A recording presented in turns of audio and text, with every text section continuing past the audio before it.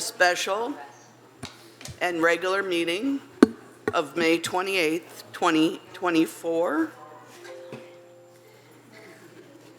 I could gavel, but I do know how. Did you just watch it a moment ago? I watched it. Okay. This is a study session, and the first, we will have the Planning Commission, and we have Jim Godwin and Lauren Berman. Sorry, my glasses are in there. Okay, ready to go. I have them. Okay. I did. Good evening.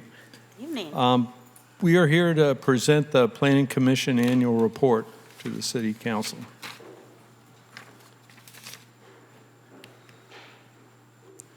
The purpose of our Planning Commission, the commission membership, and the work summary I will cover. And I will talk a little bit about public transparency and participation, because sometimes we have over 200 very interested residents at our meetings. The remaining topics will be covered by Lauren in the second section.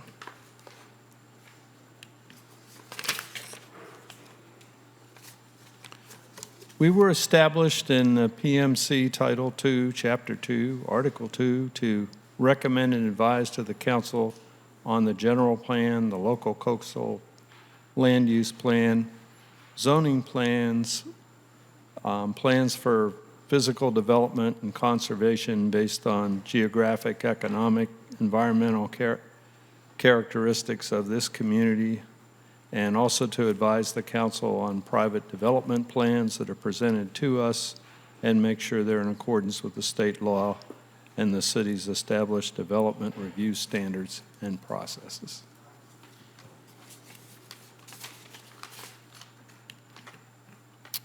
Now, our commission members are listed here, and as like most commissions, they're somewhat dynamic. I'm not going to go over everybody, but our vice chairman, David Leal, left this year and was replaced by Chris Redfield. And we're in the process of our planning director, Christian Murdoch, leaving because he got a promotion, a well-deserved one, to Mountain View, and has put in his long hours and excellent work has been recognized. Our membership is fairly diverse in terms of backgrounds. We have people from construction, architecture, engineering, public servants, and even software.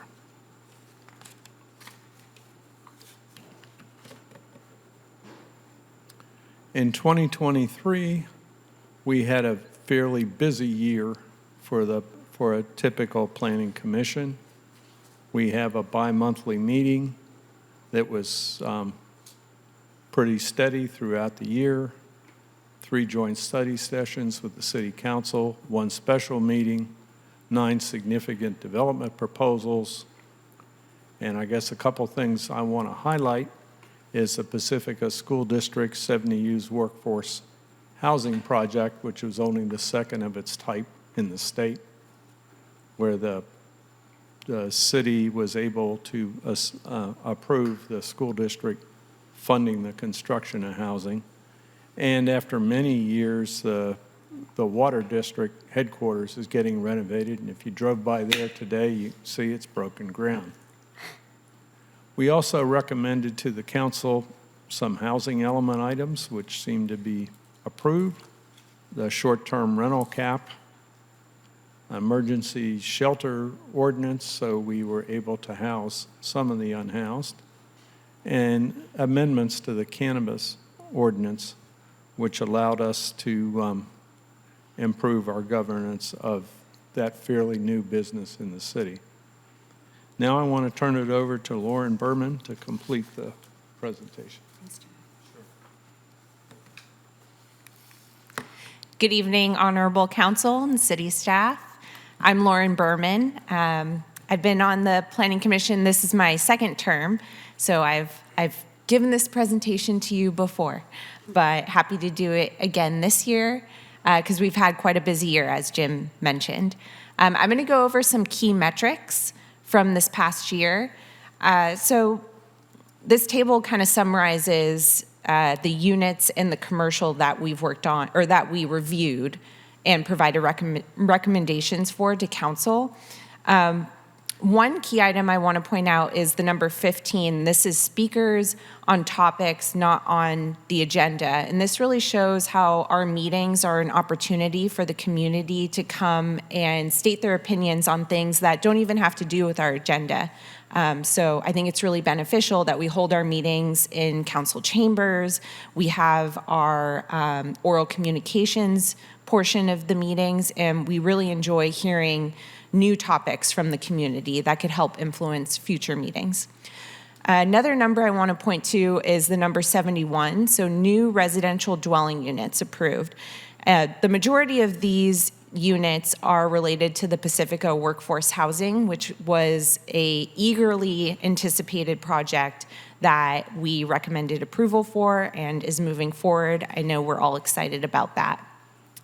Now, the second half of this table are a couple zeros, but not to say that we haven't put work towards commercial floor area. As you're well aware, the past couple of years, we've done a lot of work on the Sharp Park specific plan, the general plan, and we've really put a lot of focus in getting more commercial, visitor-serving commercial, especially in areas such as Sharp Park. So this table kind of doesn't do it justice, how much work and thought we've put into commercial for Pacifica's future. But there was no commercial floor area presented to us, so we didn't deny anything. Next, this slide is kind of showing the building permit activity, which really shows how our commission influences building in Pacifica. A majority of these projects that received building permits and also generate monetary valuation in the city have come through Planning Commission. This past year, the building department has approved significantly more permits, 1,742. So that kind of relates to the hard work that the commission put in last year and early this year especially. More building permit activity. So these are permits issued. And as you're well aware, we had a lot of work on our city ordinances this year. The housing element was a huge item that we spent quite a few meetings on. So perhaps that kind of relates to lesser building permit activity. Also, another thing that Jim and I were talking about before, inflation rates are fairly high and the market is a little slow right now, so that may also influence kind of the lower numbers on the building permit activity as well. One of the last things I want to review are City Council's strategic plan goals, which we directly impact and we directly implement as well. I'll kind of let you review the slide, but some key things I want to point out. Something that Planning Commission is always considering is the economic opportunities for Pacifica. I know in the past we've had joint study sessions about economic opportunity, but really as a council and as a commission, and we have a diverse commission, we do put a lot of thought, and a lot of what we review has direct impact on the city's economic opportunities. And another item I want to highlight is the housing element update. Planning Commission put a lot of effort in the housing element, which I know yourselves put extreme effort in as well. But the time that I've been on commission, I've been really fortunate to have so much impact on starting with the LCLUP and then the general plan, Sharp Park specific plan, and now the housing element. someone who works in design. This is really a great commission, and we've had a lot of opportunity the past couple of years to make lasting impacts on Pacifica. And before we get into questions and comments, I also want to highlight that our Planning Commission had 2 new babies this past year. So not only were we working hard in council chambers, but we've been raising families at home, and we're raising our kids in Pacifica. So that's really a testament of how much we care about our city and the work that we put in. And there's one more baby on the way any week now. Oh my gosh. Any questions or comments? I mean, I'll have a comment, absolutely. Thank you so much. For starters, you made me tear up when you're talking about the babies. And I also don't think that people realize that, right? When they come to a commission meeting, they're like, oh, these commissioners, but you have families and you go home and you have tiny babies. So thank you for doing that. Thank you for all the work that you do. Something you said that really stood out to me was the thought that goes into everything. And I've experienced that and learned so much from all of you. I feel like your expertise trumps mine, like a lot. And so learning from you and listening to you is really helpful for me. Yeah, I just really appreciate you and all of the work that you do. Thanks, Mary. Go ahead. The other thing that people probably, well, let me put it to you this way. There have been certain topics that y'all have been dealing with here this year in particularly that go above and beyond. And looking at the last several years, I could have said that, but the emotion with which the quarry reclamation project has been processed by the community has been a step beyond the extraordinary. And what I think a lot of people don't realize when they come into a planning commission meeting, probably oftentimes it's their first planning commission meeting, at least when you have a room filled with 200 people. How much of land use deliberation is a very legally specific deliberation, and how careful the discussion has to be around land use to make sure that the findings are in alignment with what laws around land use look like. As a council member, before I got on the council, I was not as acutely aware of how much legal informs what our considerations must be.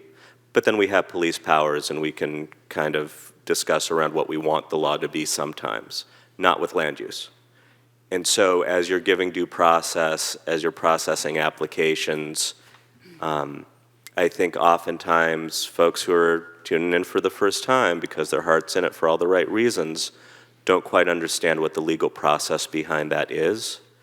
And y'all have been doing such an amazing job navigating that landscape against the passion that people feel around protecting their community. So thank you and the entire commission. Thank you, Tiger. I appreciate that. I just want to say thank you. I think back on when I first met you in, I think it was the summer of 2018. Mm-hmm. Yep. And it was so rewarding, and I was so thrilled after our conversation to then at one point pretty soon thereafter see you show up for one of our committee and commission interviews. And, you know, the process of appointing commissioners, as we're going to be doing tonight later, it's a funny connection because we meet everyone through the process of the interviews, and then you go off and do your thing. And then if we are at a meeting or you come to present, it's like, oh yeah, I remember when we interviewed that person. And it's so amazing to see, as Jim was referring to, the way the different the different terms are and how there's change and integration of new points of view. I just think you have all done an amazing job and continue to do so and serve this community in ways that really many people don't appreciate, and I really want to acknowledge that. Thank you. Thank you, Sue. Oh, Christine. Thanks, Sue. Thank you, Lauren and James, for being here. we watch a lot of your meetings too, because the work that you're doing is so important to our whole community. And I love what you said, amidst all the work, my goodness, the general plan was so much work, the Sharp Park specific plan. You've looked at the LCOUP, we're doing that now, it's going to come back to you later. The housing element, my goodness, trying to figure out how and where we can possibly fit the state's mandates when, we really haven't built very much in the last few years, and what that might mean to, the look and feel of our town, and then now the quarry. It's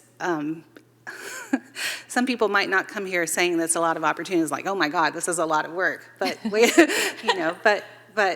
but really it is, right? It's the future and defining, who we want to be. And I really appreciate that. And each of your vision and voices, there, and the way that I've noticed even more in the last couple of years that you're really being a place for the community and really being able to ask those questions and make sure that the community's concerns are heard. And anyway, just thank you for all your work and service. We're so grateful to each of you. Thank you, Christine. And I did serve on planning prior to being on council, and it was nothing like what you guys are going through. We did houses, we didn't do general plans and specific plans and all of the things that you guys have worked on. Most of the time we had no one in our audience. And you'll have a packed house. So, and seems like people were kinder in the old days, and you have to take a lot of abuse like we do. And I appreciate everything that all of you do, and all of the studying and all of the details that you all have to go through. And thank you. Thank you, Sue. Well, thank you, everyone, and thank you to the community. I think I speak for everyone on the commission. We're really happy to serve you. Thank you.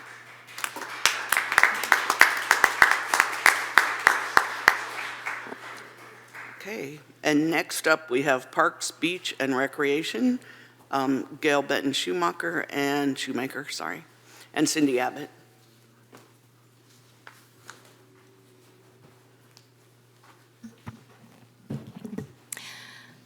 Good evening, Mayor Vaterlos, council members, staff, and public.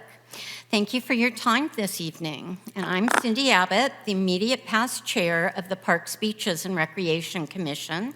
And I'd like to acknowledge incoming chair, Commissioner Benton Shoemaker, who gave her time over the past several weeks to work on this presentation. Next slide. Oh, we're sliding. Or who am I doing or are you doing? We can do it? You can tell me. Okay. The commission is composed of 7 members appointed by City Council.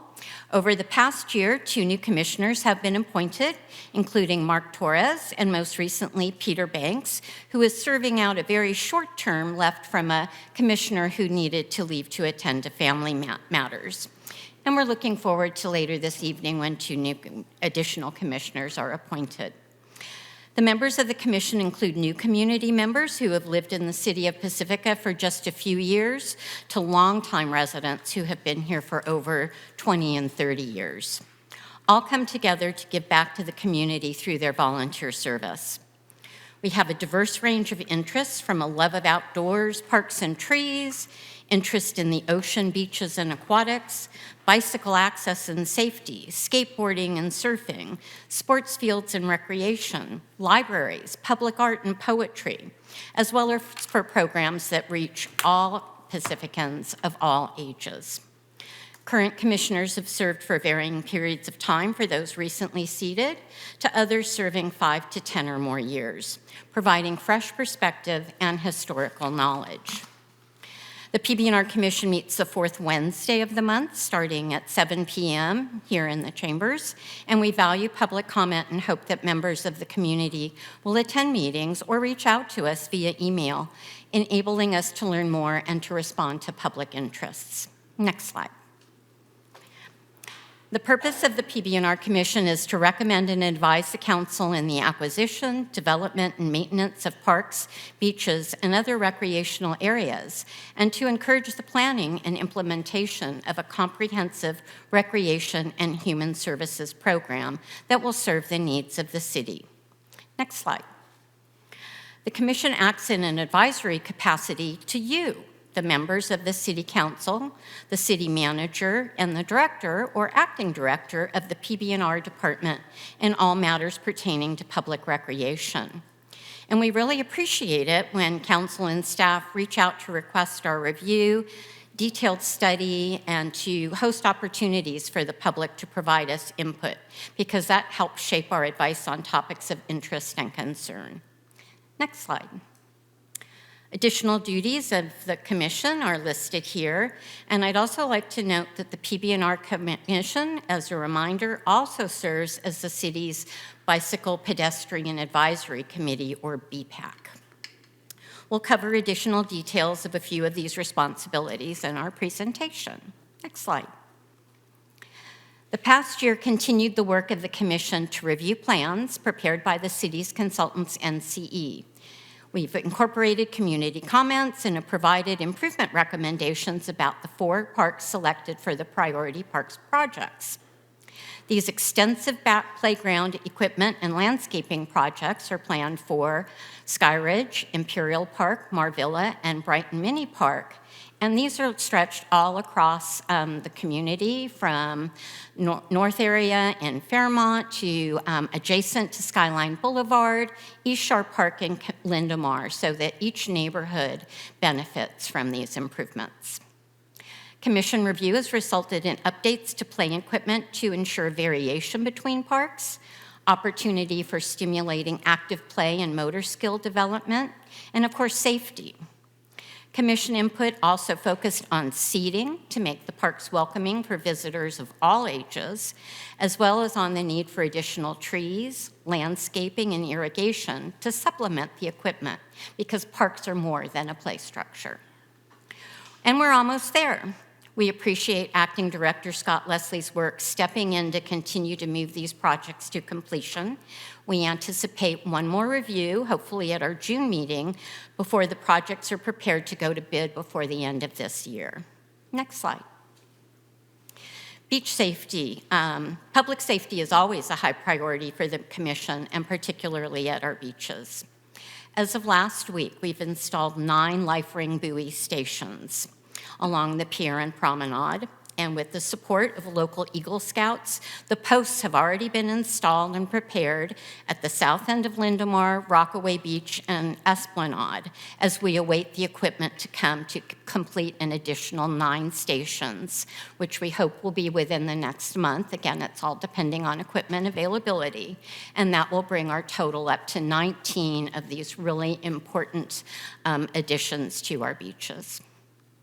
Earlier this year, connection was made between the PB&R and Emergency Safety and Preparedness Commissions, with interest to partner together for a plan to increase community engagement and outreach. And we look forward to moving this forward with pop-up information booths along the promenade and at the beaches to talk about how to react in a riptide, education about how to use a life buoy, and even things like don't go in after your dog, which has been a tragic response to too many people who then, the dog comes out, but the people don't. So we want to make sure folks visiting our beaches are informed. And this is all in addition to continuing public education, such as the requirement that we've made sure as part of our surf camp policy that includes information on safety with every camp that's taught. Our wet and wild water camps also do the same and share about water safety. The city offers swimming lessons. This is a sample of the flyer that we share with local hotels, and we're thinking about expanding that to additional businesses along the coastside, creating safety videos, and doing community outreach for visitors and residents through community partners such as the school, the Youth Advisory Board, Pacifica Sea Lions, and other organizations that want to join us in reaching out to ensure that we're all safe and have an enjoyable time at the beach. Next slide. Pickleball, it is indeed the fastest growing sport in the nation. And people in Pacifica are very excited about pickleball. We've done some initial brainstorming for pickleball-specific courts, including areas behind Sanchez Library, the potential for exploring a relationship with San Francisco for an area adjacent to the archery range, but we recognize that building a dedicated court is going to take time and funding.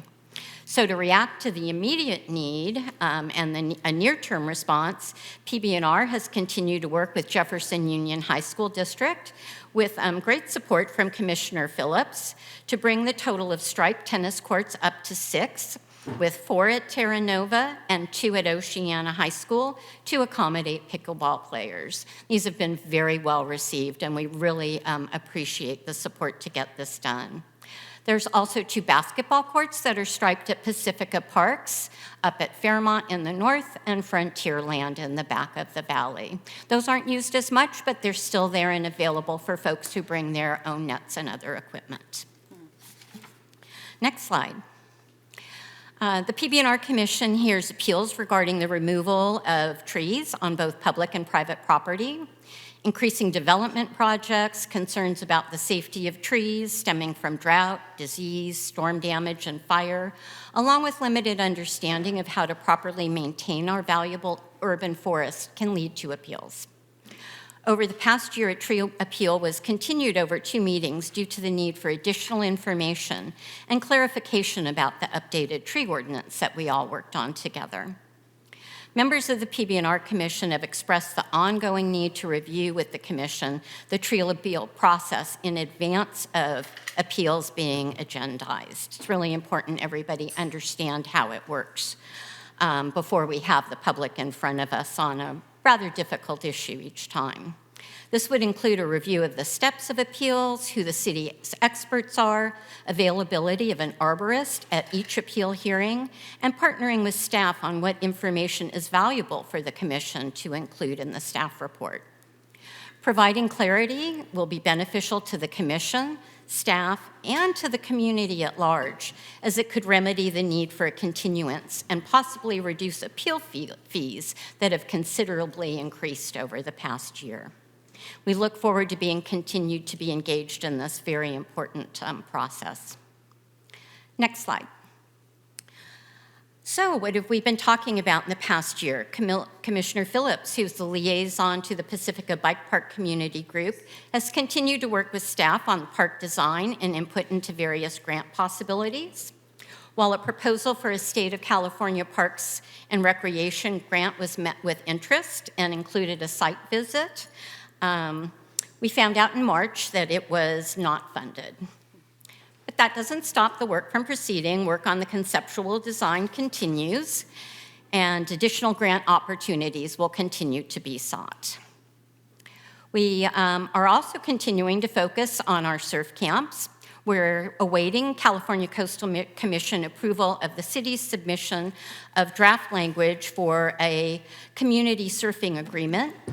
And this was put together with the surf camps that we've been working with for a number of years and include an understanding and agreement by everybody about safety, inclusion, environmental stewardship, and teamwork. And even though we don't have final approval of that, that didn't stop us from moving forward with summer camps. The December application window resulted in 3 permits being given to 2 longtime commercial camps and 1 also longtime nonprofit.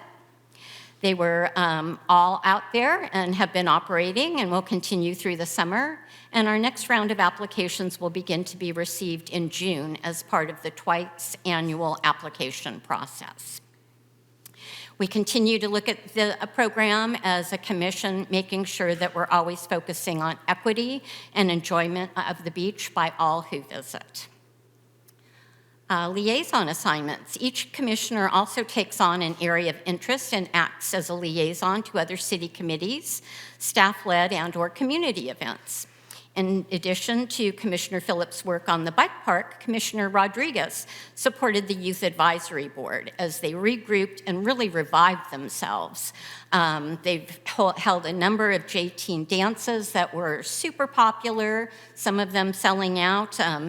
introduced the senior prom, an intergenerational event led by the youth, and supporting and having a really fun time for the elders in our community. And she also consulted with staff on the rebranding of the Parks, Beaches, and Recreation logo. Commissioner Benton Shoemaker, as liaison to the Beautification Advisory Committee and Tree City Pacifica, worked on the joint Arbor Day celebration that many of you attended back in Fairway Park. That was a lot of fun. Those trees are thriving back there thanks to support from the community. Commissioner Haywood made recommendations about the skate park, and through my involvement with Seniors in Action, we raised awareness and participation in the Pacifica Age-Friendly Survey and presented to the Economic Development Committee about the growing elder population and ways to support them with business-friendly initiatives. Next slide.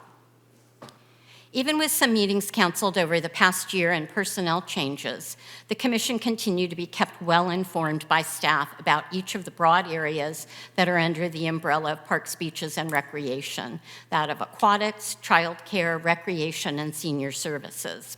Reports are generated each quarter where we learn about what the programs are, how well attended they were. We're able to comment and to provide input on future events, things that we heard from the community. And we also receive presentations each quarter from each of these areas that rotate through so that we can get a more in-depth understanding of their programs and how to share communication about them. Next slide. What's ahead? As with most things in the city, things continue. We're not going to stop talking about beach safety. We're going to continue on with the priority parks, surf camps, all of the things that we've just talked about. But we're also planning to do some parks visits and reviews. We want to go, we have new commissioners, not everybody knows where every park is. We want to go with a set of eyes of commissioners to see what's in each park, what our signage is, what condition they're in, so that for future plans, when there's monies available, we can make recommendations on continued improvement. We do want to continue to look at some improvements in the skate park. It's a valuable asset, but it has been with us for a long time, and so there is some wear and tear on that well-used and loved community asset. And we also want to reach out and be more proactive with our poet laureate and to get things scheduled there. And now that we're moving into the summer, we look forward to having the community celebrate the 4th of July with us at our traditional gathering back in Frontierland Park. So I don't need to tell you the date, I just did. So thank you so much, and we welcome, again, any questions, any input you have for us, and any projects you want to send our way. Thank you.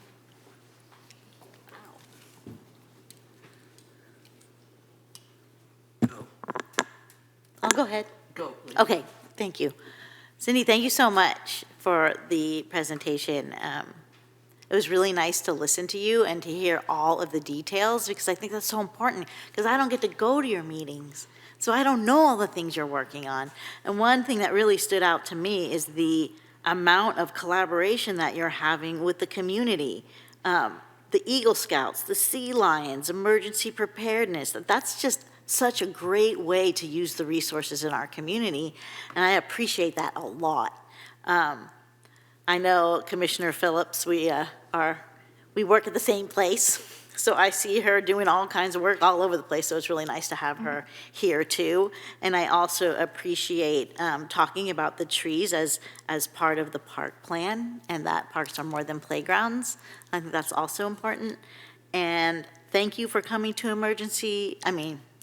I know what I meant to say, Economic Development Committee to talk about age-friendly businesses. I think I'll be bringing that up again. So thank you so much. Great, thank you. I know that when I served as liaison on emergency preparedness, there was a lot of desire on the part of some of the members of emergency preparedness to collaborate with PB&R. So it's good to see that those efforts are moving forward, not the least of which the life buoys that are outside. They've saved at least one life so far. Three lives they've saved. I'm behind on the news. The That we're aware Tribune of. is not as... that's amazing, and it's huge. And so I had an opportunity to hang out with the R&I Foundation at the police station a few months back and really get to know the folks who are helping us to get this together. Just it's wonderful work, and I wanted to highlight that specifically, that the work you're doing is saving lives on top of everything else. Thank you. Thank you very much for all your work, all your efforts, and as Councilmember Beer said, it's very varied.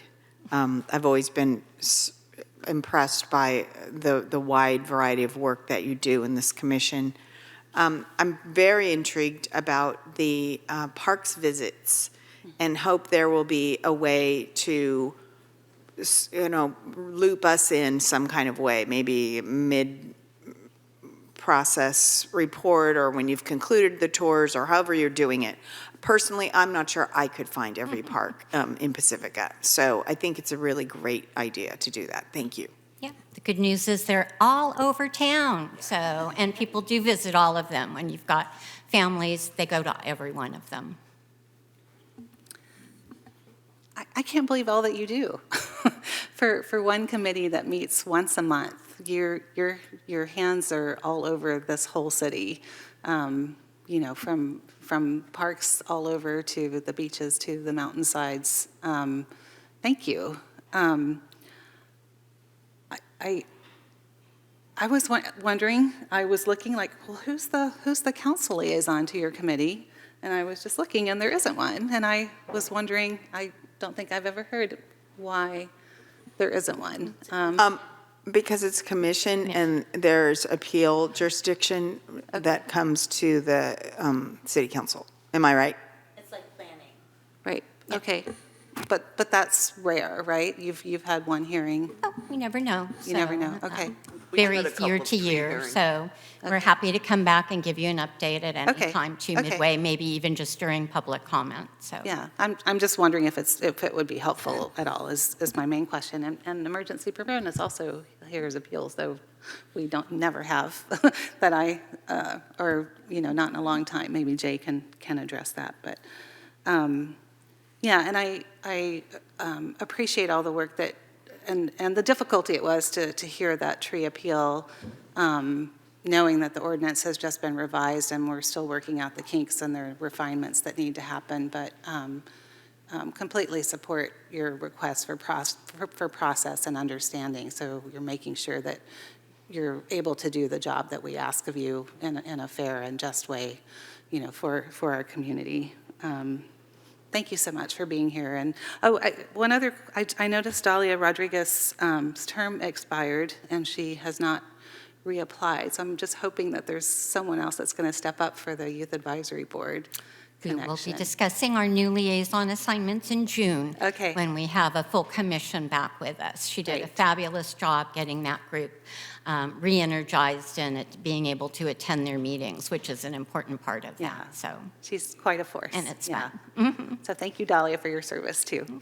Thank you, Cindy. And as we move on to the next presentation that I think is emergency preparedness, I want to share that I really did appreciate conversations with Jay Crawford, the chair, to be able to talk about things because we were able to share about what we've been doing over years and years of things because you're right, we don't always share across committees and commissions, which is why I like this evening, about what everybody is doing so that we're all on board with it, which is part of why we try to liaison to other committees too.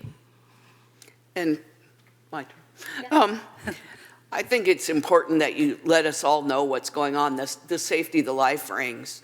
Automatically, when we think parks and beaches, we just think parks and beaches. But there's so much more involved in it.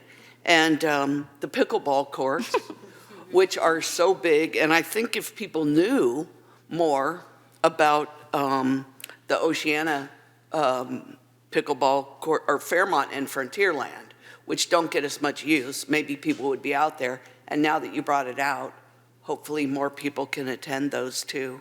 But all of the things that you do are so important for this town. And thank you so much. Okay, thank you all. Again, anything comes up, let us know. Oops.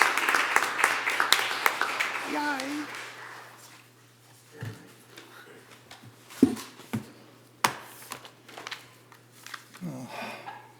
Thank you for having me. My name is Jay Crawford. I'm the chair for the Emergency Preparedness and Safety Commission. And in listening to the presentation from Planning and the presentation from Park, Beach, and Recreation, those are such positive things. Makes me smile, especially when I'm thinking about pickleball, which just cracks me up. And my first job in government was as a lifeguard for Pacifica at the Terra Nova pool. And the kids would be in there splashing around and having a great time, and there'd always be somebody running on the pool deck, and we'd be worried about them slipping and falling, and that would be the lifeguard's job to yell out, "Walk!" Not a very positive way to greet the community, but a necessary one. And that's where we're at with emergency preparedness. So formal beginning, city council members, staff, commissioners, and guests. Let's get going. This is my first term going through on any of the commissions. And when I walked into the room and I saw the people I was working with, I was very, very impressed. We've got nurses that have worked in ER sewing people up. We've got people that have worked in public works, seeing exactly what works and what doesn't work out on the streets. We've got cops that were in some of the disasters we've had. Loma Prieta, the Oakland firestorm. They've been there and they've done that. And the really surprising one is we've got a commissioner that worked for FEMA. And of course, they're the ones that pay the bills later on, provided you've done your homework when you were busy out there trying to put life back together. We've got a really, really talented group. And working with them has been incredible. So thank you for placing me on this commission.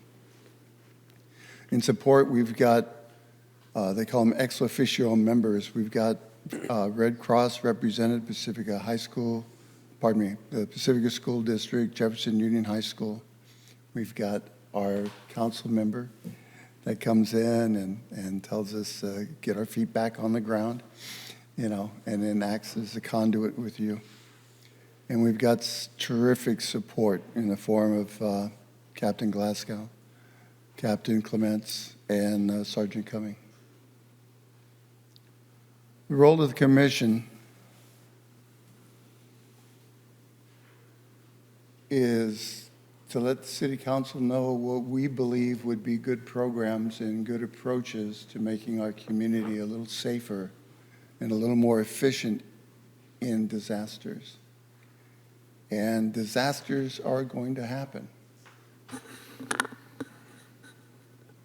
When I was younger, it never occurred to me that I'd be in the middle of a fire, but I was. I wasn't very old when we had the big quake back in the late 1950s. And got to watch my sister, who was in one of those little potty chairs in the kitchen, ride the potty chair across the kitchen floor as the earthquake hit, and she went bounce, bounce, bounce, bounce, bounce. So one level or another, I've seen these disasters. Not that my sister's a disaster. Anyway, the role of the commission is to advise, but we also are to advise the community. And that's an area where we want to increase our presence a little bit.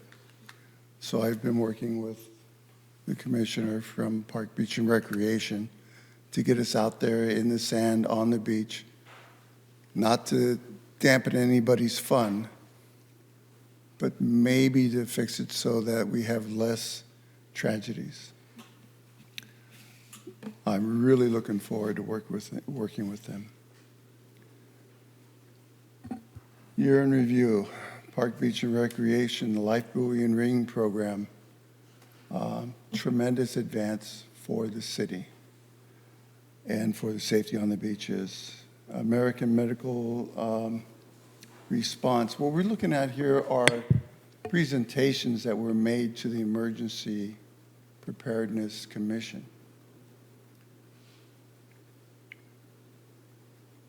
And if you look at adult learning theory, when you learn something new, you hang it on your old experiences. So when you've got a commission like the people I work with that have been in there doing this, and they talk to somebody from American Medical Response or somebody about the Life Buoy Ring and Ring program, they're in a position to make some really good connections and maybe develop some insight from that. So these have been much more productive, in my opinion, than you might pick up just looking at a piece of paper. The Public Works Wastewater Division Winter Storm Response and Infrastructure Update is quite a mouthful, but it was a fascinating meeting. All right, reaching out to the public. The Pacifica Police Department has been fantastic here. And they also presented to us about the Tsunami Preparedness Week. And, you know, I always thought tsunami was one wave that hit us and would go away, but apparently it isn't. So that was a bit of a shock. I joke with my friends that in my front yard I have a surfboard. Most of the people in my neighborhood surf, but I'm not too sure I can handle more than one wave. If we look at the community education slide, wildfire awareness event, San Mateo County Disaster Prep Day, that was fascinating, looking at what the other agencies and the other cities are doing in the way of preparedness and some of the other agencies that are out there. Pacifica's Fog Fest, that's where we do most of our connection with the city. That's a lot of fun, and one of the things we challenge our visitors to do is answer questions about preparedness. And I'm pleased to say that each year they seem to be getting a little bit better at it. Okay, you've got the CERT basic courses that are meeting again in the earthquake preparedness classes that are taking part. Can I have the next slide, please? CERT, an incredible organization. And it's one that the Preparedness Commission is very interested in but can't take credit for. We support them every way we can, and we work with them at the Fog Fest. But I'd really have to point back to the police department as being the people that are the heroes there. Can I have the next slide, please? We want to improve the community engagement. One way would be working the beaches with Park Beach and Recreation, doing something positive. I'm also on the board of directors for the museum, the Historical Society, and we've been reaching out and teaching some classes in some of the local elementary schools. That might be another direction that emergency preparedness could take. Half of our population are children. And if we can teach them to be prepared without frightening anyone, then that's going to be a plus for all of us. Next slide, please. Increase youth engagement. We've been trying to get a representative from the school district in the form of one of the students to become part of the commission. That's going to take a little bit of work, but I'm hoping we can make it work. Expand the use of social media. One simple thing we could do would be to take those signs that talk about riptides and put one of those little QR codes on them. I don't think it'd be very expensive. We could do it with a label. And then they could go to a YouTube video that actually shows what the current looks like. So right now we're looking at something static on a sign. That's a very good diagram of what it looks like. But you can go to YouTube and see what the waves look like. Yeah.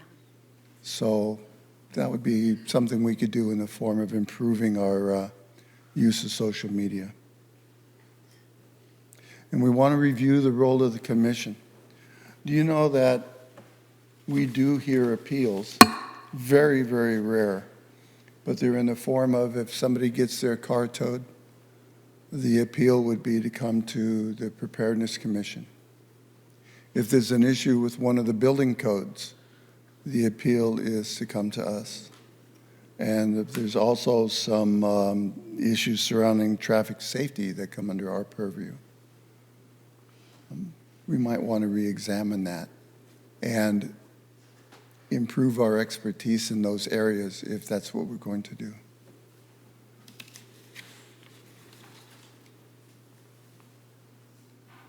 We have some, at the time this was printed, an upcoming event was a wildfire preparedness event. That was May 18th. So it's obviously in the wrong spot there. The San Mateo County Disaster Preparedness Day is coming up August 3rd. If you have time to visit it, I think that you would find it to be very interesting and somewhat uplifting.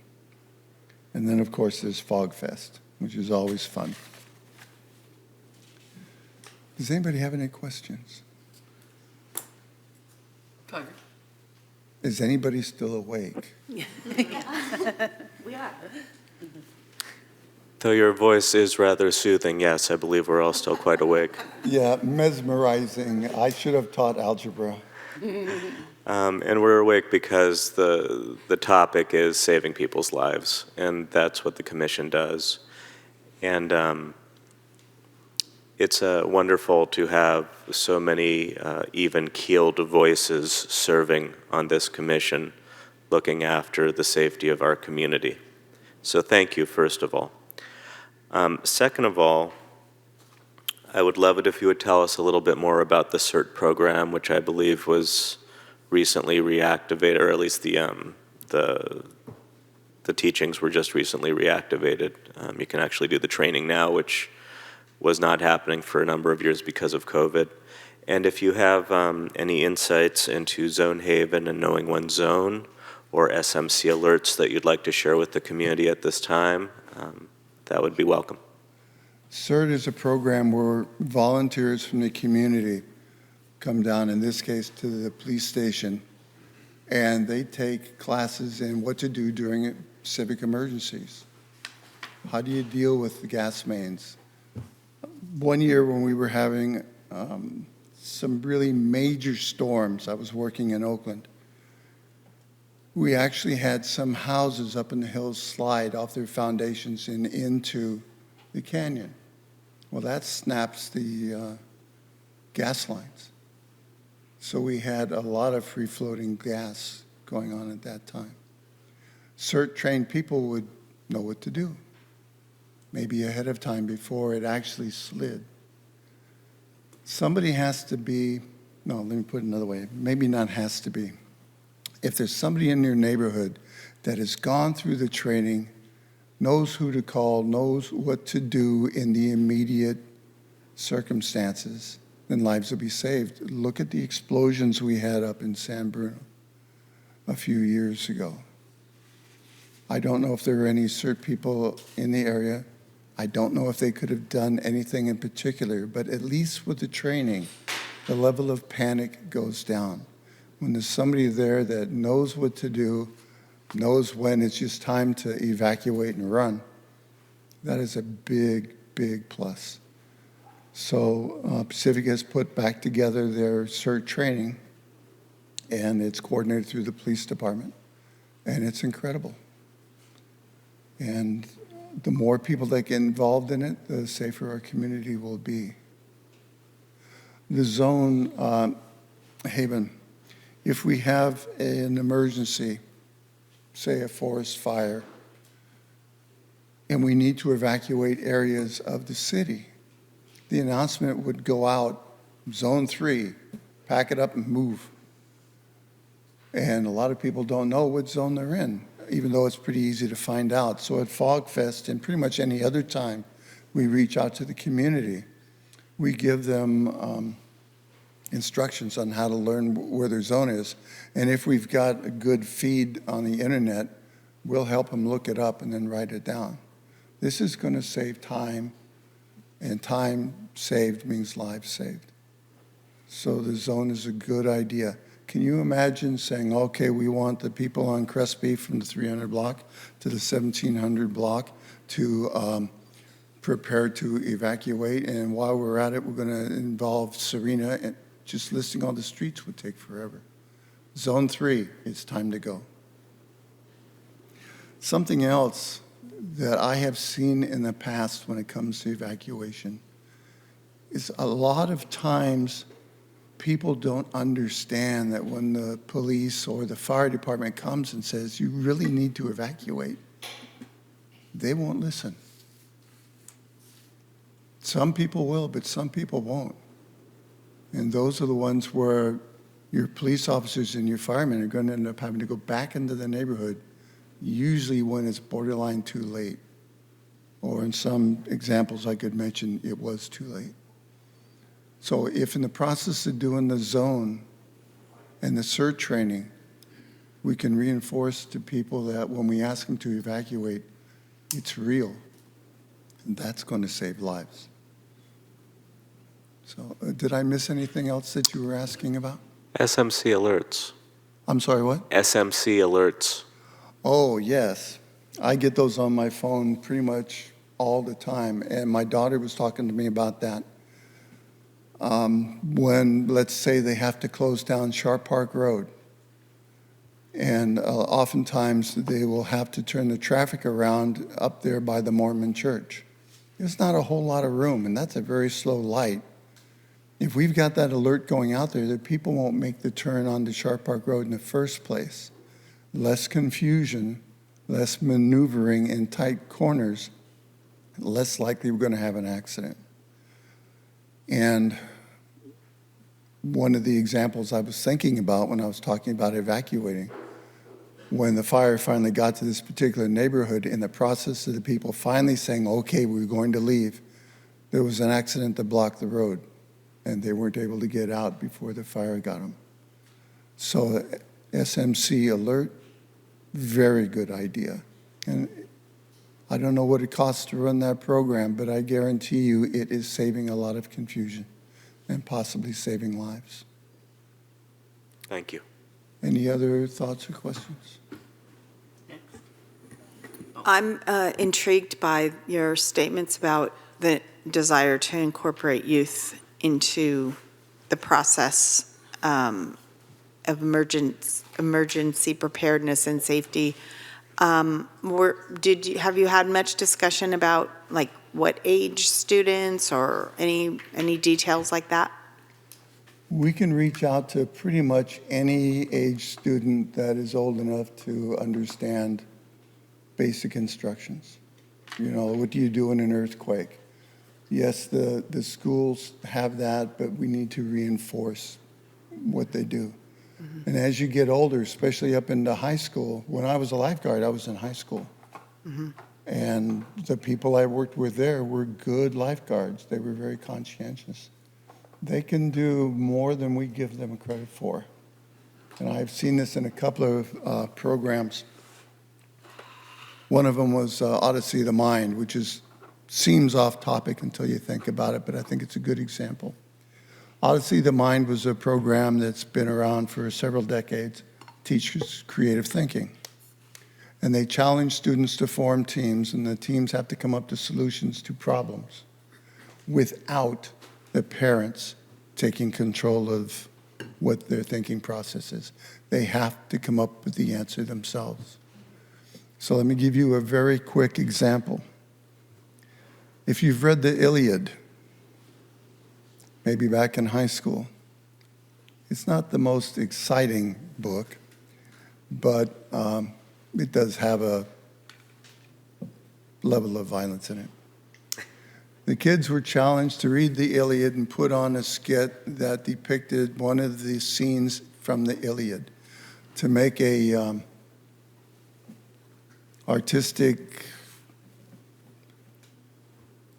prop and have that fit in, like maybe Achilles' shield. And then take those characters forward in time to a 20th century event, like the Exxon Valdez oil spill, and show how those characters would have reacted at the spill. Now, this sounds pretty much of a challenge. What would Achilles have done if the Exxon Valdez had crashed and some seal was getting covered in oil?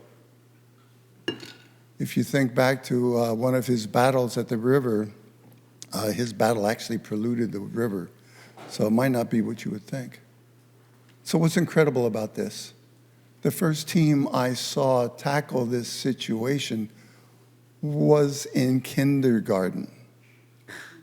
They had gone through and understood the Iliad, put on a skit that they wrote as a scene from the Iliad, and then tackled the Exxon Valdez.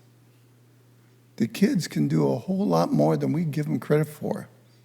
We have to be there to make sure that they're safe. Now, if we take that same idea and we apply it to emergency preparedness, we have just doubled our available workforce to save lives, to get people out of there, to put together family plans, to make them work. So reaching out to at least the high schools would be an incredible advantage for us. Thank you. Sure. Yeah, I think one thing I wanted to say too is I'm looking forward to your ideas about your charter. When you review your charter, I think that's going to be really important, and we are clearly in good hands, so thank you. I just thanks for being here, Jay, and I just want to say what a pleasure it is to serve with you and the rest of the commissioners.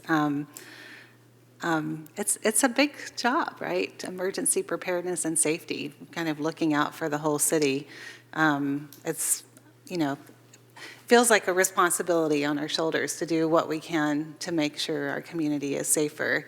But it's a pleasure to do it with other people who are also looking at it, from different perspectives and different experiences. I wanted to give a plug too for the CERT program, and just say that in a big disaster like an earthquake, we have very limited police and firefighters in town, and they'll be taking care of the big things. So as much as possible to have people in their own neighborhoods that are responsible for themselves and for checking in with their neighbors around, elderly people that might be homebound, people with young children. I did the training when I lived back in San Francisco, actually with my kids. They were both in middle school at the time. It's, pretty heavy information and a whole booklet you have to read over 6 weeks, but kids who are studious and who want to really learn can do so. And, you get to learn and practice using a fire extinguisher and using cribbing to help get someone out if something's fallen on them, and even basic search and rescue. And the most important role, they always stressed, is to not become a victim yourself. So, because that's the last thing anybody needs, is someone trying to be heroic and then having to, use rescuers' time, for themselves. Anyway, thank you, and I look forward to our continued collaborations and learning together in the year ahead. We're getting a lot out of being part of the commission ourselves. It's important to us. Yeah. So, Thank you. I attended 1 or 2 meetings, but I'm also on the San Mateo County Emergency Preparedness. And one of the things about Zone Haven, the first time they actually used Zone Haven was a fire on San Bruno Mountain. And it worked amazingly because they could reroute all of the ways and all of the maps to route people away from where the fire was. And I think they were amazed themselves at how well it worked. And then, again, we had a fire in Rockaway, and I couldn't believe people complaining that they couldn't drive down Fassler because the hoses were across the road. And it's like, well, excuse me, there's a reason why you can't drive over the hoses, because you stop the water. And I was amazed that people complained about that. And that could have worked for getting people diverted ahead of time so they wouldn't be complaining later. But thank you very much. And everybody sign up for SMC Alert and know your zone, even if they do change the name to Genesis. So, okay. All right. okay, thank you. So much. Thank you.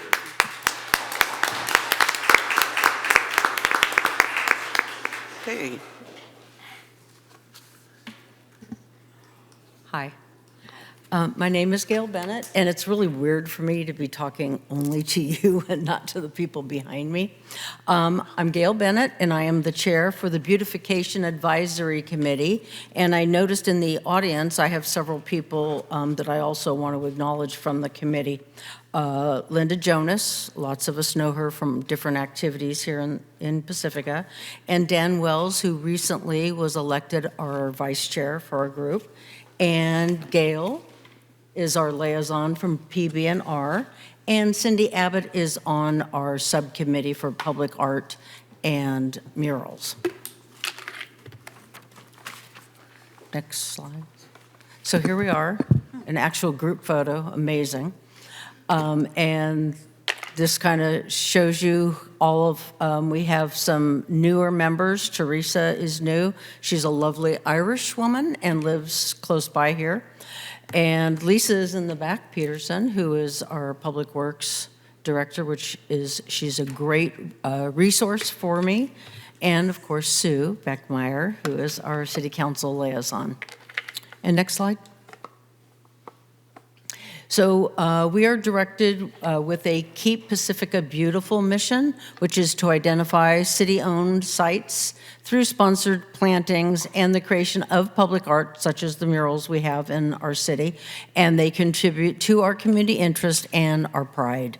And most of these are done along main thoroughfares, in parks, and around the beaches, such as the ones that are down at Lindemar. Next slide, please. And some of the practices are utilizing environmentally friendly landscape, such as mulch.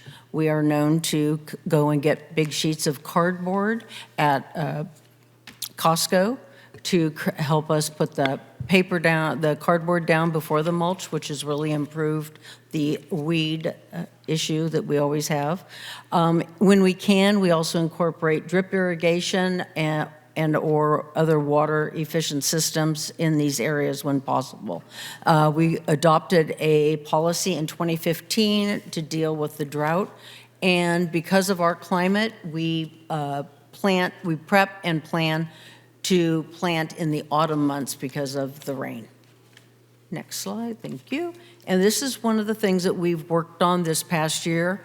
We have worked on doing more social media connections with, and that has really starting to get a response. So I've worked with a Public Works person, Michelle.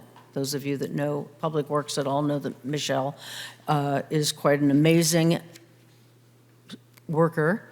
And so she's got me on social media connections, Connect with Pacifica, the City of Pacifica's Facebook page. We have obviously our web page, and then also on Nextdoor. Through that, we are starting to meet other community members that want to help out. And so we are publicizing when we do work days, and we are, like I said, in different neighborhoods, people are starting to come out and join us. Next slide, please. And we have big sponsorship program, which is on Palmetto is one area, and community center, and those areas, like I said, we're starting to get more people show up, and that has been a nice thing to have, is not just people that are on the committee, because we are, some members here remind us that we are an advisory committee, but we do a lot of physical work as well. We love pulling weeds, Dan does especially. Okay, next slide, please. So here we have Grace McCarthy, and several of us working at, that's the sponsor for that particular site is the Rotary Club of Pacifica. Next slide, please. And the next one is Community Center, and this is a lovely slide from the Pacifica Garden Club, and theirs is on Crespi, so just off of Highway 1.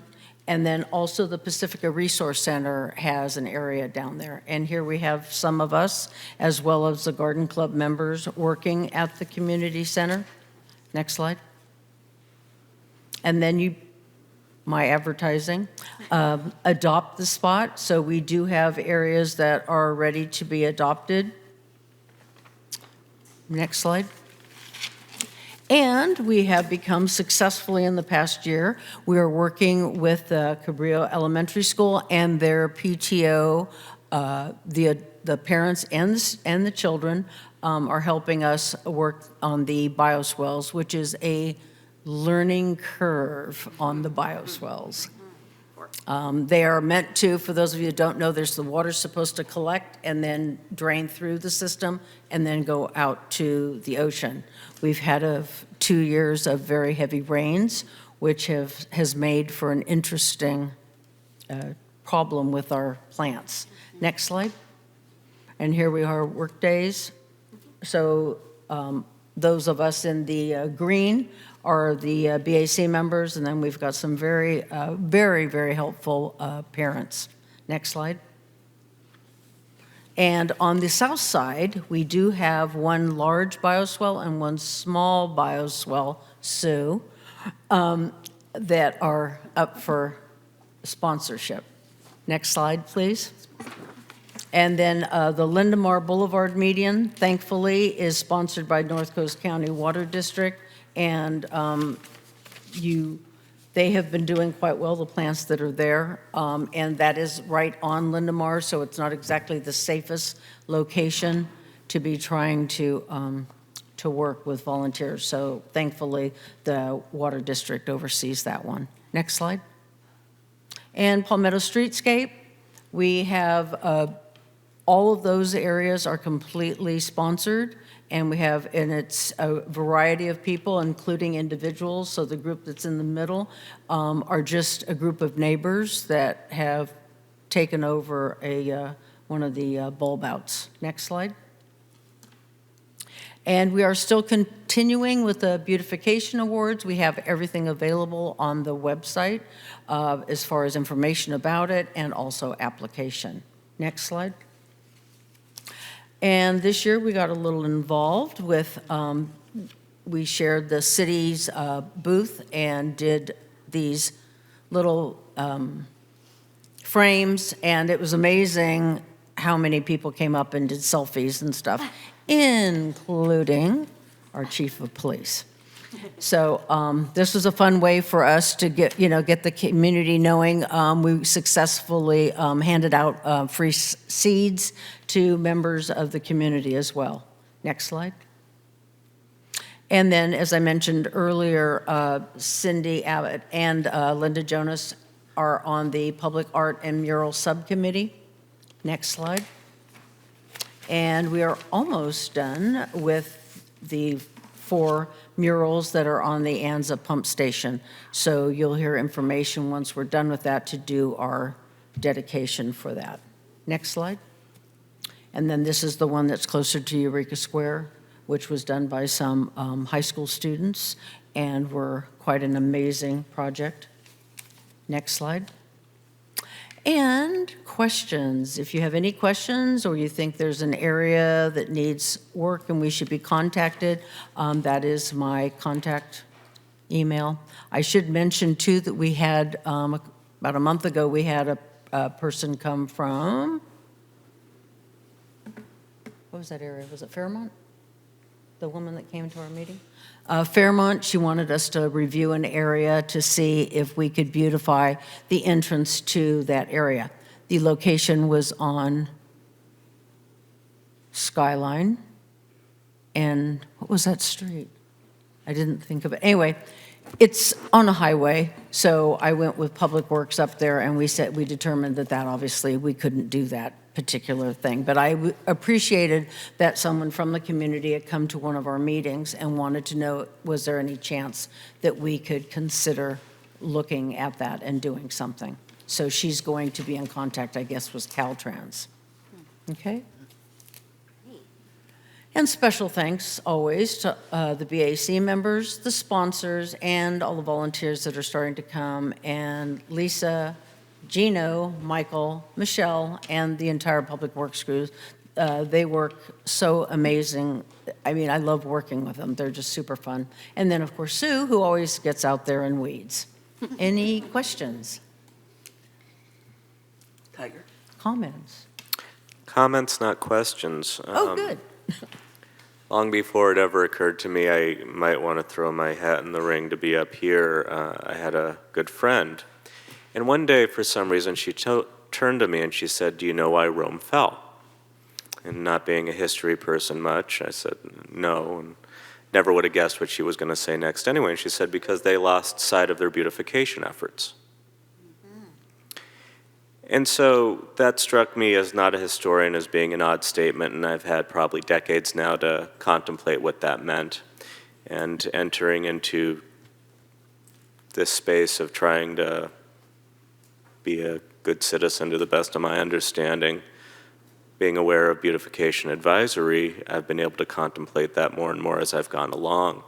And as I'm listening to you, it occurs to me two things. One, by having a city in which we're taking care of it, in this case in terms of beautification, it inspires caring about one's city. If it's kept nice, we want to keep it nice. Whereas if it looks like it's quite a bit of work to make it nice, it might be harder to care. And the other thing that occurs to me as I'm watching your presentation are how many elements of the work that y'all are doing physically that boil down to environment. You're planting the things that are processing some of that carbon out of the air, et cetera, and making sure the irrigation is done in such a way to be sensitive to water needs. Mm-hmm. And so between cultivating a sense of pride and community and doing a part to make the environment better, I commend you and thank you. I don't need to say a lot. I just love your energy, and your leadership is so wonderful. Thank you so much, Gail. And I do want to report that the leak at Cabrillo, that in addition to the winter storms, there was a massive leak, water leak at Cabrillo School recently. And it seems as though we're now, I mean, probably if you just dig down 6 inches, it's going to be totally soaking still, but at least the surface is dry now on those bioswales, because it was pretty wet. Yeah. But thank you for engaging the school community and all the work that you do. I mean, I can't say much after Tiger. But thank you so much for having a very clear process for murals. I learned a lot about that by working with Lauren and Annie, and so I think it was a good learning experience for them too, because they were ready to just go out and like do the wall at Lindemar, you know, and so they had to learn about the processes of a city, and that's because you have such a strong policy. So thank you for that. We always say with pride how beautiful our city is, and we're blessed with this amazing environment with our hills that have been protected and our ocean. But then you get down to the little details and the parkland and the planting in front of the community center or along Lindemar that brings me joy every time I go by. And it's not just beautiful, but you're also like being wise stewards of our environment, and the sheet mulching that you're doing, and choosing native plants that don't take a lot of water but also provide habitat. And this is a lot of work, physical work. Mm-hmm. And I'm really pleased to hear that your social media campaign is gathering other interest, because it seems like too much to ask of you few people on the committee to do. There's 7 of us. Yeah, yeah, still too much for 7 of you. But you know, as Tiger said, I mean, like building that pride in the community and having neighbors come out to meet each other and to improve the environment together is so important. I was going to ask, because I don't really know, what's involved in being a sponsor to one of these planter areas? It's on our webpage. Okay. But Christine, I will send it to you. Oh, well, it might It's be a on the good webpage. opportunity to educate the community if other people are listening. Okay. Good idea. Is it money? Is it work? What are you asking for someone to be a sponsor? It's on there like what you would be involved with. So the only places that are open right now are the community center, and then the large bioswales on the side where Kenny's Cafe is, that side. Mm-hmm. So. Okay, I'll We look can at your talk. website and help spread the word. Thank you for everything. I think the murals contribute so much to our town. And also, people don't graffiti murals. I think it helps a lot, because people, why would they do that? And maybe it happens and I never see it, but I'm always so proud to see what's out there and the new ones. And I started to do a mural project myself and never completed it because I have so much extra time. And I'm thankful that you guys are working on the project. So thank you. And I will get that in there on that small Good. bioswale. Yeah, great. Thank you. Thank you.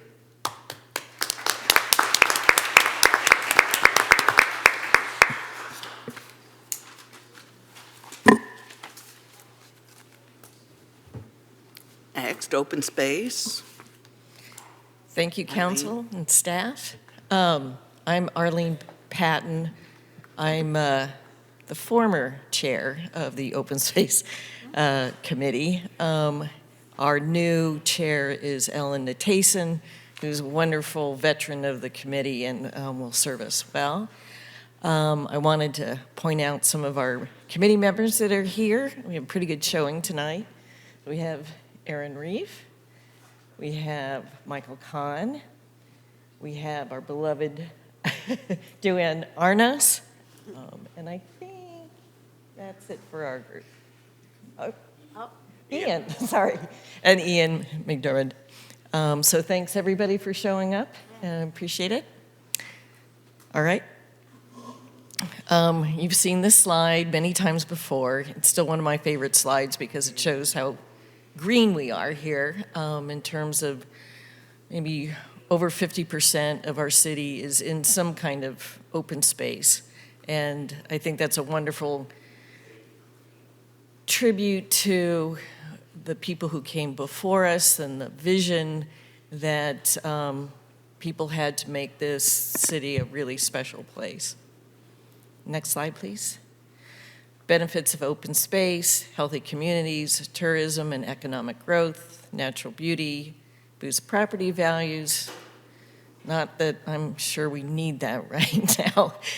Buffers and mitigates the impacts of climate change and the challenge that we're all addressing as that becomes more and more apparent.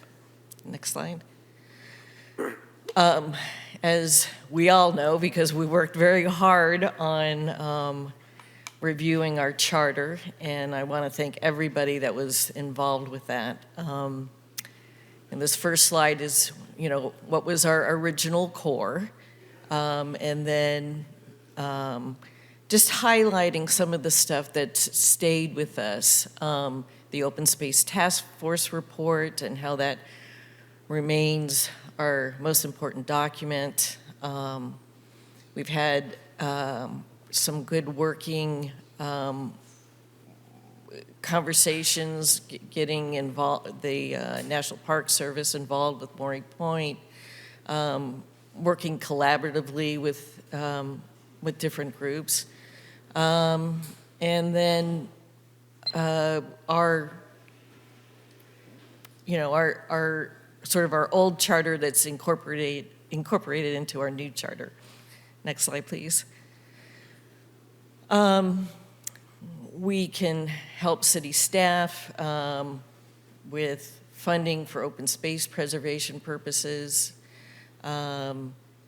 We have been working, as I think you all know, very hard on our trail subcommittee. And then a new one, and I want to give Tiger credit for this, is that we're now, under our new charter, able to do an annual retreat, and I'm hoping we can get that done soon. And then how we can formally incorporate the Open Space Task Force report into our new general plan. Right? Making those documents work together, I think, is very important. Next slide. So in terms of progress that we've made with our new charter, I'm very happy that we will have a closer and tighter relationship with planning staff as new applications are coming are being submitted. And this is important for a couple of reasons. One is the level of activity that we've experienced now with the new changes in state law. I think it makes it very important that we get involved as soon as we can, but also to really start a more collaborative process with applicants rather than it feeling like a war. And I think that we have a lot of ways of working together, and the sooner that we work together, the better. Again, relating to working with new applications, how we do that and stay within the confines of the law is very important, and how we communicate that to members of the public. And then the last one sort of goes without saying, working collaboratively with city staff, other city committees, commissions, and the Pacifica Land Trust. Next slide. The Open Space Task Force report, original to 1988, and looked at 51 properties. It did get updated in 2000. The successes in terms of Maury Point, Pedro Point Headlands, Malagra, Connemara is another one, new trail developments, Pacifica Land Trust, and that, again, reminding us that open space acquisition doesn't come easily, and that we need to be exploring everything that we can to make those properties, part of our community. Next slide. So our big work was reviewing our charter, having time with you all to express what you thought we were interested in doing and expressing what we wanted to. The other was Maury Point. We had a really good presentation by the National Park Service earlier this year. Also, our relationships with other organizations. Pacifica Land Trust has just been wonderful in terms of lending us tools and being very supportive that way. And then we were asked to give some feedback to the applicant of the Lindamar Woods project, which was probably one of our most highly attended meetings. And I hope there was some good exchange of ideas with that one. Next slide. I referred to this Maury Point community presentation.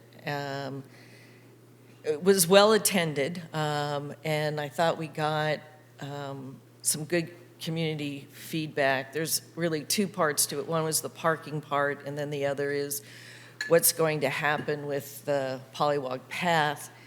And one of the nicest things that we walked away with from the presentation for the parking lot was, they had done 7 scenarios, came down with 3, and almost unanimously, everybody agreed on an alternative at the meeting. That really surprised me, that we would see that much agreement. Next slide.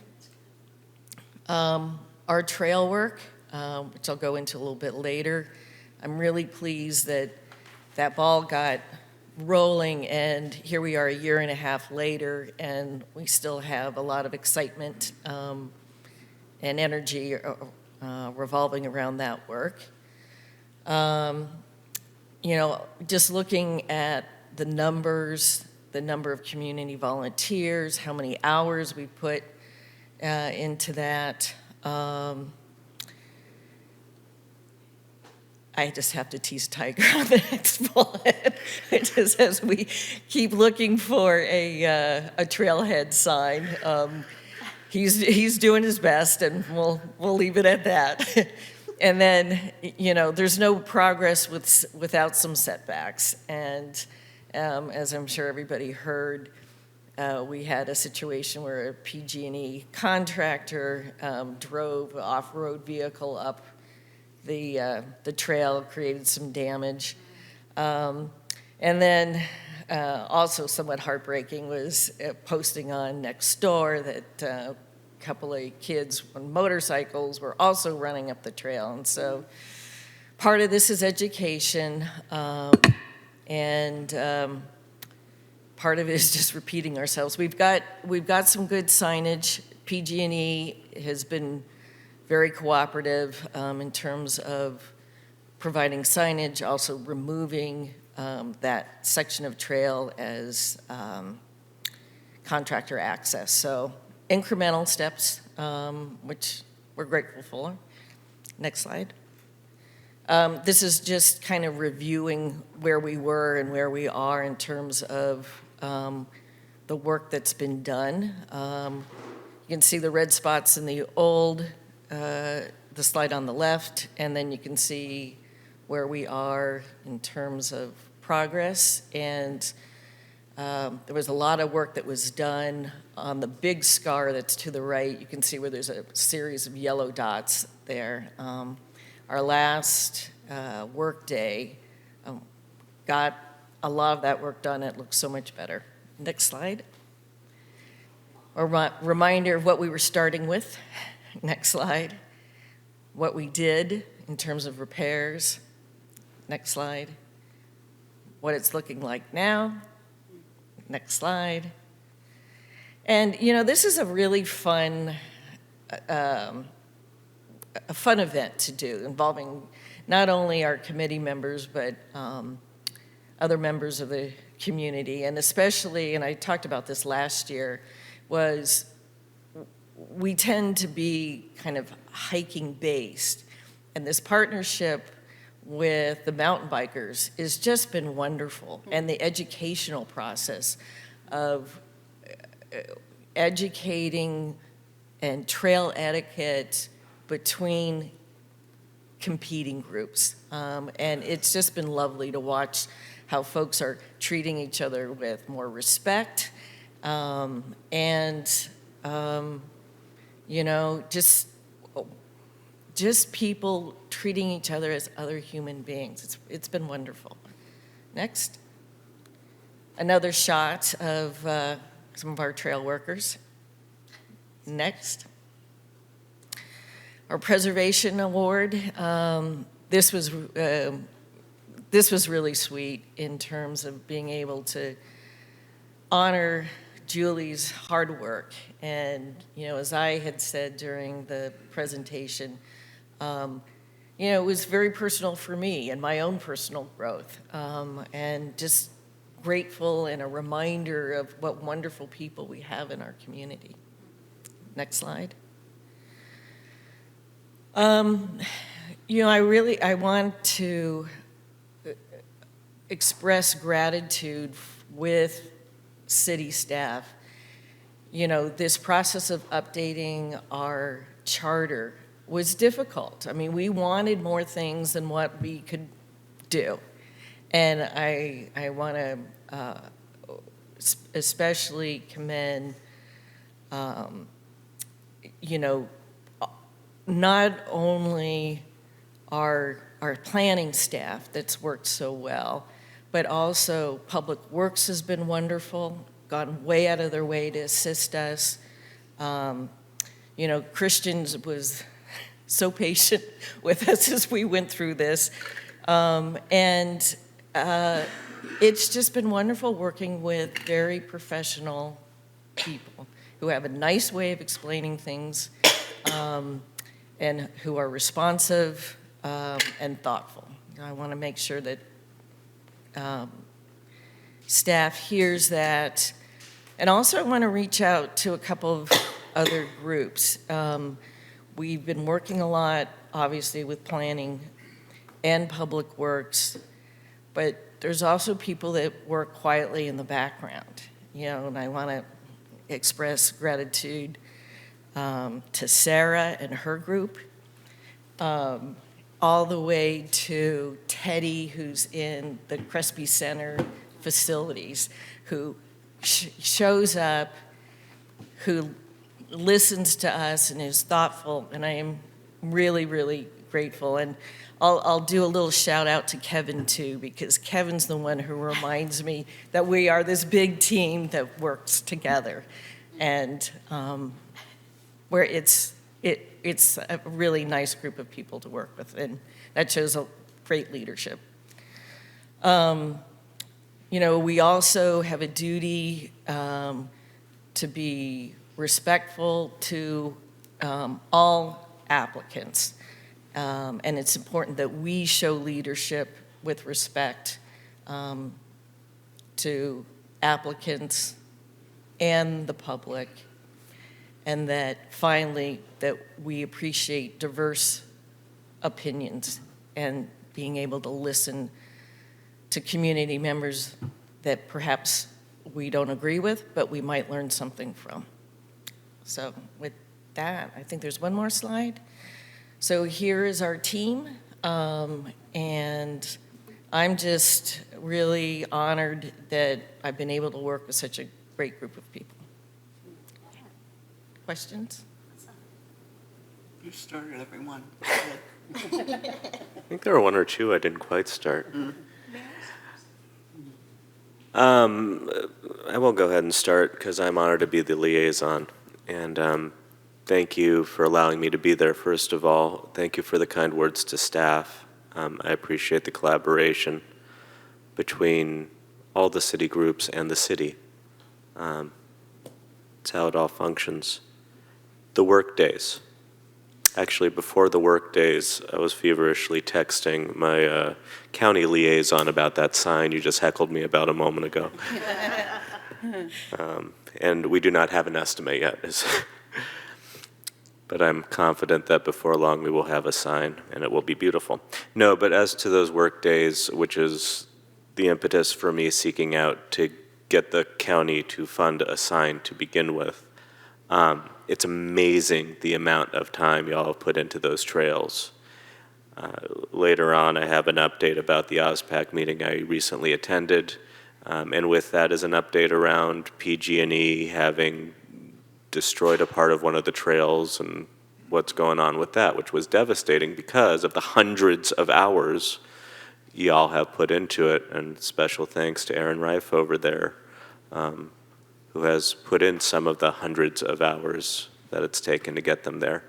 And it fills my heart because I think that the more I see these committees moving from a meeting space to a space where you're physically impacting the community, and in this case doing really amount of physical labor to make sure that those trails are really nice, where in other instances we wish we had the city staff to go out and maintain those trails the way you all are maintaining them. Thank you so much for that. I wanted to highlight that amongst the rest of what y'all are doing. I get to be the liaison when Tiger can't do it, so I appreciate all the work that goes into what you do. It is a big group. I mean, the reach of the group is very big. And as you pointed out in the map, with all the green space that we have in Pacifica, I think my impression anyways, OSPAC feels a special, stewardship around that or connection to that. And when you look at it, it's very impressive when you check out the map. So thank you. Thanks for your work. Thank you for the trail work. You're an inspiration. And Aaron, you're great. Thank you. And maybe you have a meeting sometime soon. I can go back. Arlene, thank you so much. I think I was surprised to know that you're not the chair. But you're handing it to Ellen, so that's lovely. I want to thank you for listening to the community. I was there when Maury Point started showing up, and so it's really awesome to see what has happened since then. These things take time, and a couple years is not bad. You can come, and there's a plan presented, so it's pretty good, and I'm excited about that. But that's because you listened, and you pushed, and that's what is so important, right, about committees and commissions. It's an opportunity for the community to come in, for you to hear them, and then for you to help get something done. And that's exactly what your group is doing, and I really appreciate it. I just want to say that I so appreciate your committee. Our open space is really the essence of who we are as a city, and it's on the backs of many citizens for many decades that we have what we have. And it's a lot. It's a big responsibility to protect, to maintain. My goodness, I only walked up that Ani Trail once, and I could barely get myself up, and I can't imagine how you all carrying your tools and the rocks and so forth that you're filling in those ruts. I appreciate you and your ability to bring other people with you to help, because it really does take all of us, and working as we can to maintain our trails that are not just for our own benefit, but they also are what draws a lot of people to Pacifica, right? It's an easy, accessible thing for families with young children, for older people also, people of all ages, to come and be in nature in our amazing open spaces that also have these views that you don't get anywhere else. It's really a treasure. And I just want to say I really appreciate you having your committee having come here and working with us in a study session to really dig into what it means to have this committee and what your responsibilities are. And I think it's all the better for the work that we've done together. As you said, we're getting more pressure for more development, and our open spaces are on a lot of our hillsides. Nudging a little bit at a time, or some larger projects as we see in the southern part of town. And it's so important to have a group of people who are looking at the whole and not just the little pieces of how it fits together, how the trails, the habitat, what we do to our environment affects our town for generations to come. So thank you so much for your service. Thank you for serving as chair and for these years, and thanks to Ellen for stepping up next. And thank you so much. I have only attended a couple of meetings, and always appreciated the thoughtfulness when something very important to me came up, and you would call me ahead and tell me that it was going to be on the agenda, and I really appreciated that. And the Maury Point meeting, I had another meeting to go to right after, so I got to go to part of it. And it was a really good collaboration. And like Mary said, and Tiger's statement that it runs at the speed of government, which is so slow. And everything takes so much time, but finally I can see that one coming forward. And I would never be on the trails, unfortunately, except the flat ones right here. But thank you for doing all that. Thank you.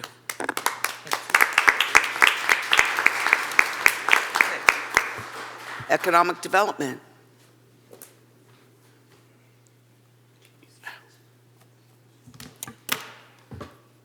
Hi, Council. Hi. I'm Robert Foster, the Vice Chair of the Economic Development Committee. Sean couldn't be here tonight, but he sends his love your way. I've been on the committee for 3 years, and just really excited to share what we've been up to for the past year. So, slide. Just a pause here, who are we? We're a bunch of people from Pacifica who care a lot about Pacifica. And you've got 8 highly engaged, diverse members who are business owners to business leaders. And beyond that, we're husbands, wives, parents, and just people that want to make Pacifica better. And I think it's important to make a special thanks to our 2 council liaisons, Mary and Sue. Great to see you guys. And also to our staff liaisons, Tara and Alyssa. I know they're here somewhere. We really enjoy working with them. So, next slide. We really have 3 goals. There's a lot of words on the page, but it's pretty simple. We're here to promote Pacifica, to promote businesses in Pacifica, and to make sure local dollars stay in Pacifica. And that's what we approach every situation trying to do. So if you go to the next slide. We had a number of key accomplishments this year. We had our second annual Blues and Brews. We reviewed the Shop Pacifica e-gift card community card program. We prototyped a number of content, including a direct to out-of-town tourists to Pacifica businesses and activities. And then we partnered with the Pacifica Pride Group to continue to make sure that Pacifica is an inclusive and loving community. So if you go to the next slide, looking at the Shop Pacifica program. What we've done is really taken a hard look at what's going on with this.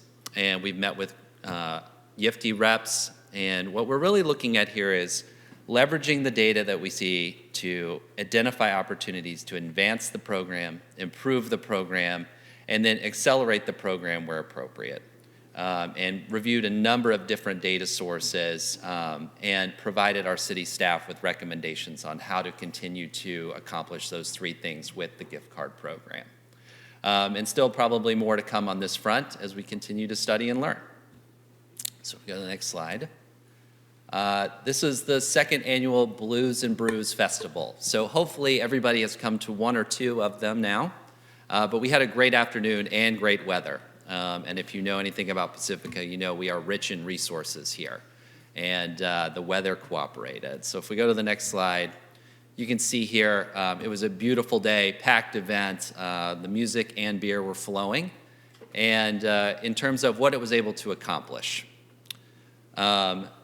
The first year was really about proof of concept, and this year was really about advancing and growing and showing how much more and bigger it could be. And it was very successful by almost every metric that you could evaluate. It was 2 to 3 times larger, highlighted a number of local businesses. And then we actually had sponsors this year, raising over $3,000 for the event, showing that we can continue to scale it. It showcased Pacifica's Palmetto District as really an opportunity and a growth vector for the city. And then our nonprofit partner, Pacificans Care, really excited and was able to raise a lot of money to help advance their goals in the community as well. And if you think about going back to what we're trying to do, promote Pacifica, promote local business, and keep local dollars in Pacifica, I think you can see that we were able to do all of that with some of the data that we'll show next. So if we go to the next slide. We got about 100 surveys of people responding about what they liked about the event. Do they want to do more events like this? Is this successful? And I think what you'll hear is that most of it was really, really positive. So if you go to the next slide. If you look at this, 85% top 2 box would recommend this to other people. I mean, that's really exciting because that's going to just spread it through word of mouth even further and further as we continue to do this, which was one of the main ways we got the word out. If you go to the next slide, I think, would you come back? 97.8% of people would come back in the top 2 box. I think that makes you feel like, hey, this event did check all the right boxes. If you go to the next slide, are you interested in attending similar events? 93%. So I think you're starting to feel the momentum as we've done year 2 of this event. If you go to the next slide, this was really interesting. And I think if you think about putting on an event like this, you hope there's something for everyone. And I think if you look at this data, it's all there for somebody. And it gets back to what are we trying to do? We're trying to promote local business, keep local dollars in the community, and promote Pacifica. And you can see all of that in the reasons people came. If you go to the next slide. How did you hear about the event? I think that this just tells us like there's a number of different ways to get the word out. And every avenue is equally important to communicate to people. But word of mouth, social media, and our Connect with Pacifica really bubble to the top as the ways that we can continue to get the message out and only make this bigger and better in the future. So that's the end of Blues and Brews. I think it was a great event. And then looking at prototyped website content.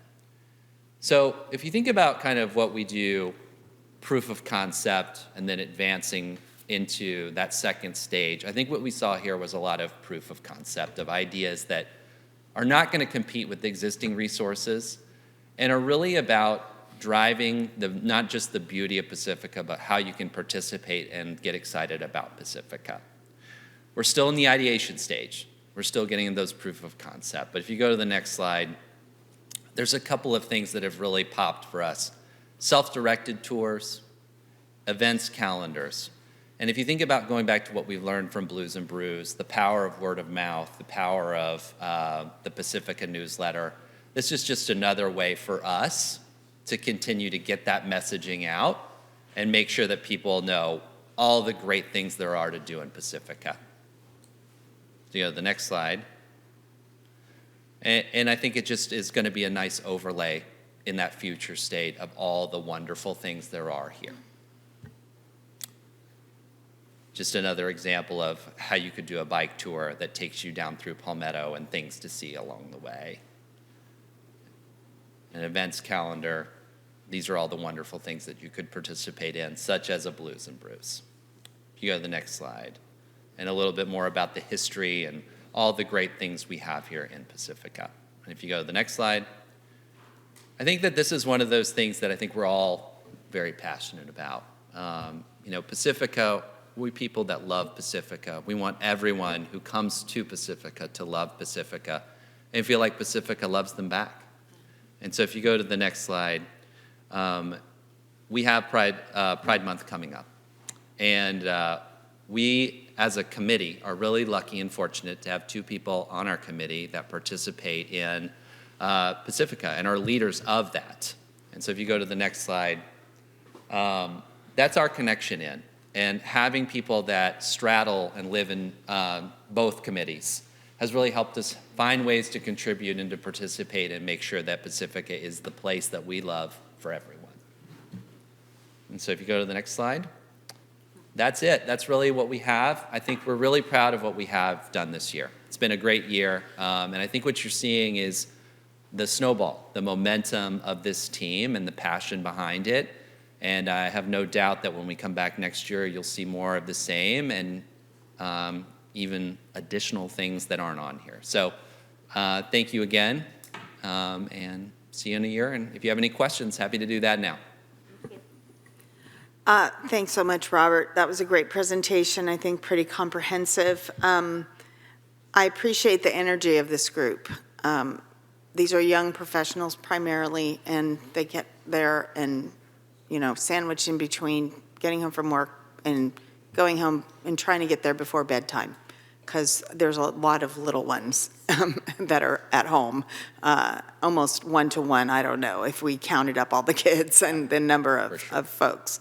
But I look forward to continuing with you, and thank you very much for the work. I'll go ahead and piggyback on that. I really enjoyed being in the group, and I've learned so much from you. And I know when we were talking about the presentation, I wanted to see the spirit of the group, and I think you showed that really well. And I also wanted to commend you on tackling kind of sensitive topics and doing it with such grace. So I really want to thank you for that. And definitely there's a lot of spirit in this group, and it'll be great to kind of reel it all in and see what can happen next, because the amount of expertise and willingness that sits around that table is really wonderful. So thanks a lot. And I just want to say I appreciate having the study session about your charter earlier this year. And we don't get to all sit on all the committees and see what we're all doing, but to meet you all and to see your expertise and really the value that you bring to our city. I think I said that night. Economic development is our greatest challenge, but also our greatest opportunity. And it's wonderful to see the creative vision, coming forth. I went to Blues and Brews and had a blast. I was dancing with my daughter, which I don't usually do in public. So a little beer helped loosen everybody up. And I didn't know you were involved in Pride, and I think that's fantastic too. And as an opportunity for nonprofits to table and businesses to share what they're doing. So thank you. And And I appreciate you looking at the Shop Pacifica program, as something new that's just been started in our city. It's really important to take a step back and evaluate and see what's working and what can maybe be improved. And your expertise there is really helpful too. And tell me about your website, self-directed tours and events calendar. Where can someone go to find that information? I think we're still prototyping it. Okay. And so it'll be up there eventually. And like we said, it's going to complement all the great resources that are already out there. I think, as you've heard, we're a diverse group with a lot of great talents for data analysis, website design. And so just getting all those talents and giving them room to help grow and build Pacifica is what we'll continue to do. And I think that hopefully next year what you'll see is that really come to life beyond just that prototype phase. Fantastic. Can't wait. Thank you so much. The energy y'all bring into it is amazing, and your committee is different insofar as, I'm listening to all these committees and commissions and talking about where they're shaping various parts of the community in terms of what their mission is. But in the case of economic development, you're enabling everybody to participate. You are creating events whereby community is able to take pride in their community and attend and celebrate us after the work is done. We're being celebrated, and the work is the celebration. It goes hand in hand. And also bringing people in from the outside and saying, here's Pacifica, we invite you in, come and be a part of our community, if not but for a day. And all of it's done, of course, for the bottom line. But on the one hand, it's creating community in this way, and on the other hand, that bottom line is so vital and important because it's those dollars that might actually fix a pothole, that might pay the salary for a police officer, a firefighter, a public works employee, etc. So you're building community both in spirit and physically through your work. Thank you. Yeah, thank you. I think if we put all these committees together, hopefully we'll see the beautiful cycle of what Pacifica can be and a flywheel start to develop. Yeah, I can see all the committees working together and how great that is. And I did serve on economic development for many years, and basically we didn't get even close to being done as much as you guys have. We did a map. We tried other projects. Our projects did never come to fruition. And so it's great to see the energy and the go that you guys have so that you do get the projects done that we just didn't. So I appreciate it very much. And Mayor, if I may, Yes. really, the support of staff to make that happen is incredible. They've just always there, always helping, stepping up, providing technical expertise. I know I won't speak for you, but Sean has told me that when you guys started with Blues and Brews, you kind of didn't really know all the ins and outs of what it takes to. No. Yeah, So- I think that's fair, and I think that's really a great point. None of this would have gotten off the ground without Alyssa, Tara, and Yulia. I'll never forget, Alyssa's like at her wedding last year, or during the first Blues and Brews, and she's like texting us, and we're like, it's your wedding day. Come on. There'll be a second annual. You can come next year. Wow. Thank you. Thank you. Thank you.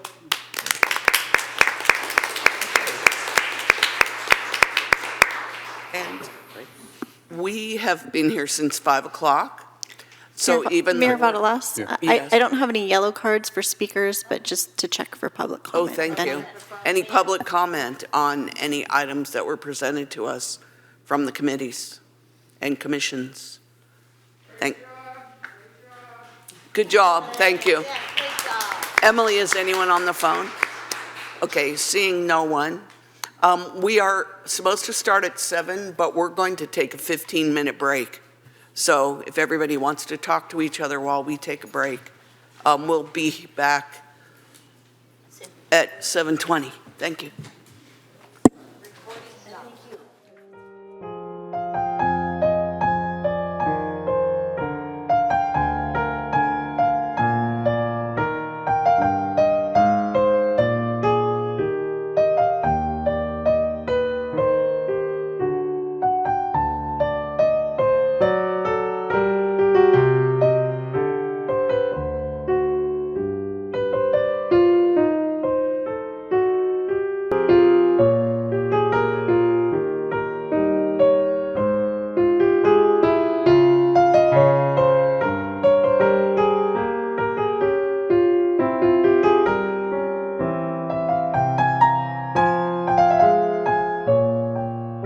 Here. Councilmember Big Stick. Present. Councilmember Beer. Here.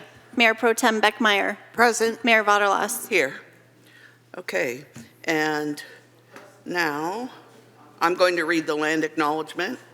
The City of Pacifica acknowledges that we occupy the unceded ancestral homeland of the Ramaytush Ohlone people, who are the original inhabitants of the San Francisco Peninsula. We honor the Ramaytush Ohlone people for their enduring commitment to Mother Earth as the indigenous protectors of this land, and in accordance with their traditions, the Ramaytush Ohlone have never ceded, lost, nor forgotten their responsibilities as caretakers of this place.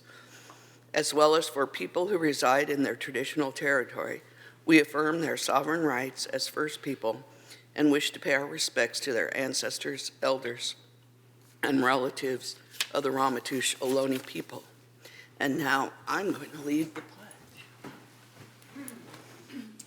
I pledge allegiance to the flag of the United States of America and to the republic for which it stands, one nation under God, indivisible, with liberty and justice for all.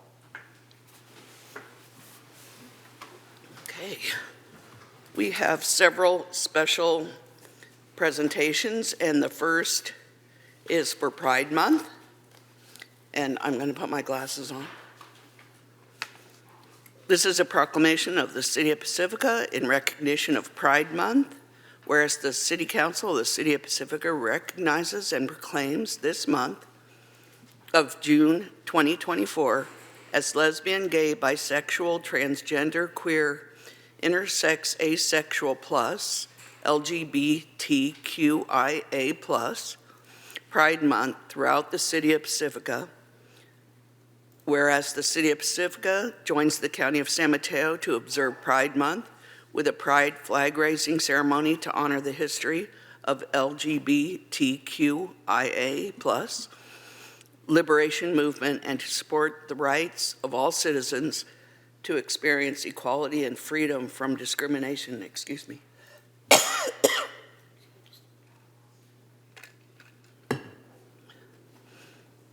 And whereas the rainbow flag is widely recognized as a symbol of pride, inclusion, and support for social movements.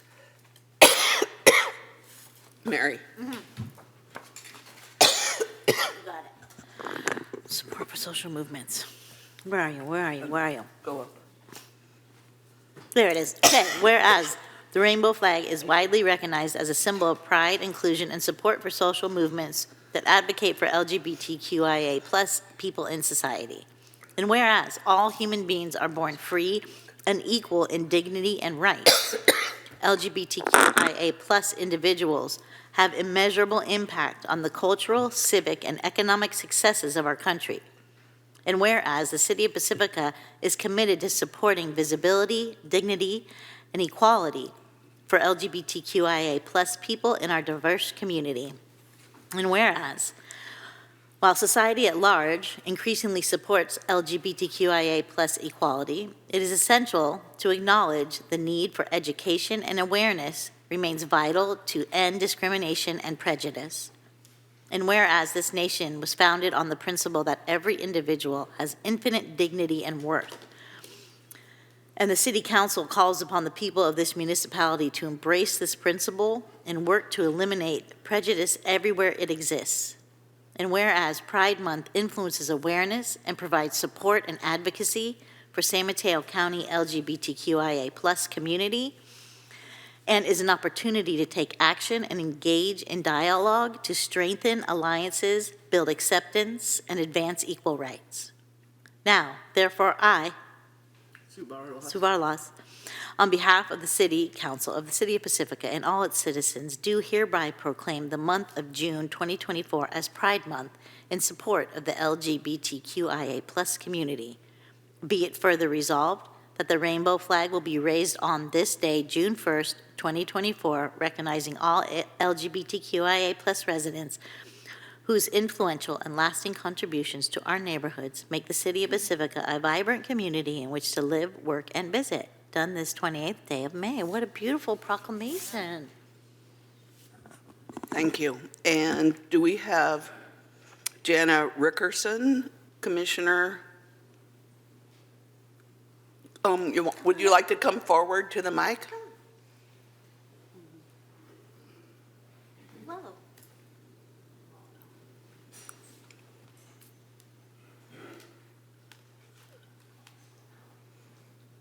Good evening, and thank you for reading that proclamation out loud on behalf of the Commission for San Mateo County. I'd like to say thank you very much.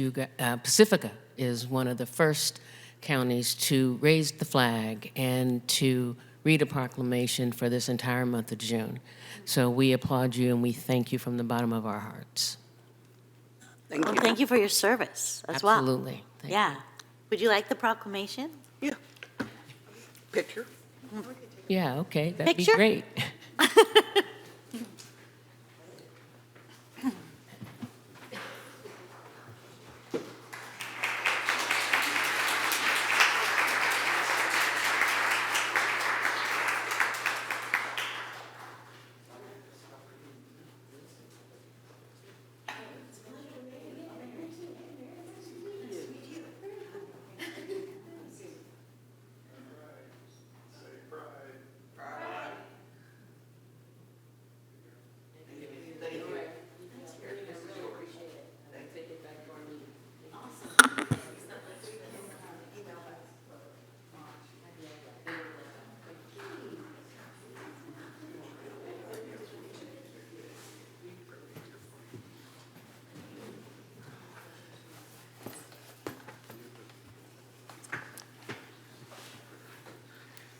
And I would like to thank Mary for reading that for me and Christine for cough drops.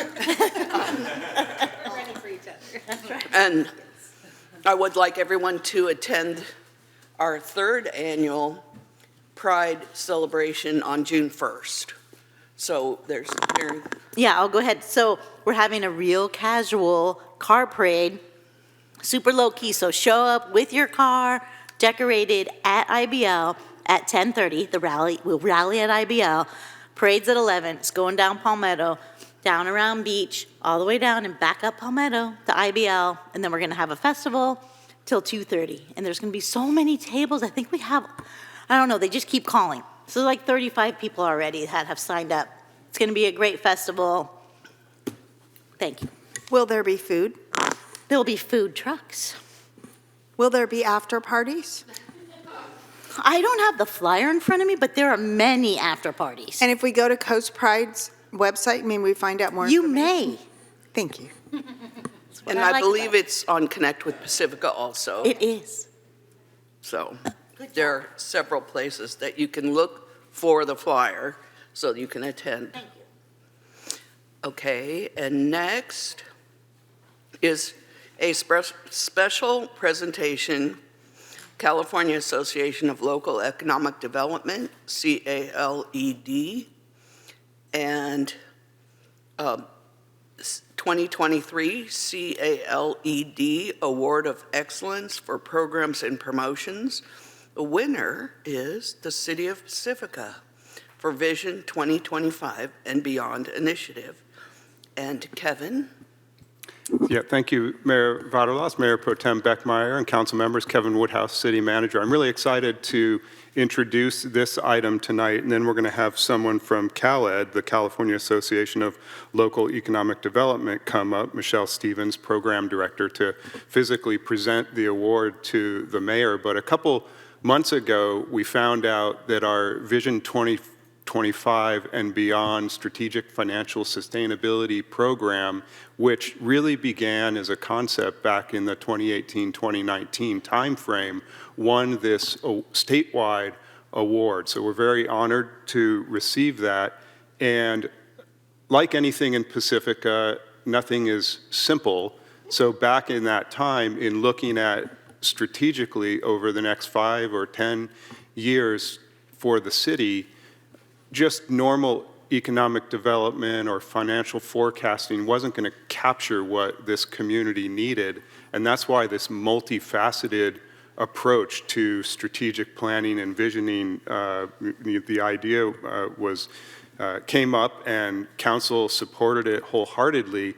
And it includes serious financial forecasting, work on economic development, work towards revenue enhancement for the city, public engagement, as well as robust communications to the public. So before I turn it over to Ms. Stevens, I want to play, as part of the communications on this program, we have a minute-plus video that's on the city's website, and City Clerk Coffey is going to tee that up and play it for us, and it really tells the story of Vision 2025 and beyond. In 2019, Pacifica began an ambitious endeavor called Vision 2025 and Beyond, a community-driven effort carefully designed to pave the way for the city's sustainable future and a thriving community. This comprehensive plan focused on financial forecasting, public engagement, revenue enhancement, economic development, and communication. Recognizing significant long-term funding needs, Pacifica actively engaged with the community to determine the holistic and inclusive approach to the Vision 2025 and Beyond project and what the city should prioritize while ensuring its financial sustainability. With community support, Measure Y, a half-cent sales tax, was successfully passed in November 2022, resulting in an annual revenue increase of approximately $2.8 million. In addition, several critical economic development initiatives were launched as part of the Vision 2025 and Beyond project, which identified economic opportunities and market-based solutions to establish a solid foundation for future economic growth in Pacifica. Building on the achievements of Vision 2025 and Beyond, the city formally adopted the 2023 to 2030 strategic plan. This plan continues to prioritize community needs and foster a better future for all Pacificans. For more information, please visit www.cityofpacifica.org today.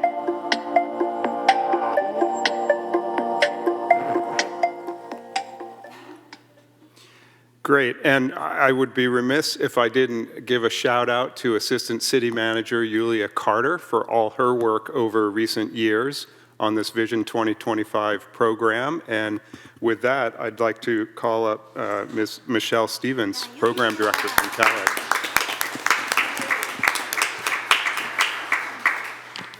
Thank you very much. I would like to thank Assistant City Manager Yulia Carter and Economic Development Manager Tara Schiff for inviting me here tonight.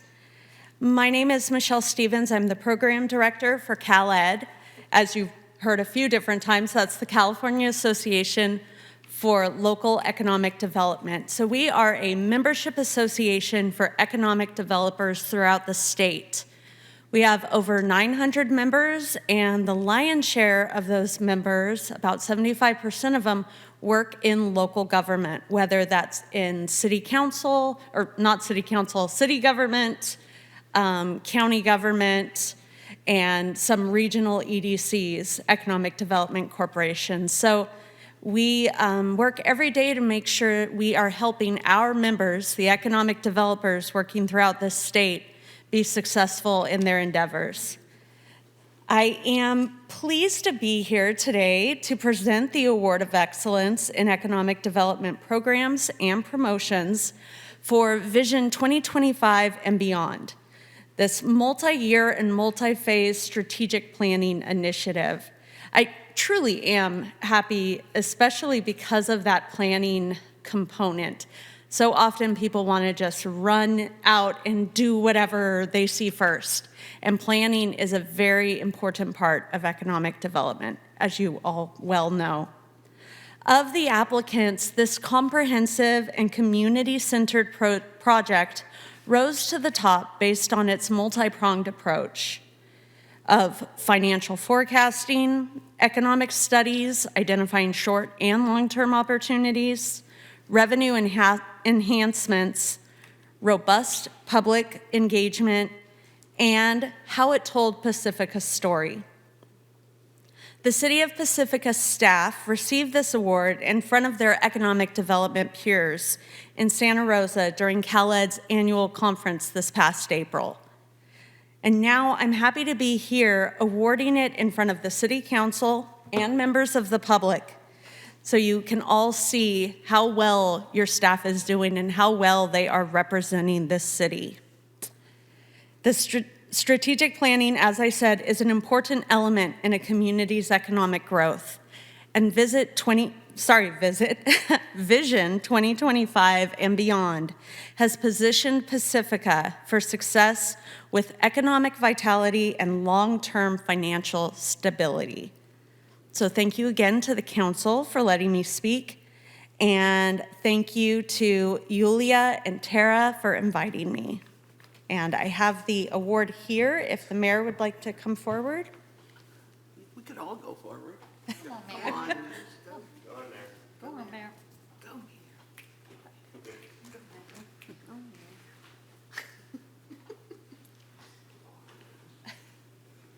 you go. Thank you very much. Thank you for this award. Thank you. I would like to get a picture because we. Yes, come on now, everybody. Sorry, I didn't mean to not invite you guys. Will someone do me a favor? I usually take a picture with my phone.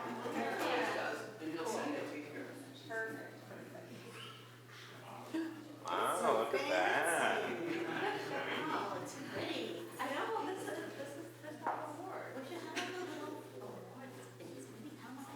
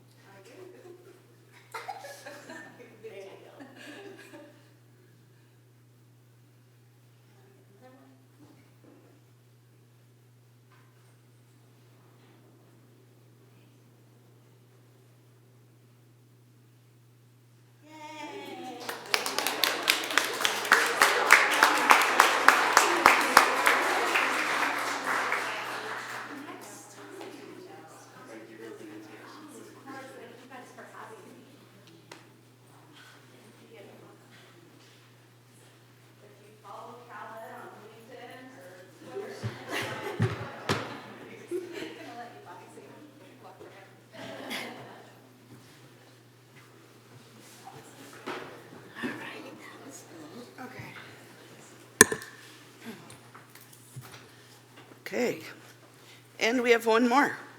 So Ray Ernest, please, Roy,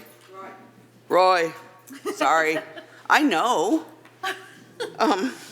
Roy Ernest, who is the chairperson, Association Director for the Center of Age-Friendly Excellence. And he's going to present information from Pacifica's Age-Friendly Community Initiative. And So do we have the PowerPoint? we have a presentation first. Okay, great, good.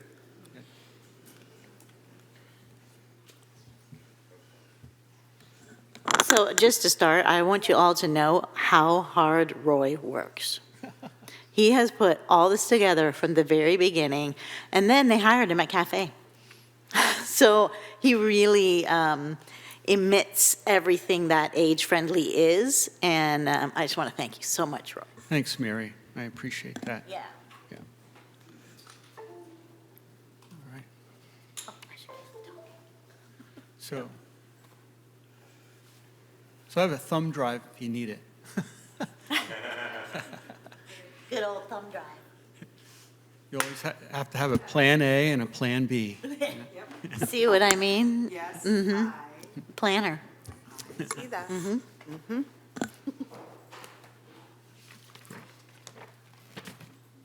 Good. We can go to the next slide. That slide doesn't seem to be cooperating very well. All right. All right, so I'm happy to be here today to talk to all you wonderful council members and the people here in attendance about Pacifica's Age-Friendly Community Initiative.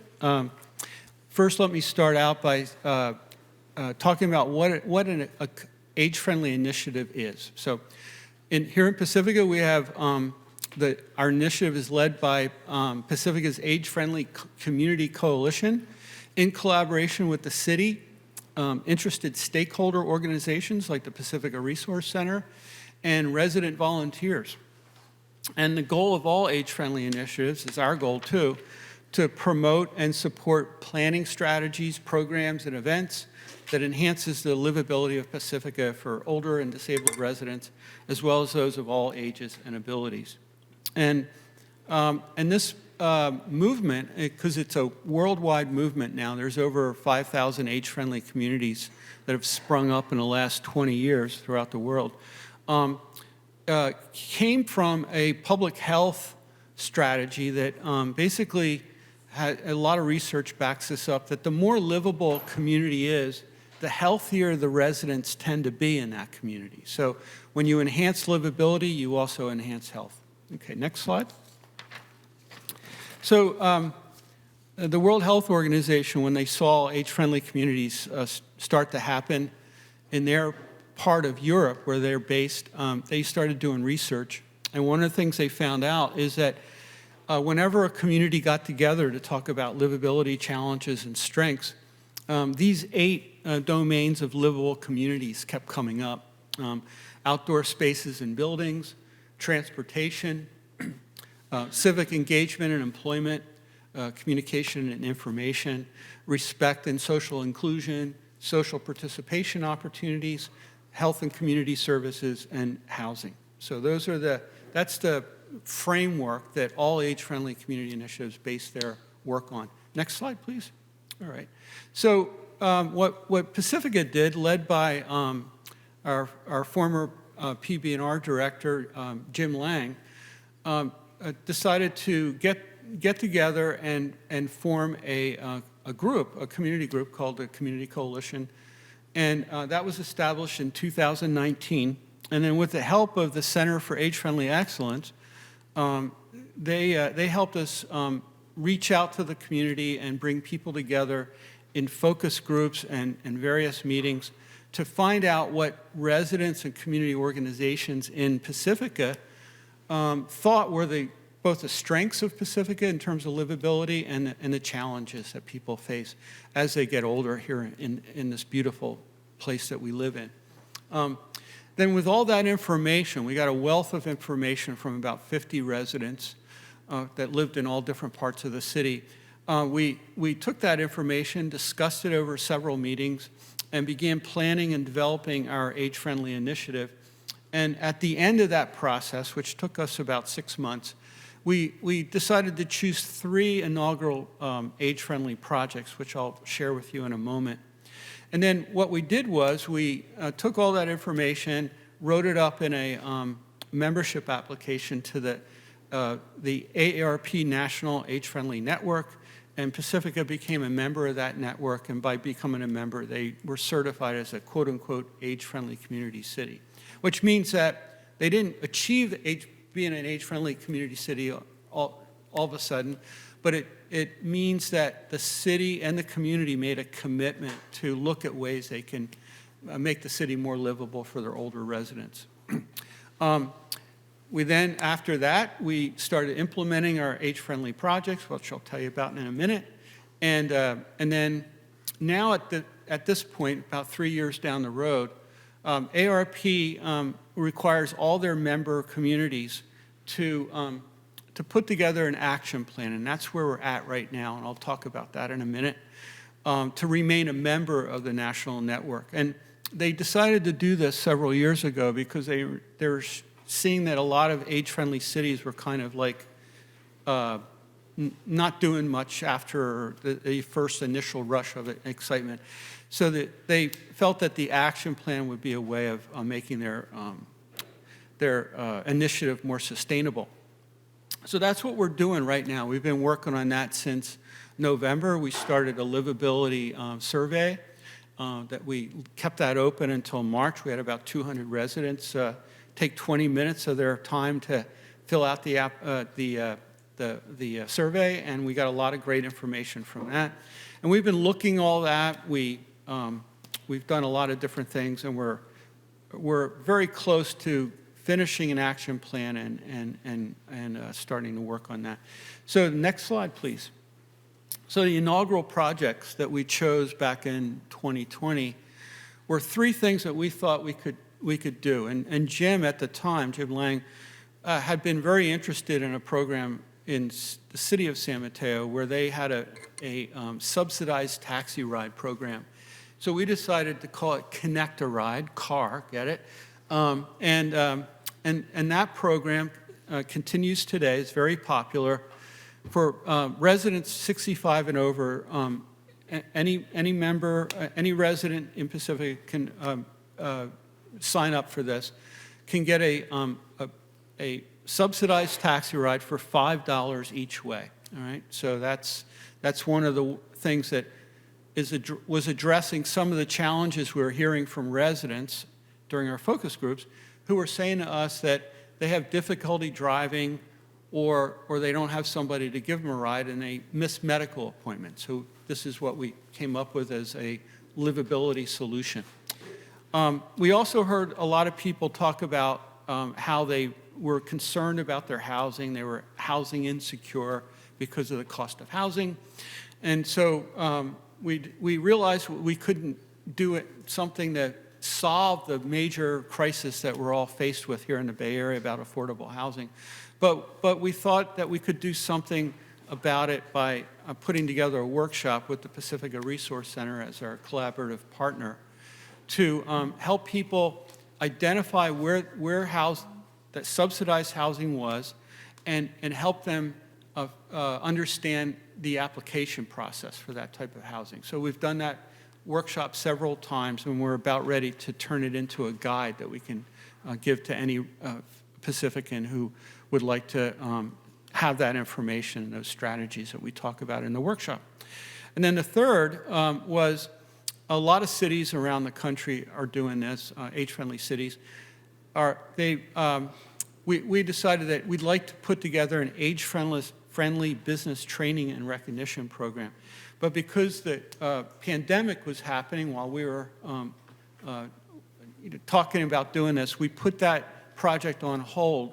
But we've done a lot of planning and development in the meantime, and we're kind of ready to roll as soon as we get enough collaborative partners together to do that. So those are our 3 age-friendly projects that we've been working on the last few years. Next slide. So the action plan development process that we're going through now is we just finished a new round of seeking community input from residents. We had the survey. We did focus groups. We had a town hall where 50 people showed up, which was great. We've assessed the data. We got a mountain of data. It's like a treasure trove of information about livability challenges and strengths of Pacifica, and proposed solutions. We ended up with 84 proposed solutions from the residents of Pacifica. That'll keep us busy. And Roy told us to pick the top 3. Right, that's right. Right. So that's what we're in the process of doing now. So we've reviewed our inaugural age-friendly projects, and we've made some decisions about how we can enhance them a little bit. And then we're in the process of selecting a new set of age-friendly projects, about 3, as Mary just said. And we're also developing performance measurement work plans for each of our projects, to be able to measure whether or not we're being successful and how those projects are going. And then we're also working really hard on the final draft of the action plan. I just released the second draft of the action plan, and I sent it to all my faithful coalition members this afternoon. And we're hoping to have a final draft done by the middle of next month. And then once we're done that, we're going to submit our action plan to ARP National Network, and we're going to get to work on the plan. And that plan will guide us from July of this year to June of 2027. Next slide. And then didn't have enough time to go through all 84 of the suggested solutions, but here's some solutions we're talking about. One is a real matter-of-fact, sensible one, doesn't cost any money, is we're going to promote the use of an age-friendly lens by the city, all the departments, as well as the community. And that includes community organizations as well as individual residents. What we found in our research with other age-friendly cities is that when cities and communities do this, they find out all kinds of ways, little ways a lot of times, where they can enhance the livability of their community. We heard a lot from people about how they have a really hard time figuring out what's going on here in Pacifica because there's so many different sources of information out there. There was a lot of praise for the newsletter that you put out, Kevin, every week on Friday, so that people really appreciate that. But we're going to put together a communication information plan here for Pacifica that will help kind of centralize some of the information that's going out there, and we're going to look at different ways we can get that information out there without totally relying on the internet and social media. We're going to look at ways to expand technical training resources. We're going to create a speaker series on topics related to aging issues. We're going to, you know how the city sometimes people get stuck in their neighborhoods on really nice sunny days because everybody in the Bay Area wants to come to Pacifica and hang out at the beach. So we're going to look at putting together a guide of places people can take a walk in their neighborhood on days like that. So real simple stuff. We're going to host at least 3 age-friendly town hall meetings a year to give the community an update on where we're at with our age-friendly initiative.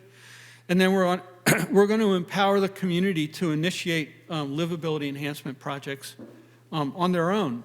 They don't have to wait for us to come up with something and promote it. We're going to give people lots of support and organizations to do their own age-friendly stuff.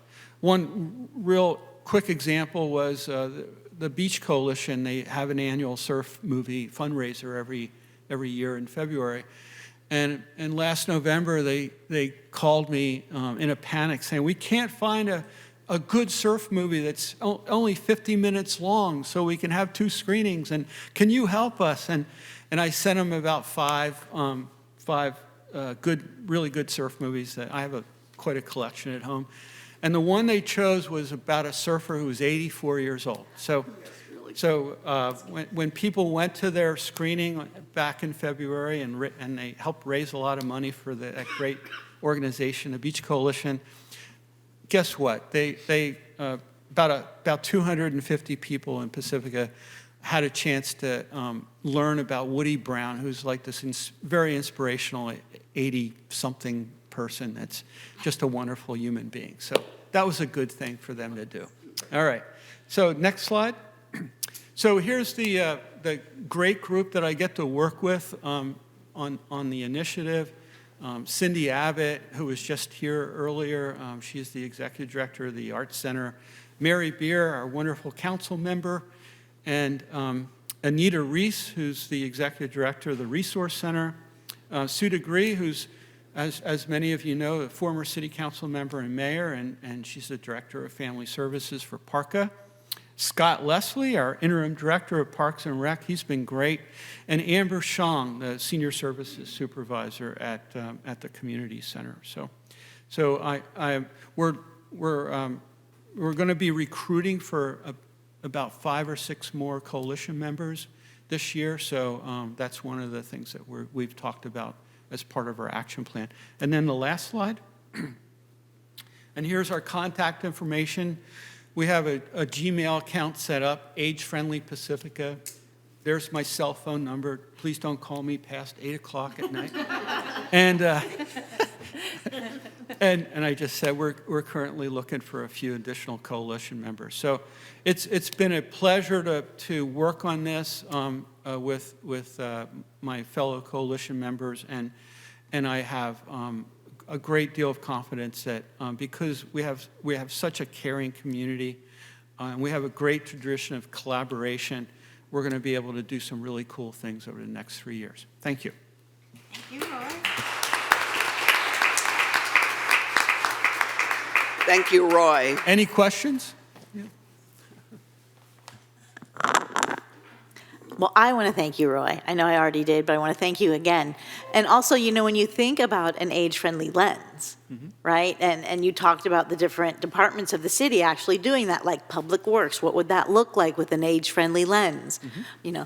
Pacifica Police Department, how can they see things through an age-friendly lens? And so I think once we start talking about that and guiding people in that direction, it'll become easier and easier to do that. Right. Little things like larger font on your menus, and maybe there's not so much music, where people are eating because they can't hear each other, and there's just little things. Like you said, little things can be really big. And I look forward to continuing to work with you, Roy. And I know that you're asking for a letter of support, so I'll make sure that you're able to talk to city manager or the mayor about that. Great. Thank you. I have a question about the business component, age-friendly business. Yeah. Cindy Abbott has come and presented at the Economic Development Committee twice. And because there was a lag, I forgot why. And so we had some new members, and so it was pretty recently. And I guess I'm wondering what would be the next step with that? How to operationalize? What do you imagine, in your brainstorming, do you see happening there? Well, what I've noticed a lot of cities do is, they get started by just putting together a simple set of criteria for what an age-friendly business and organization is.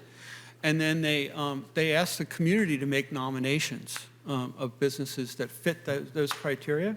And then the city or the coalition, the group, the community group, recognizes those businesses and gives them a little sticker to put in their window, right, or a certificate of recognition. And that's a real simple way to get started. It wouldn't cost a lot of money.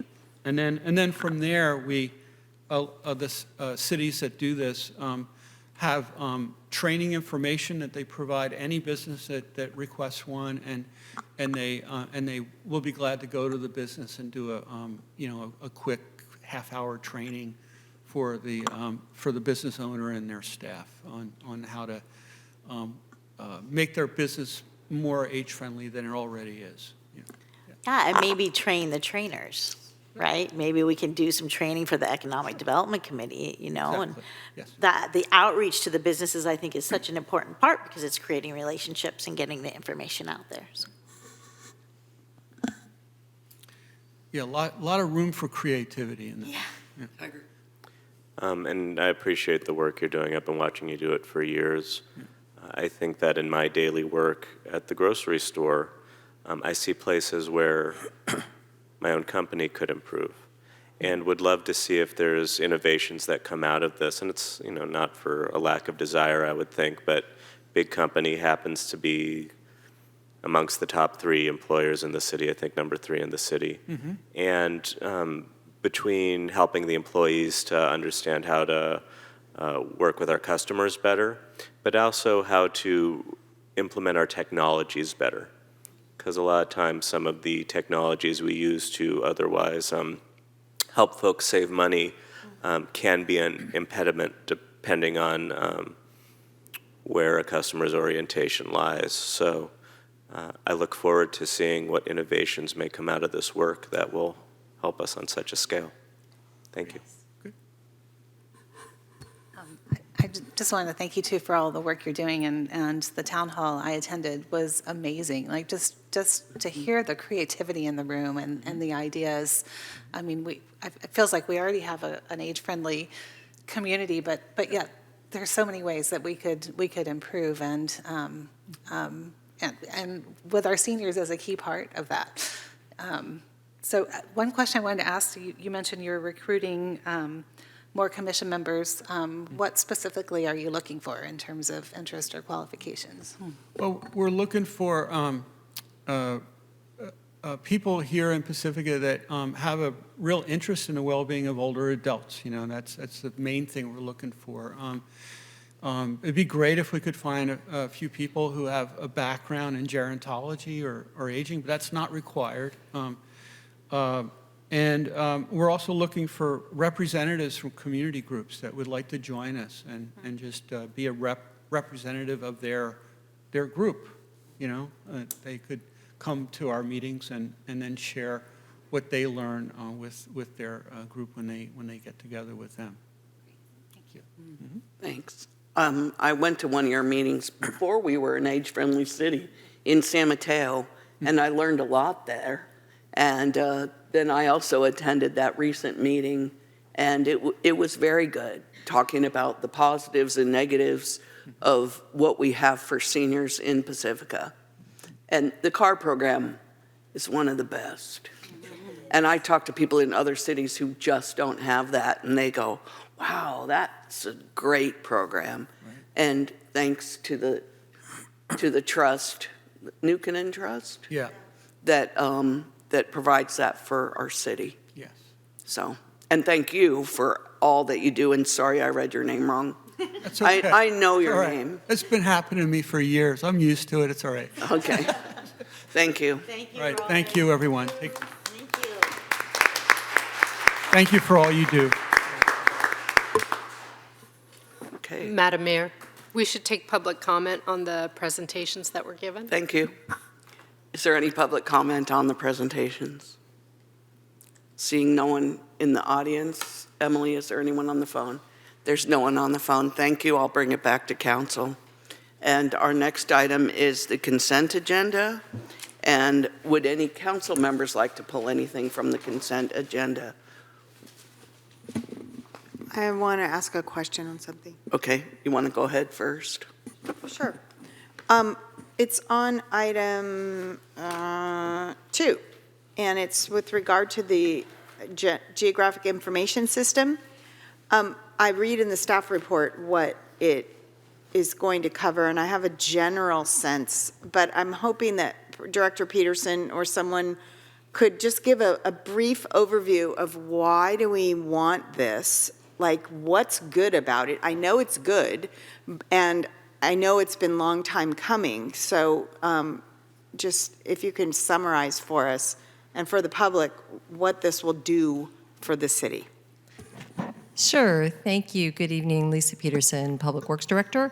So GIS is actually very critical for pretty much every city and county in California, throughout the United States. It's used, to really summarize, it allows you to have a graphical picture understanding of what's happening in your city. So for example, I think a good example is that, this Public Works Department has a Lucity program that helps us manage our infrastructure. The Lucity program doesn't, currently have a connection to GIS, ESRI, so it functions sort of like a spreadsheet. But what the difference is the minute we get GIS attached to this, what it's going to do for us is we can put in, let's say, all of our problem street trees that we're coming up with, or areas that we're having potholes in the city. So what it will do for us, it will allow us to be able to pull up a map that says, boom, this is an area where we're really having problems with trees, like a lot of problem street trees. Or here's an area that we're having a lot of issues with potholes. So what it does is it allows us to visually see graphically where the problems are, where the hot spots are, so to speak. And then of course, also similar uses for other departments, police department, fire, I know planning also uses it, to help with mapping. So it's really very critical.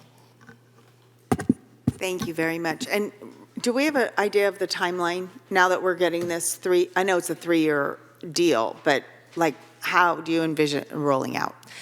Yeah, great question. Thank you. We actually have hired on a retired annuitant who's here ready and waiting to jump on this. He's just been waiting for me to bring it to council. So as soon as, if it gets approved tonight, he'll be working on it tomorrow.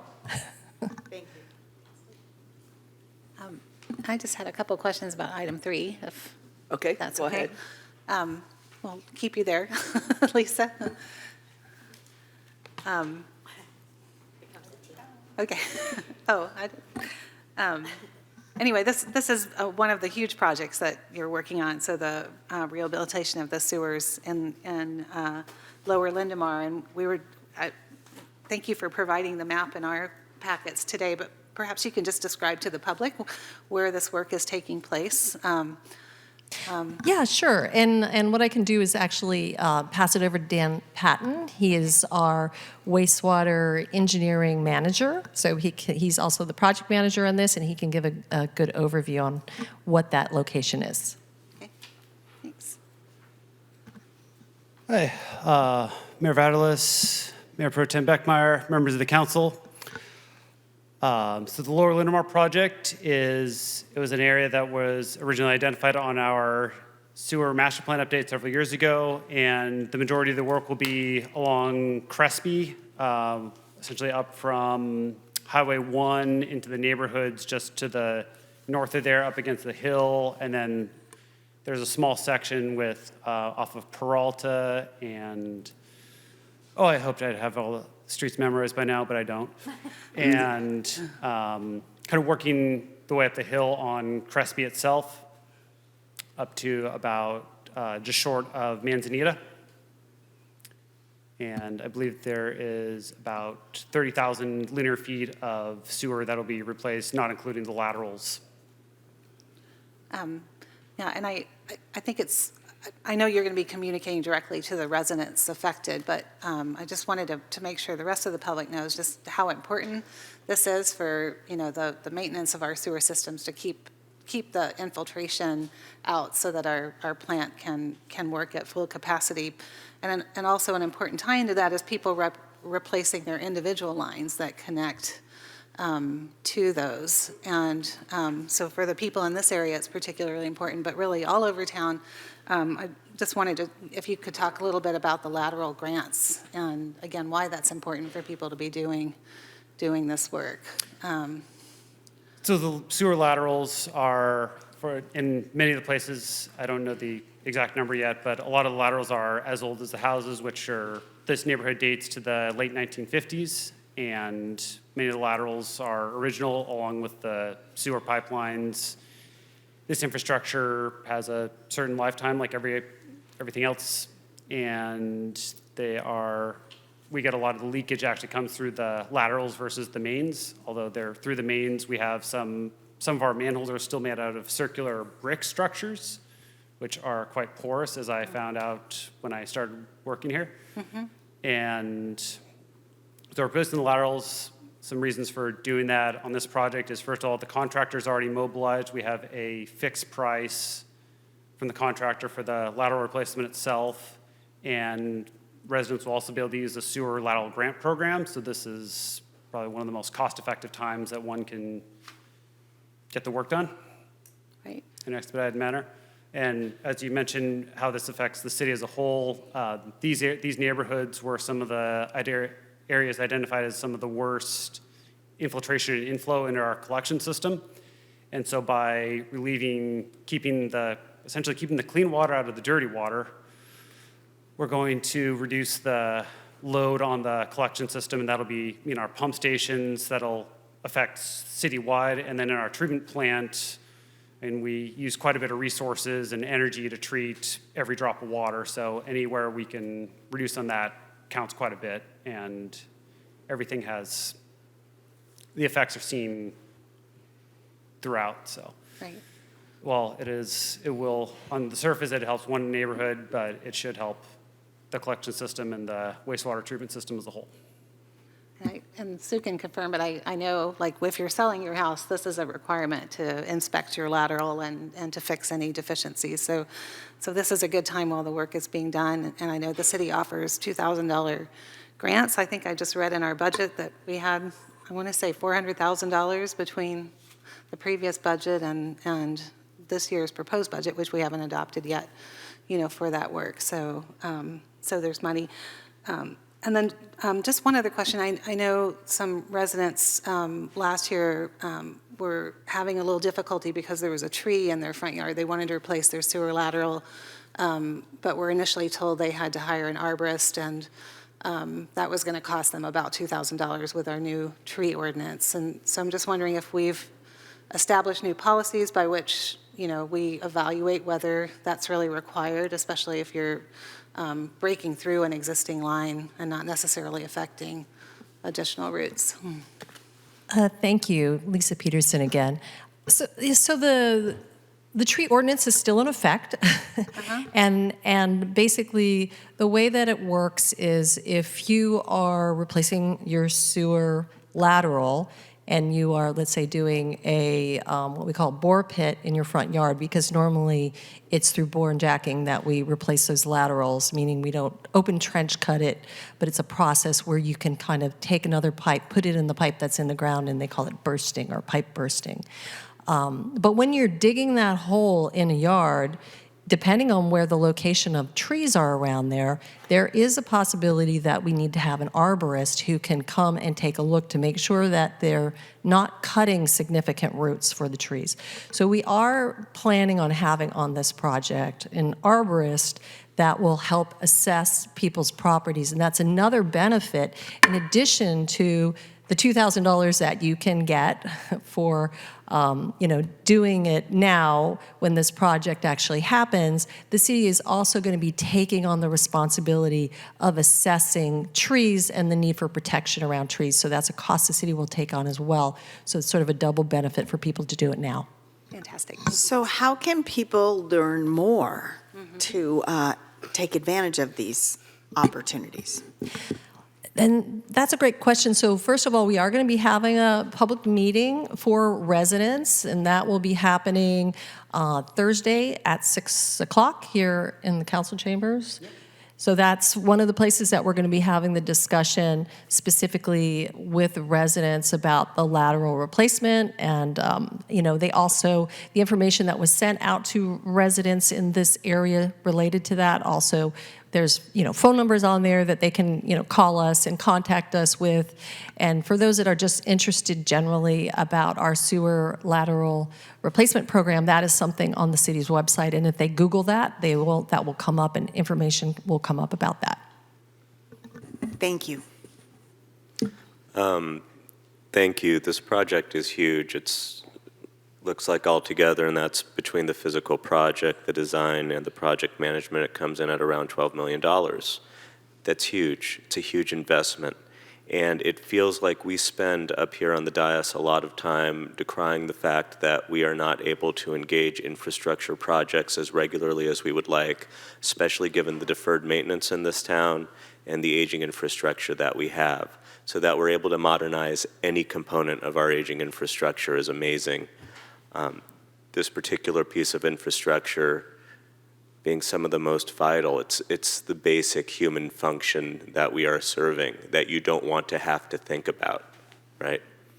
So first of all, thank you. No less impressive is item number 4, which comes in at just shy of $9 million, again, between the physical project design, project management, et cetera, about the ultraviolet system being replaced that disinfects the wastewater itself in the treatment plant. While you're up there, would you mind telling us a little bit about that project?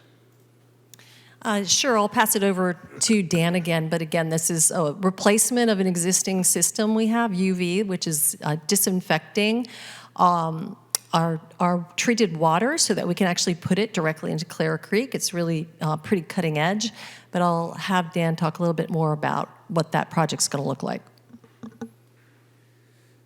So as Lisa began, so Pacifica was one of the first cities in California to have municipal disinfection of wastewater with ozone. I believe UC Davis and Santa Rosa might have gotten in before us, but we were still cutting edge in that sense. Unfortunately, the equipment that we have in there is no longer supported by the manufacturer. It's an older technology.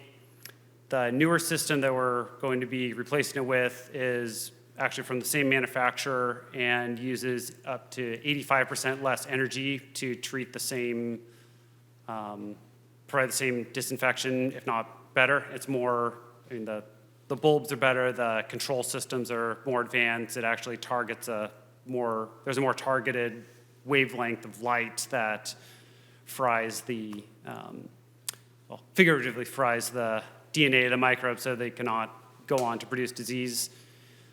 And we're doing this in a very small area. We don't have to put chemicals into the wastewater that we then have to remove before discharging into the wetlands that were built as part of the Clara Creek project. And this project has been It's been in design for a little while now. It was recently completed, and I believe the design was very detailed, and we're looking forward to a successful completion of the project. Thank you. Thank you. Okay, we do have a yellow card, so maybe you guys want to hang out for a second because you might have a question. Chris Redfield, items 3 and 4.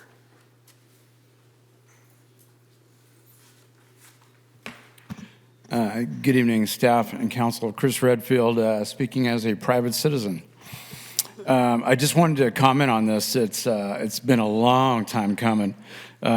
Just over a year ago, excuse me, in May of last year, funding was procured and approved for this project and the Clara Creek wastewater treatment plant, which was just spoken about in the UV light system. So that's a complicated system that I believe requires an additional, basically split the channels to do that. So it's a cost is the plant still has to operate while this is being done, so being retrofitted. So it's a great project. It'll bode very well for the future. And I want to thank the council for their due diligence and scrutiny on this significant investment. This is a very, very large investment, and it's not an expenditure, it's an investment.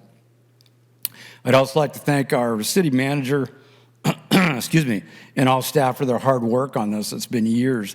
My support on this goes back 10 years and became mission focused to advocate for positive results. I thank Public Works and Engineering for their comprehensive analysis and solution-based projects to mitigate the issues the city has endured. These projects can and will protect Pacifica from both economic and environmental liabilities and greatly improve our neighborhoods and beaches for decades to go. Thanks. Thank you, Chris. Thank you, guys, for waiting. And I do have to say, anyone on the phone, no one else in the audience, I'll bring it back to council. There is one thing, if your house is for sale, you're not eligible for the grant program. So, or you can take the grant program, but if Do you're it first before you put if your you're house in on the a market. if you're in a specific time period, you'd have to pay it back. Gotcha. So that's Good to Thanks know. for that, yeah. Thank you for clarifying that. okay. So I move that we approve the consent calendar. I'll second. Please vote.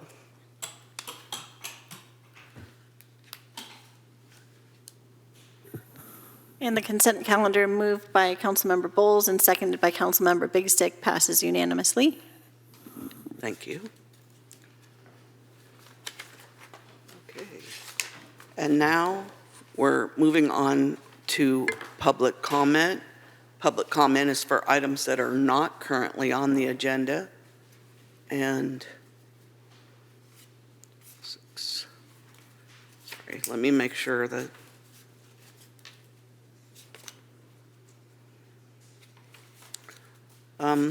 I actually don't have any cards for public comment, items not on the agenda. Would anyone from the audience like to speak on anything not on the agenda? Okay, seeing none, Emily, and there are none on the phone. That's probably the first time ever. So now we're going to go on to council communications. Who'd like to start? I'll start. I'm just going to be different. So we were talking about all of the items and maybe consolidating items on a calendar. And I want to say that for council members on one day, I went to the sports breakfast, the Democrats that had Coastal Commissioner Justin, the newspaper group to meet the new publisher, wildfire awareness, the Terra Nova car show. That was one day. And the next day, the Victorian tea at the Historical Society and a fundraiser for the Fog Fest. So those are just a few of the things that we do, and we're extremely busy. So if you don't always hear back from us, I also did the Fairmont Homeowners Association, Fog Fest Committee, Coastal Cities Group. We interviewed commissions and committees. I went to the Public Works Open House. I did not go up in the big bucket this time. Once was enough for me. We did a housing element meeting, the local coastal update meeting, and a council of cities in Redwood City at their harbor, which was an interesting event, and Memorial Day at the American Legion. And I didn't go into any of these specifically, but I know that a lot of what we say is just to tell you how busy we are, but all of these items are important, but they all take time. So next.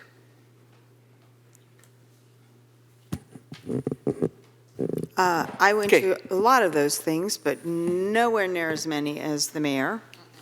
I will say I'm beginning to get FOMO, though. That's my thing. Because that's, fear of missing out.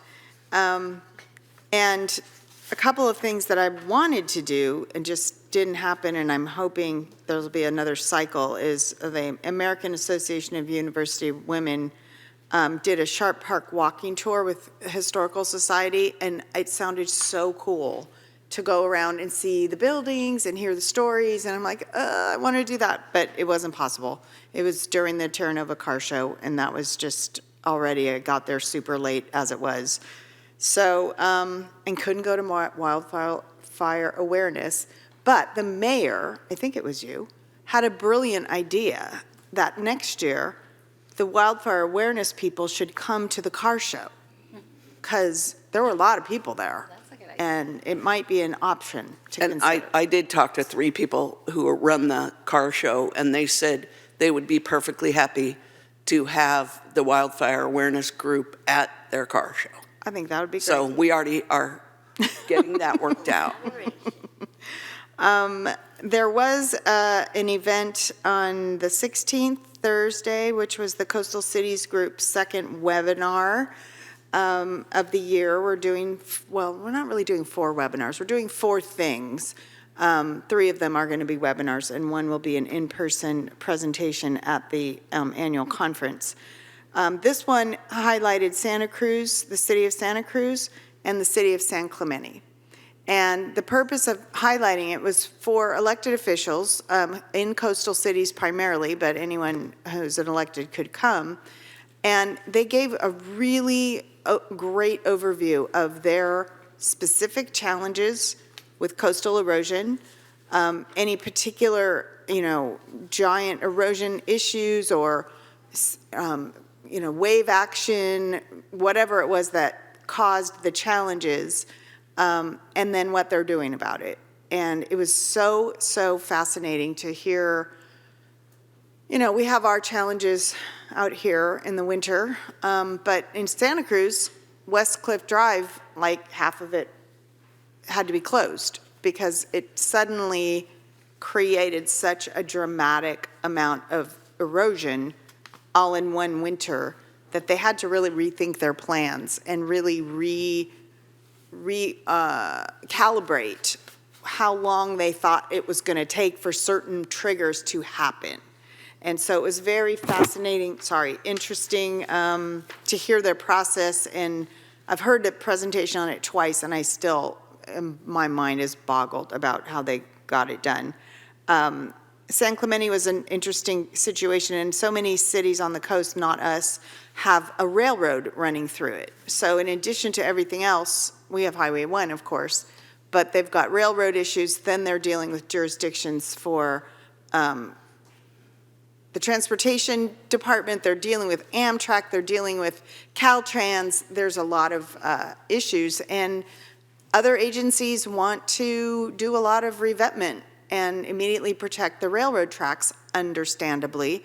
But the approach that the city wanted to take was a little bit different in terms of using sand and widening their beach. And it was a fantastic presentation, and I learned a lot. And you were there, Christine. I don't know if you were there, Sue. Mm-hmm. It was hard to see who was there, but it was really great. And the next one that's going to be coming up is going to be, again, in north and south. It's kind of worked out that way, but it just, we realized, oh, that's good because it's statewide. It's going to be Fort Bragg and Oceanside. Oh, nice. So almost like top and bottom. So that will be in a few months. And that was the day we did committee and commission interviews. And luckily enough, that went pretty quick, and we were able to get over to the clean air and induction cooking presentation at the firehouse, which was great also. Really, and oh my gosh, they made this dessert thing that was so delicious. I had to take one extra one home. It was just so good. I had a ton of busy stuff going on at work the last week or so. Definitely was at the Fog Fest fundraiser. That was super fun.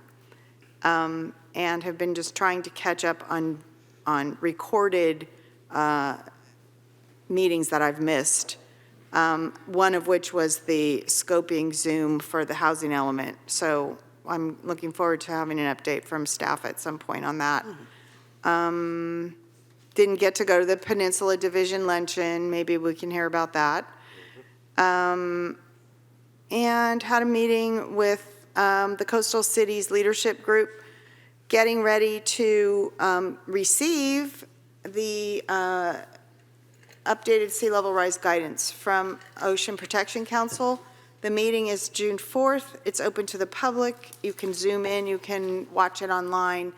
I really like OPC. They make science sound totally intelligible to me.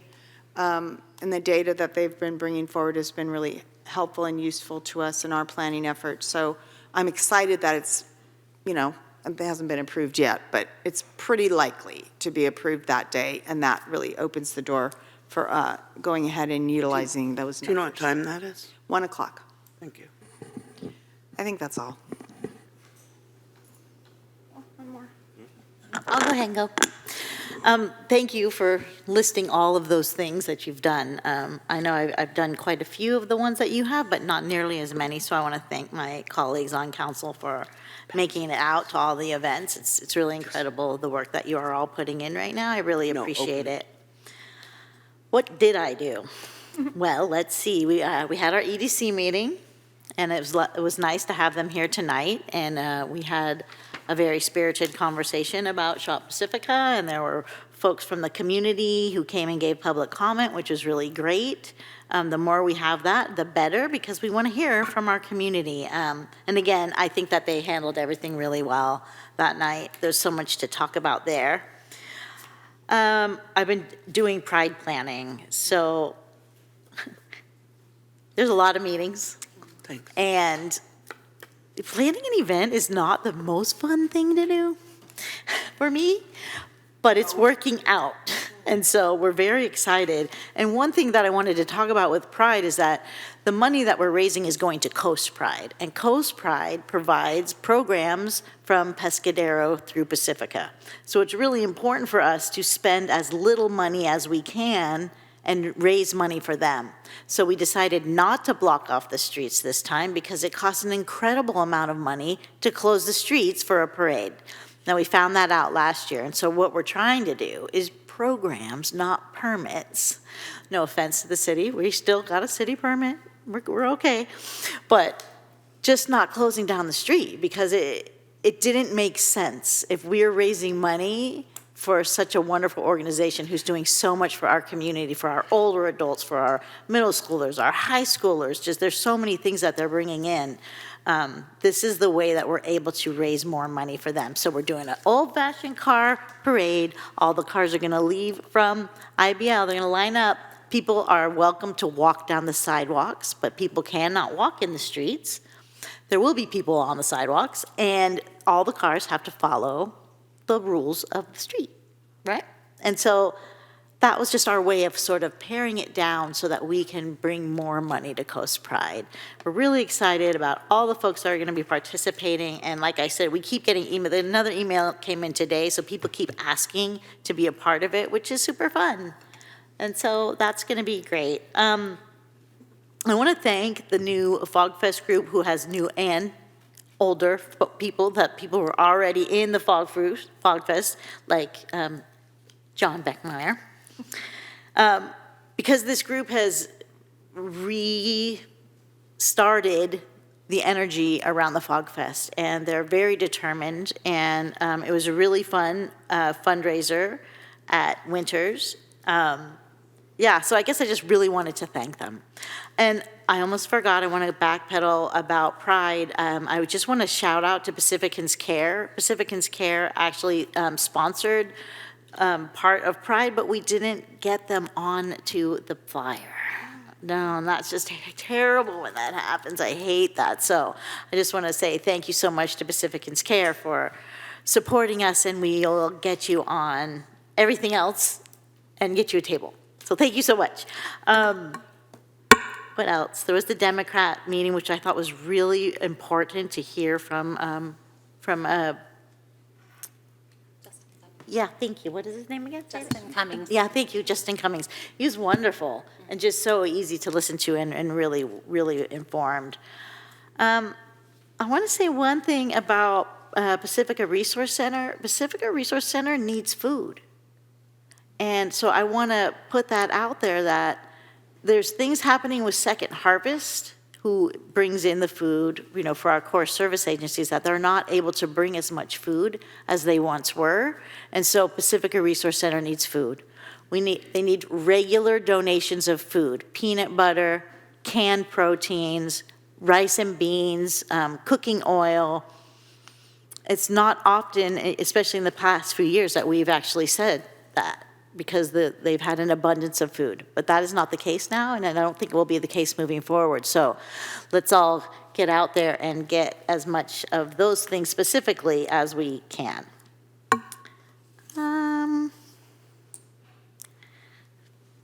I watched the Corey study session.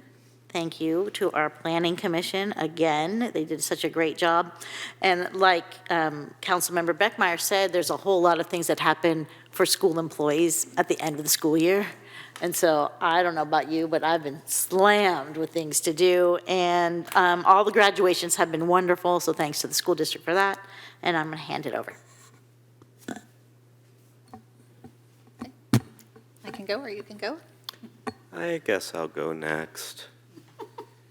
I also watched the Planning Commission meeting, but I did not write it down, so I'll mention it now. Me too. And I've watched all of the Planning Commission meetings around the quarry, by the way. I know that one of the commenters was astounded that the City Council wasn't there. As we discussed earlier when we were listening to our committees and commissions, especially when it comes to commissions, there's matters of what they deliberate on can come to us on appeal. And so while technically council members can show up at those meetings, there's definitely a sense of impropriety when we do, and so we tend not to. And it's not for a lack of desire to be there. And thanks to PCT, we don't have to be there to watch exactly what happens. Not that we can see every facial expression in the audience, mind you, but we get a pretty good sense, and we see the deliberations directly. So. I wanted to start, however, by congratulating the Terra Nova class of 2024 who graduated last Thursday. And I wanted to ask of the mayor that we might adjourn in memory of Joaquin Dominic Jimenez Alvarado, who is the son who was tragically lost of our good friend, fellow mayor in Half Moon Bay, Joaquin Jimenez. So if we can adjourn in his honor, I make that request now. I attended a Broadmoor Police Protection District meeting. You might ask why I did that. It's because I'm a member of the Local Agency Formation Commission, who was meeting the next day, in part in regards to the Broadmoor Police Protection District Municipal Service Review, or MSR. Broadmoor has been a nut we've been working on for the last year and a half or so. We're still working on it, and I do my due diligence, and so I also show up at other jurisdictions' meetings when it occurs to me that it is part and parcel with me doing due diligence. I attended the Open Space Parkland Advisory Committee meeting. New chair, Ellen Tason, as we heard earlier from Arlene, and new vice chair, Ramey Tan. Congratulations to you both. There was some damage done by PG&E going up on the Ani Trail a few weeks or a month or two back, and so a claim has been put in, which PG&E is apparently handling admirably, so that's good news. We know that sometimes we are vexed by their conduct, and this is not apparently one of those instances, aside from the damage done to the trail, which will be addressed in short order. Comms interviews. I attended, like my colleagues, the City Democrats meeting in which Coastal Commissioner Justin Cummings was speaking. Thereafter, I showed Commissioner Cummings around our coastline a little bit so that when Coastal Commission is deliberating about Pacifica, at least someone, if not several, might have an idea of what the landscape actually looks like, what the physical needs might be, and a sense of who we are and what we're doing, or what we're trying to do anyway. And afterward, I tried to attend the Terra Nova car show, caught the very end of it. There was kind of a parade of cars going out as I was going in, but there were some shiny, beautiful cars, so that was a good time, and always good to be with members of the community. Library, San Mateo County Library, JPA, budget stuff, that was most of it. Later that day, there was a Service Academy reception held by our Congresswoman Anna Eshoo on Moffett Field. And this was an exceptional opportunity. To give you some idea, when Katrina Rill, who was one of the staff members, longtime staff members of Jackie Spear, stepped down, she began working for, when she was out of a job because Jackie retired. She started working for Anna. And I saw Katrina there, and she said that it was next level being on that air base, and it was really rather impressive. The 129th Airborne Division, which were helping Anna put on this event to honor the kids that she's helping to send to the military academy, what they do, they're a rescue unit. And so very specifically, this was an airborne unit that just does rescues. I think they've saved something like 1,161 lives or something like that over the time they've been doing their thing. I got to, well, first of all, they named a helicopter after Anna, the Honorable Anna. And again, this is a helicopter that just does rescue missions. And so that was pretty neat to see the hardware. There were also these airplanes, one right next to it. And one of these gentlemen who was telling us about these has actually recently been in Gaza running missions to try and help the Gazans not starve to death. So hearing about some of those dynamics from the people who actually do them was an honor. And being allowed to be a part of that ceremony was an honor. So thank you, Congresswoman Eshoo, for that. North Carolina County Fire Authority meeting, which I attended with Councilwoman Bowles. We're still in the Fire Authority. We also had the opportunity to meet Jeremy Dennis, who's Brisbane's new city manager. Congratulations, Jeremy. Clay's been there for a very long time, and I know he'll be missed, but it looks like Brisbane's in good hands. On the 22nd, there were Peninsula Division Cal Cities events, starting with a press event in San Jose, basically across from the Intel campus, in front of a fire station around what Cal Cities is terming the Taxpayer Deception Act, put on by the California Business Roundtable. And after that, there was a lunch put on at the Cisco campus, talking about ballot measures to inform electeds. One of them was that Taxpayer Act, which is being advocated by the California Business Roundtable, essentially to take away cities' funding ability to fund infrastructure, libraries, fire. So that was pretty important. There was also Libby Schaff, former mayor of Oakland, there to talk about the Bay Area Finance Housing Authority. She's the HUD appointee. and this is the probably upwards of $20 billion bond measure that's going to be placed on the ballot. It's one of those once-in-a-generation opportunities to get serious affordable housing going. LAVCO, East Palo Alto Sanitary District protest hearing, nothing to do with us. LCLUP meeting, Council of Cities at Redwood City, and the Memorial Day celebration, remembrance at the American Legion Post and the Memorial Monument. Afterward, I toured around Evan Lowe, who's one of the members running for Congress. Hopefully I get to have a similar opportunity with Sam Liccardo in the not-too-distant future. And that's my full report. Thank you. I'm last today, but not least. But I won't repeat everything everyone else has said.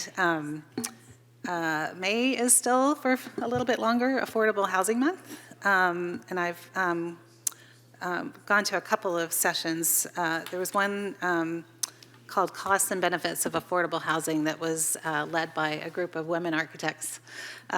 Really fun. And they were really talking about how the design is different for affordable housing and what trauma-informed design means. And yeah, things that, I mean, even being in this profession, I don't always think about, right? And the way people move through spaces and the way sometimes people need some visual cues before they're ready to engage in a public space, right? And anyway, just really fascinating. But also just about how expensive it is to build, how, you know, a lot of them you look at are kind of boxy. People always ask, why are you building so boxy? But that's really the economies of scale and stacking things. And so, you know, there's little tricks that architects play, but you're really trying to pack in as many units as you can to, you know, house as many people as you can. And then it's expensive because durability is important too. You're not building something cheap that's, you know, not going to last very long. I missed a talk today. I'm hoping it's going to be recorded on shared parking because that's a really big cost piece to the housing is paying to house all the cars. And whatever we can do to save that money can make the projects more affordable and more of them built. Met with the Emergency Preparedness and Safety Commission, and we talked about wanting to meet with the Thrive Alliance and Thrive Rise about learning about how they organize nonprofits. So that's something that we'll be following up on. And then Jay mentioned that we had a former FEMA employee, Gregor Blackburn, is amazing, and he actually reviewed the local hazard mitigation plan on his own and gave us a little presentation since it's been a couple of years, so appreciated that. Met with the Pacific Beach Coalition and just want to congratulate them, all their hard work. They've been chosen by our Assemblyman Mark Berman as the Nonprofit of the Year. Very well deserved for all their work, not just in our community, but, you know, in neighboring cities, but also in education and outreach to our schools.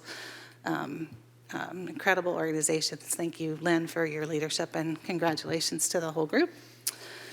The Cal Cities event, the Coastal Cities, was fascinating. It was really interesting to see how the different cities are facing their challenges. And what they've learned. I ended up reaching out to Santa Cruz was talking about, they actually had not just their planning department, but Public Works present, which I thought was really interesting to get, you know, a little bit of the more technical side. They are planning, as Mayor Pro Tem Beckmeyer mentioned, they've passed through in these last 2 years in these storms 3 sets of triggers that, you know, have prompted, you know, much more major and much more costly projects. And they have years of FEMA money that they're behind on getting from the federal government too. So it's a little bit scary to hear. But they've actually started communications and outreach to the community around managed retreat, which is so difficult. But as it turns out, the majority of the people are for it, to for Cliff Drive in particular, understanding that the costs to maintain that 2-lane road are too much, and that they're going to have to be planning for stepping back to 1 lane. The Public Works Director, Nathan Nguyen, mentioned having received a presentation from NOAA about nature-based solutions, and he offered to give their contact information. I've emailed him, but he hasn't responded, so I don't know if, I can always try to call his office, because I think that would be something wonderful to bring to Pacifica as well. We know that that's something the Coastal Commission is encouraging us to consider, and it would be great to know really what it means and what the opportunities are, so that we can start thinking about some of that. So anyway, I'm going to follow up on that as well. The Healthy Air, Healthy Homes event, thank you Pacifica Climate Committee and Peninsula Clean Energy for being there. Gas stoves are dangerous. And this is new research that's just come out in the last few years about the particulates that are in the air, even when your stove isn't on. There are emissions, including benzene, that are cancerous, that are coming out all the time. And then when you're cooking, the very fine particulate matter stays in the air for up to 6 hours and travels in your house. So think about it. Think about whether it might be a good opportunity to switch. Induction cooking really provides almost exactly what gas does. You know, instant on and off and temperature control. And the Pacifica Climate Committee has 2 small burners that are out for loaners, so you can take one home and test it yourself. Try out your favorite recipes and see how it works. I want to thank Justin Cummings for the presentation on the Coastal Commission and for really being brave in our community and answering the hard questions that our community has. And I thought he did that very well and thoughtfully.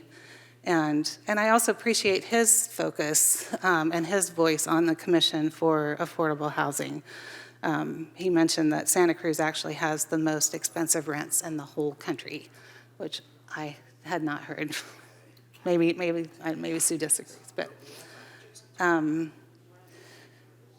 have been a couple of incidents on Esplanade, so I've had some conversations with neighbors and the Chit Chat owners and the PRC, and we'll follow up on that. Thank the planning commissioners too for their good work on the quarry. And then 2 more things. The Leadership Council, so these are my last 2 days of the 10-month program coming up. This Friday is Civics Day, so it's about government and engagement. And we're actually going to have a fireside chat with our favorite, Scott Wiener, and Kevin Mullen. So that'll be super interesting.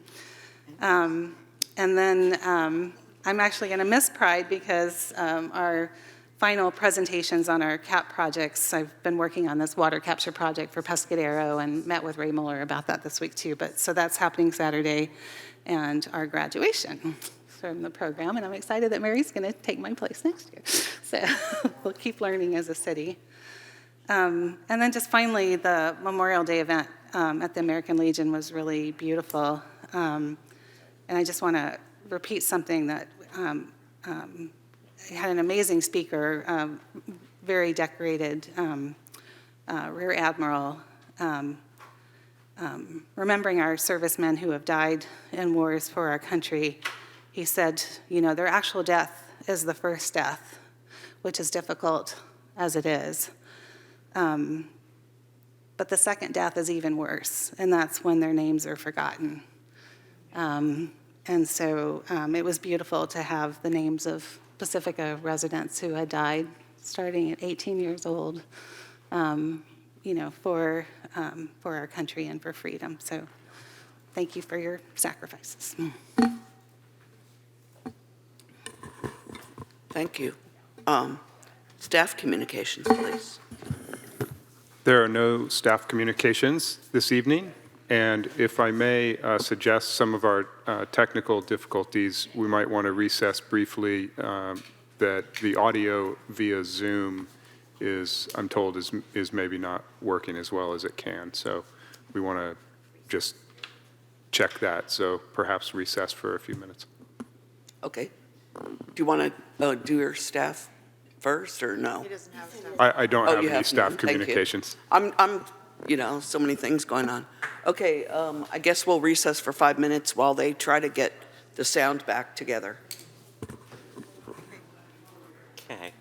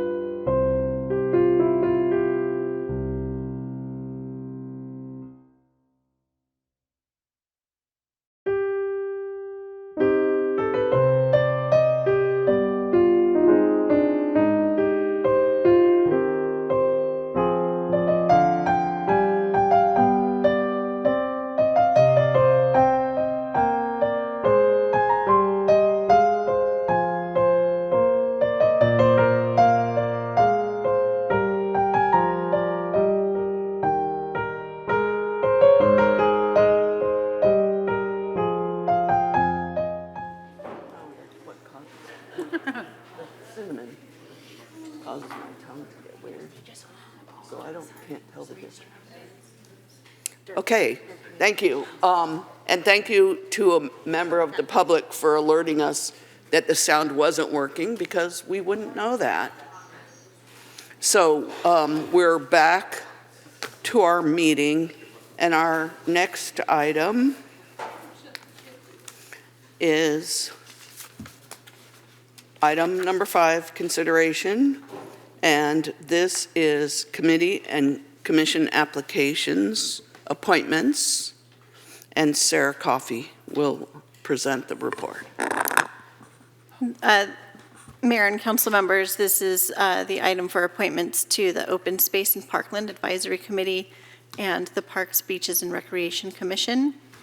The city recruited applicants for the Open Space and Parkland Advisory Committee and the Parks, Beaches, and Recreation Commission due to 2 expiring terms on each of those commissions. The recruitment notices were posted on the city's website on April 1st and then were published in the San Mateo Daily Journal and advertised in the city's weekly Connect with Pacifica e-newsletter, the city's Facebook and Nextdoor social media accounts. The application deadline of April 19th was extended to April 26th and then to May 3rd to allow for additional applicants. The city received 6 timely applications for the Open Space and Parkland Advisory Committee and 3 timely applications for the Parks, Beaches, and Recreation Commission. The list of applicants for each of those are included in the as an attachment to the staff report. Pointing out that Pacifica Municipal Code Section 2-2.103 for membership eligibility sets forth guidelines for committee and commission membership as follows. The membership on commissions provided for in this chapter shall represent a broad cross-section of the entire community. To be eligible for appointment to any commission or committee, a person shall be a qualified elector of the city, except for the following persons. 1, members who are under the age of 18 years at the time of their appointment, provided, however, they shall be residents of the city. And 2, members of committees who are not qualified electors or residents of the city, but who may be appointed by the council where they are deemed to be able to provide expertise or where they may be representative of a section of the community, for example, commercial. Applicant interviews were conducted by the City Council at a special City Council meeting held on May 16th, 2024. With that, we can look at Open Space and Parkland Advisory Committee applicants and Parks, Beaches, and Recreation Commission applicants, and council can deliberate to discuss and come to a suggestion for nomination of 2 applicants for full terms on the Open Space and Parkland Advisory Committee and 2 applicants for appointment for full 4-year terms on the Parks, Beaches, and Recreation Commission applicants. With that, I am available for any questions that the council may have. Are there any questions? I have a question for you, Madam Mayor. Yes. What is the process we can expect as we go through this appointment? Okay. In my notes, it says first council questions, then public comment. So we'll do public comment first. And then I believe what we'll do, if everyone agrees to this, is we'll go down the line and people will indicate who they'd like to serve so that everyone has the ability to discuss that, unlike the last time we did it. So, is that okay? Is that okay? Only looking forward. Sounds good. Okay. Are there any more council questions? Seeing none, are there any comments from the public? Seeing none, is there anyone on the phone for this item? Okay, seeing none, we'll bring it back to council. And who would like to start? Tiger? I'll just go down the line. Please. The 2 I have for OSPAC are Lauren Goodmiller and Ariel Strell. I had Lauren Goodmiller and Erica Wool. I have Lauren and Ariel. I also have Lauren and Ariel. I have Lauren and Erica. but I'm good with Ariel too. Okay. It sounds. Well, and I think like always, right? Everyone who comes out is so wonderful. Yeah. So it could have, for me, it could have gone either way between Erica and Ariel. And I'm hoping that there's places for them, the people that we don't choose, that there'll be places for them moving forward. And So this- awesome. This was a particularly hard one because there were 2 spots open for 6 good applicants. So, Agreed. if there's no dissent, I'll go ahead and make the motion for the top 2 vote getters in this first process. Is that? So I'll move that Lauren Goodmiller and Ariel Strell be appointed to 2 full 4-year terms to expire May 2028. I'll second. Please vote.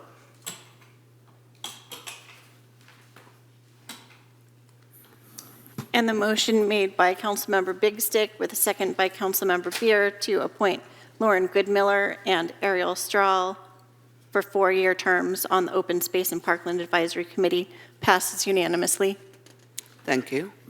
And we'll move on. Madam Mayor? Yes. So on this one, we had 2 open spots, 3 applicants, but of those 3 applicants, only 1 showed up for the interview.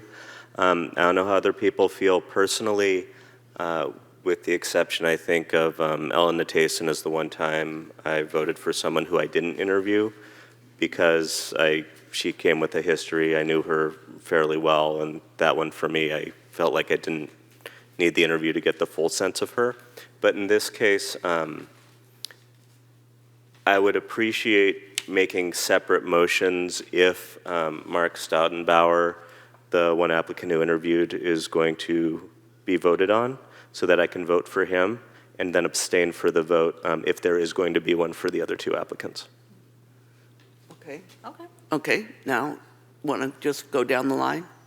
Yeah, well, Mark. So we're going to do 1 person this time. If the rest of the council is okay with Mark Staudenbauer, but it might be that y'all favor the other 2, so. I'm okay with that. So am I. I'm okay with that too. Me too. Okay, so we're going to vote now on, So I'll move that we appoint Mark Staudenbauer to 1 full 4-year term to expire May 2028. I'll second. please vote. And the motion to appoint Mark Staudenbauer to PB&R Commission for a full 4-year term made by Councilmember Big Stick and seconded by Mayor Pro Tem Beckmeyer passes unanimously. And again, since I don't feel comfortable voting on one of the other 2, just since I didn't have the interview opportunity, I'm going to be abstaining from this vote.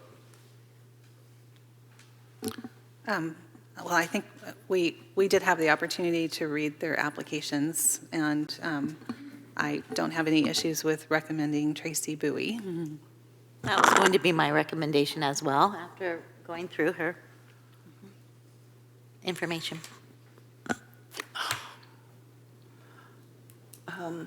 I also like to interview them in person. I read through all of the items, but I'm not comfortable voting for someone I didn't meet. So,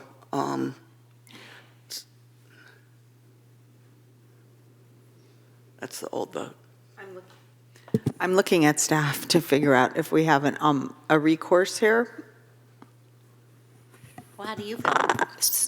I'm hearing of 2 potential abstentions. Say that again? I'm sensing 2 potential abstentions from voting for applicants that were not at the interviews. And ultimately, Council, Denise Bazzano, Assistant City Attorney, ultimately, if there is not somebody that a majority of the council can support because they were not in attendance, there could always be no votes for that candidate. Okay. And someone would have to make the motion. I'll make a motion. Because I think it's important to fill a seat as well. And based on this person's application, I think they're very qualified. So I move to nominate Tracy Bowie for a 2 full-year term to expire May 2028. I'll second that. Okay, please vote.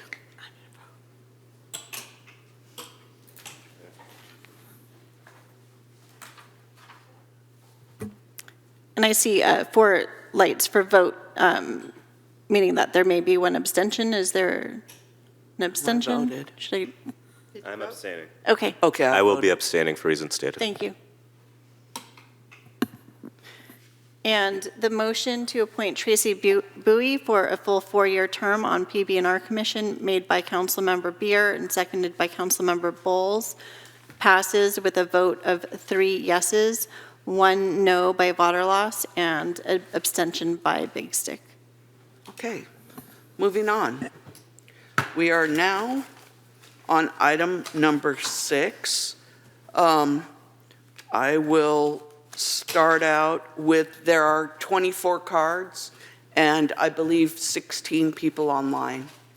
So we are going to limit the comment to 2 minutes. I'm going to read a statement first. And these are the procedures for public comment. If you wish to speak, fill out a speaker card, provide it to the staff, and you'll be called on when it's your turn to speak. We recognize that there are a significant number of speakers on this item, and in order to allow everyone the opportunity to speak, we are giving you 2 minutes and request that speakers avoid repetition of views already expressed. So you can basically say, I agree with the speaker prior. We understand that people have strong feelings on this item. However, in order to treat everyone with respect and not intimidate anyone from speaking, we ask that there be no applause, booing, or commenting from the audience. You may express your opinion when you're called upon to the podium and address the council. Witnessing the Planning Commission with many outbursts and clapping, we're going to do exactly what they did, and if it continues after people have been warned, then we'll take a recess, and really no one wants to do that. So if everybody could just not clap or boo and allow everyone to speak on this subject, whether you agree with them or not. It's really important that everybody can have their say. So we are going to open for questions. Well, let's have a staff report first, and then we'll go further. There is no staff report on this item, but I will defer to Councilmember Beer, who had requested this be agendized, to introduce the item. Yeah, thank you. Thank you very much, and thank you to my colleagues for being willing to bring this forward so we can discuss it.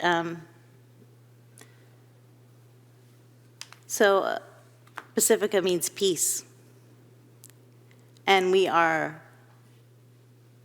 so lucky to have Pacifica Peace people who are working so hard in our community to uplift peace. And they brought this resolution in front of us 3 times. The first couple of times I had conversations about bringing it forward. I understood that maybe that wasn't the right time, or that it's going to bring some negative things into our council chambers, and how peaceful is that? There was a lot of things that came back to me that maybe we shouldn't bring it in front of council.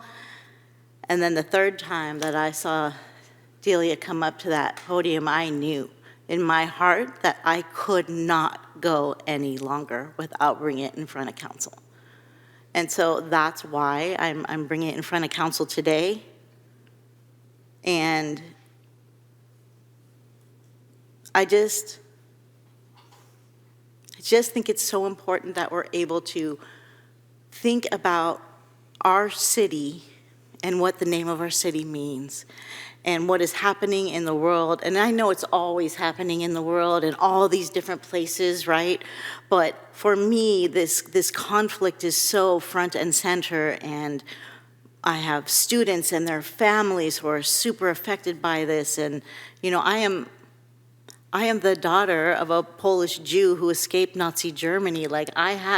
So I am coming in front of you today only to talk about peace, because that's what I think we need to talk about. And we need to be able to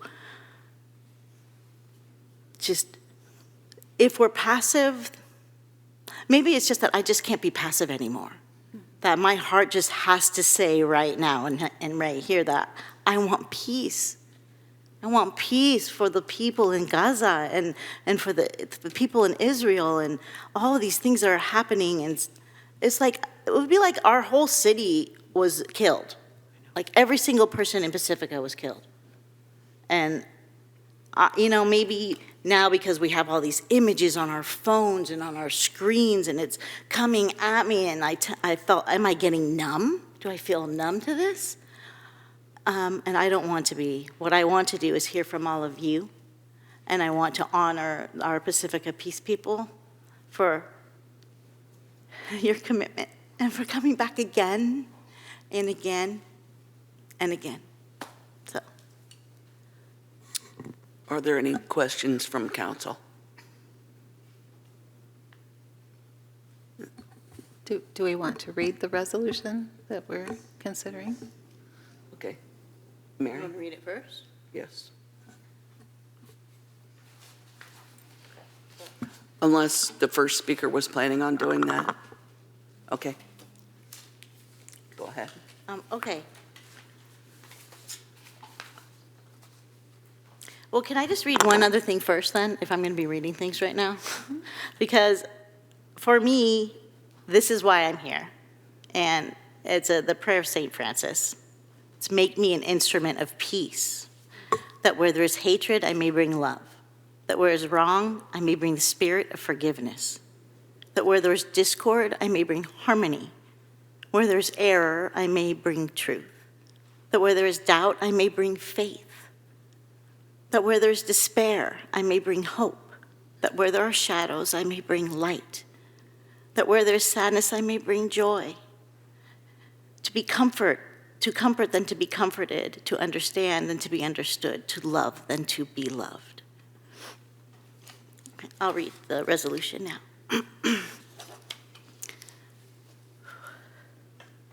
Pacifica Resolution for Peace and Reconciliation. Do you want me to read it? No, I think it's good for me too, yeah. Thank you, dear. Whereas the beautiful city of Pacifica, which means peace, stands committed to the belief that all human life is precious in all communities and nations of the world, regardless of national, ethnic, political, or religious affiliations or identities. And whereas recent and ongoing armed violence and destruction have resulted in tragic loss of thousands of lives of Palestinians and Israelis. And whereas these brutal attacks have caused ongoing shock, trauma, grief, and fear to those directly experiencing them, as well as those watching the horrors unfold. And whereas Islamophobia and anti-Semitism has risen significantly across the United States and around the world with direct impact on communities, including Pacifica, from synagogues and mosques to schools, universities, and offices, and wherever people gather. And whereas the people of Gaza have been effectively cut off from basic life necessities, and most have been displaced multiple times, resulting in mass starvation and ongoing crisis. And whereas the majority of nations in the UN have voted for a ceasefire resolution, and millions of people worldwide, including residents of Pacifica, have joined in peaceful actions since October 7th to amplify the call for human rights, peace, and justice. And whereas we recognize that we are globally connected through our shared humanity, and that our actions, however local, carry global implications. Now therefore be it resolved that the City of Pacifica joins the calls from the growing number of cities across our country and the world for an immediate and lasting ceasefire in Gaza and Israel, the safe return of all hostages and detainees, immediate and unconditional provision of life-saving humanitarian aid to the people of Gaza, and the initiations of reconciliation and a viable peace process for Israelis and Palestinians to create a better future for all. Thank you. And how many people are on the phone now? There are 15 people on the phone and currently 5 raised hands. The queue is growing slowly. Okay, so we're going to give the people on the phone about 10 more minutes, and at that time, we will indicate the end of the comments for the phone. 10 more minutes to raise their hand. To raise their hands. So, but we're going to start now with a public comment.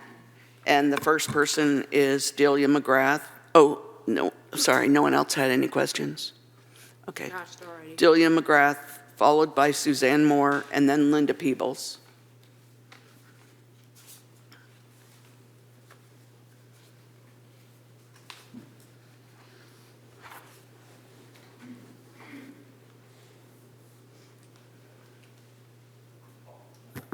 Mayor Vaterles, are we doing 2 minutes or 3 minutes? 2 minutes, thank you.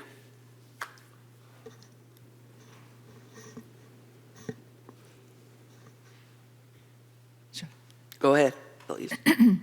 Good evening, everyone.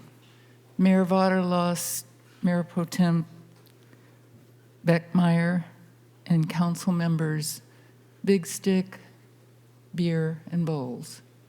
My name is Delia McGrath, a member of Pacifica Peace People.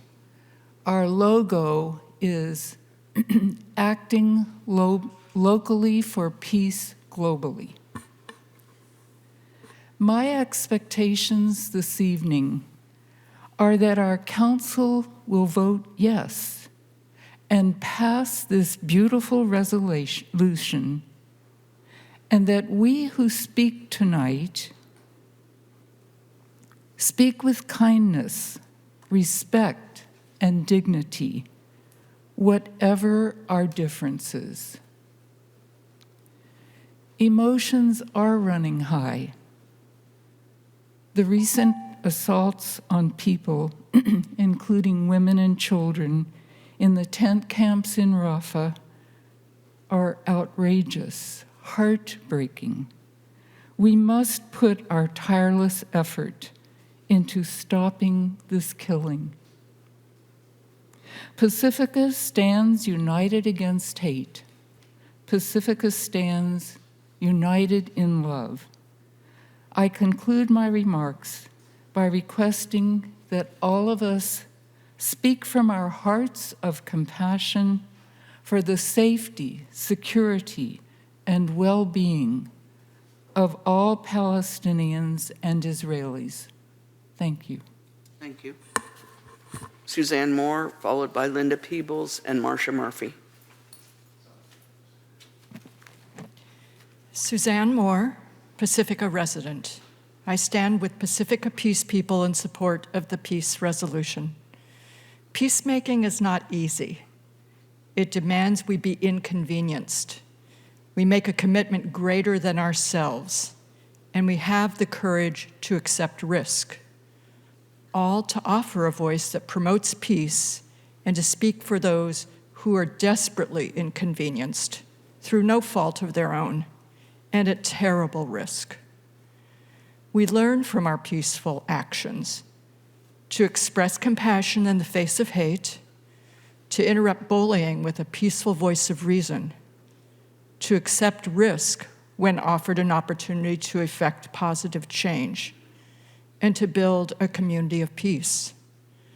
This war is a Pacifica issue, not just because Pacifica families are directly impacted, but because this teaching moment helps us to learn that peace is local and peacemaking is worthy, that we have a choice and there's something we can do, that the recurring history of war and hate can be impacted by the voice of peace. Please pass this resolution, and thank you so much for making this possible.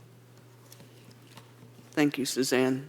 Linda Peebles, Marcia Murphy, and Susan Herring.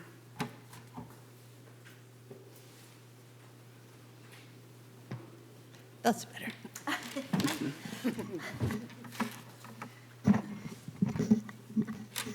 I'm Linda Peebles, and I've been a member of the Pacifica Peace People for over 20 years. Over time, our peace group has asked our city councils to approve several resolutions of peace recognizing September 21st as International Peace Day, becoming an official city of compassion, and signing on as a sanctuary city. We are grateful for these important peace resolutions. How beautiful it is to be this kind of city. Currently, I'm remembered an event our peace group put on. It was a public reading of Martin Luther King Jr.'s famous speech, Beyond Vietnam, A Time to Break the Silence. The speech was read in 16 parts by people representing various groups in the community, and it was read outside the Sanchez Art Center in the patio. Later, featured on the front page of the Pacifica Tribune. All who attended were really moved by the stirring words of Dr. King. Perhaps Dr. King's moral stance against war can offer some lessons regarding the current war in the Middle East. He understood the costs, the hatred, the devastating effects of war on all levels. He also knew that it took courage to speak out against wars, despite the terrible deaths and suffering of all involved. His speech was not popular with some people who said he should stick with just his civil rights works, but he felt morally compelled to speak against war. Similarly, as city council members, you might be asked, why should you consider speaking out on an international issue? Why not stick to the matters related only to Pacifica? But you've seen the destruction in the faces of children who are suffering, starving, and dying, and you know we are sending many of those bombs. You've seen how the ever-rising tide of hate and the push for retaliation that has fueled this war will continue to do so unless we speak up. We cannot look away. As Dr. King said, history is cluttered with the wreckage of nations and individuals pursued with this path of hate. Thank you. Thank you. Marcia, followed by Susan Herring. Oh.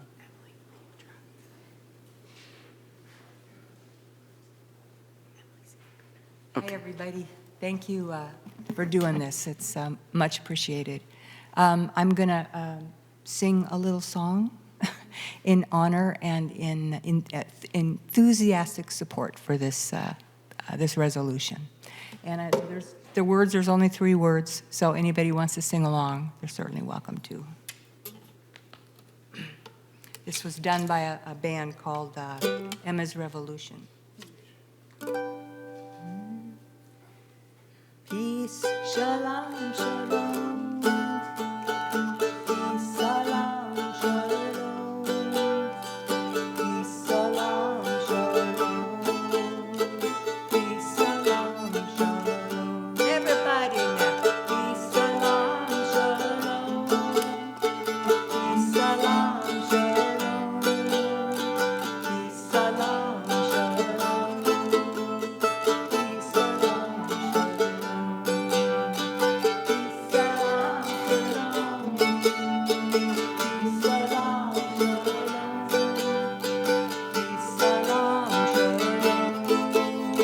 Peace, shalom, shalom. Come on, you guys. Peace, shalom, shalom. Peace, shalom, shalom. Peace, shalom, shalom. Peace, shalom, shalom. Whoops. Thank you. Thank you, Marcia. Susan Herring, then Rabbi Moishe Hein, and Flo Chang. Good evening. Thank you, Councilperson Beer, for bringing this resolution before the council, and thank the council members for hearing us. I thank you for this opportunity.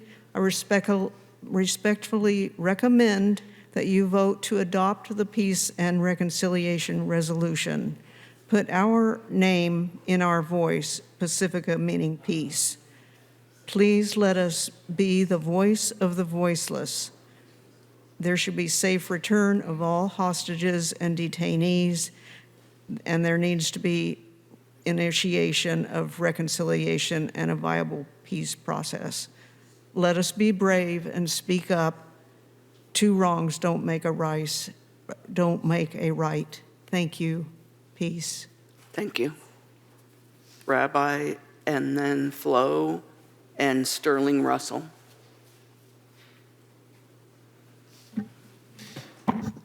Esteemed Mayor, council members, and those who serve the great city of Pacifica.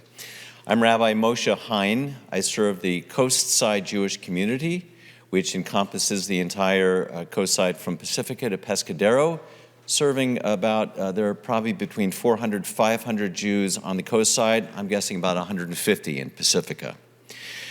I support this resolution. I believe that Hamas and the terrorists who attacked Israel on October 7th can and must be defeated. But that will only happen through a political resolution of the underlying Israeli-Palestinian conflict, one that rallies international support to deprive Hamas of financial, political, and popular support, and charts a clear, alternate, peaceful path toward Palestinian liberation.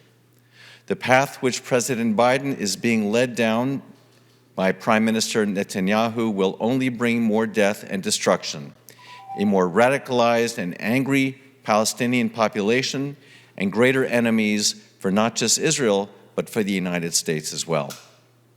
The political damage the president is suffering by going down this path is so deep that it could cost him the November election and all of us our democracy. And so I support this resolution and ask our president to demand an end to this war now and lay out the choice clearly for Prime Minister Netanyahu to resolve this war and the underlying conflict in a manner that brings lasting peace, security, and freedom to both peoples. Thank you. Flo, followed by Sterling Russell and Ellen Haig. And Emily, I think we're at 10 minutes, and if you want to indicate the last person on the phone with their hand raised, that would be great. There are 8 raised hands, and the last person on the phone currently is a phone number with the last 4 digits, 6837. Thank you, and that'll be our last phone-in caller. Thank you. Flo, go ahead. Good evening, esteemed council, and thank you so much, Councilmember Beer, for bringing this resolution for consideration. Being held responsible for representing an entire city where each individual has their own set of ideals and morals is no doubt a weighty task. Being responsible for its safety is also a significant consideration. Certainly, a city would not benefit from inviting violence in, but this fear must be balanced by fact. Any sort of action draws criticism, as I'm sure you are all familiar with, and one could imagine any number of unforeseen encounters. But we cannot let our anxieties get the better of us. Advocating for peace and reconciliation is a beautiful and worthy cause that should not be dismissed easily. South San Francisco, our neighboring city, was able to pass a ceasefire resolution without the sort of envisioned violence that hangs in our minds. We are an even smaller city with limited social media outreach, thus this discussion is even more insulated from outsiders, and one could say safer. Our record of council public comment and demonstrations on Highway 1 have been peaceful and without any sort of backlash. Pacifica is home to strong advocates for peace and also home to individuals directly impacted by this violence that seems far away. But we do not shed our humanity and compassion for others once they exit our city limits, or state lines, or national borders, or even crossing international waters. So we place these feelings of love and hope in you to vote yes for a peace and reconciliation resolution. Thank you. Thank you. Sterling Russell, Ellen Haig, and then Yuri Cartier.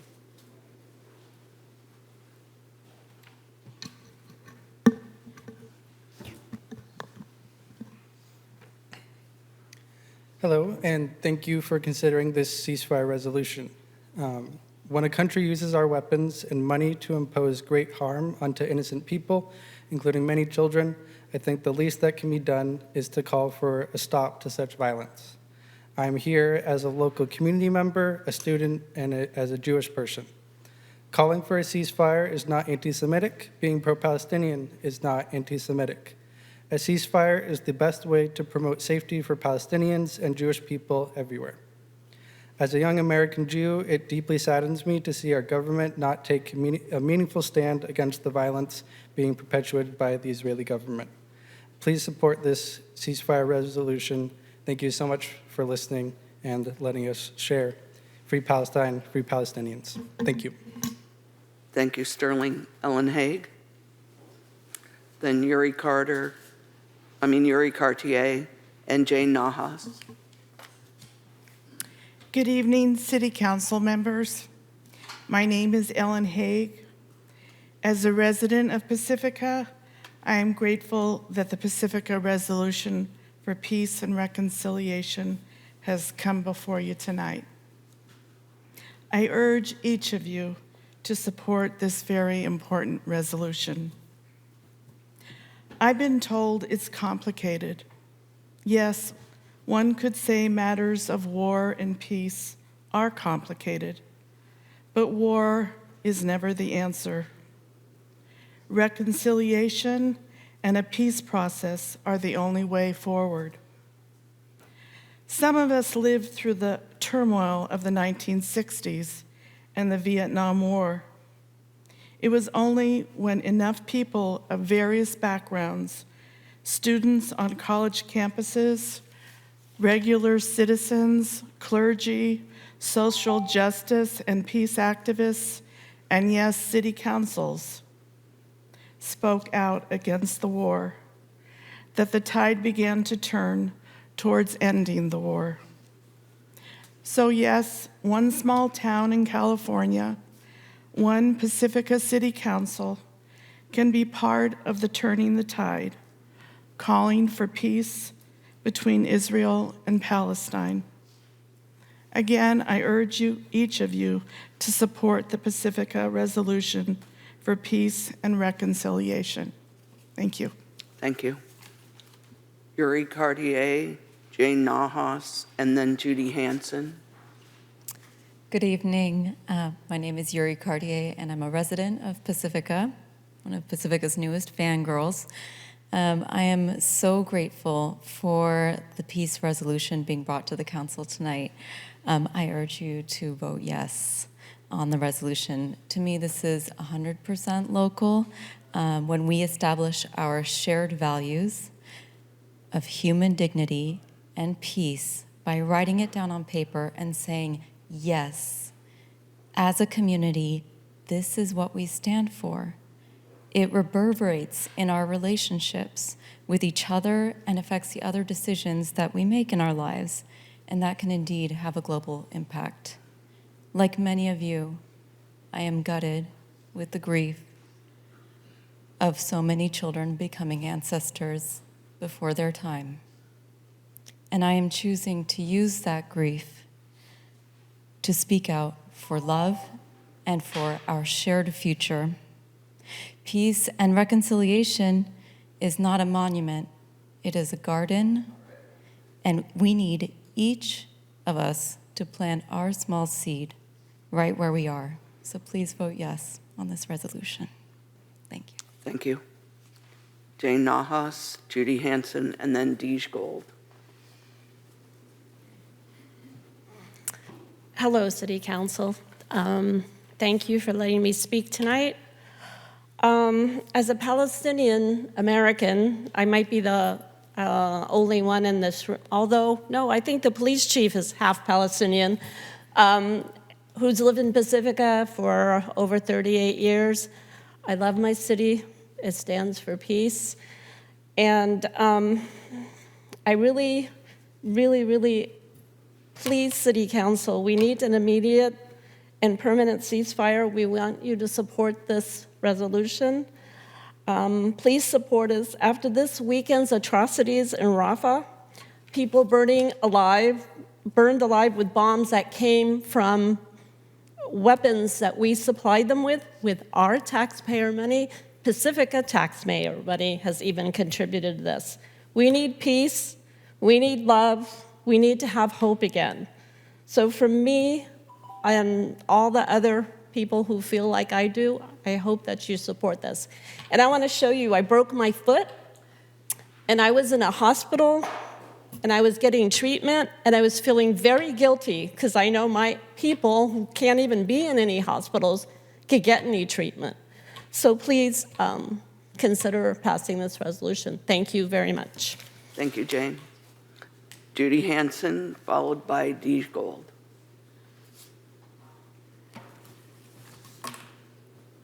Good evening. Thank you for having us, and thank you for the work that the peace resolution people have done, and the variety of different people here. It shows that we are a world that wants peace and wants to be together and wants to figure out how to come together and do this. I've put all sorts of hours into learning about this, and there's so much to say that I'm almost like don't know where to go, but. I'm here because I believe that peaceful change can come about, and by working together and sharing the information, that the truth can come forward, and that is that people all over the world want peace, and it's mainly smaller groups of people with a lot of power that make a lot of money from a lot of these things, cause a lot of these conflicts. By us adopting a resolution, we are stating that even if we're small, we matter, and like drips of water in a bucket, it adds up more than we even know. That's halfway, right? No, keep going. Okay. So anyway, throughout history, you know, the people who worked to stop apartheid in Africa did it by sharing information and bringing about the change in economic sanctions. And as someone mentioned about the Vietnam War, you know, it was home in our houses on the TV, and then people here these days can see things on the internet daily. Like, it's not like, oh, can you believe it? We're seeing it with our own eyes. And our country, like, what are the world thinking of us that we're supporting this, and we're being brought up on charges by the International Court of Justice or near charges from South Africa because it's so horrific what's going on. And the media doesn't show that Jewish people don't want this either, a lot of them, and they're protesting, and Israelis, a lot of them don't want that. And so I appreciate the time, and I appreciate that you vote for the ceasefire, because that's what the people want. Thank you. Thank you. Is Dee Gold here? I think she's gone. I don't see her. Okay, so now we're going to go to the phone line. Emily? The first raised hand is for David Rakowski. Okay, David, go ahead. Good evening, Pacifica City Council members. Thank you for the opportunity to make a public comment this evening. And actually, I'm Joanne Rakowski rather than David. That's my husband. And I urge you to approve the Pacifica Resolution for Peace and Reconciliation that is before you now. The resolution speaks to the ongoing tragedy in Gaza, but I believe that it also speaks to those of us on the coast side. I know that I'm not alone in being dismayed over some of the hateful comments that have been recently expressed on the coast side, including by commenters at meetings of the Pacifica and Half Moon Bay City Councils. I believe that it is imperative at this time for all of us, including elected leaders, to publicly state that we view all members of our community as deserving of respect, and that we do not tolerate hateful rhetoric or violent action. It seems very appropriate for Pacifica, with its name derived from the Latin pax for peace and facere to initiate a peace resolution. A statement such as this from the Pacifica City Council demonstrates a commitment to our shared humanity and global interconnectedness. I urge adoption of the resolution. Thank you. Thank you, Joanne. And hold on a second. Technical difficulties or the next caller? 5 minutes? Okay. We're having a lot of technical difficulties tonight, and we do want the members of the public at home to hear everything that's being said. Denise, is that? So I just wanted to make sure that the 8 members of the public who had their hands raised are identified so that we won't lose them in the queue. I'll write down their names. Thank you. Okay, so I guess we're going to take 5 more minutes, and we'll be back while we get this solved. Thanks.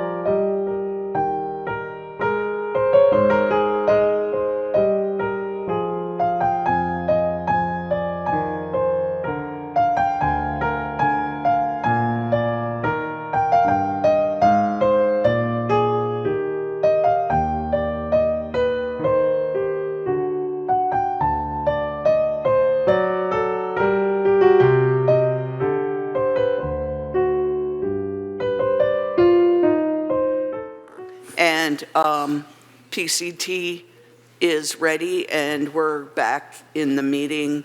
We're on the phone line. And the next caller, please. The next caller is for Cliff Lawrence. Go ahead, Cliff.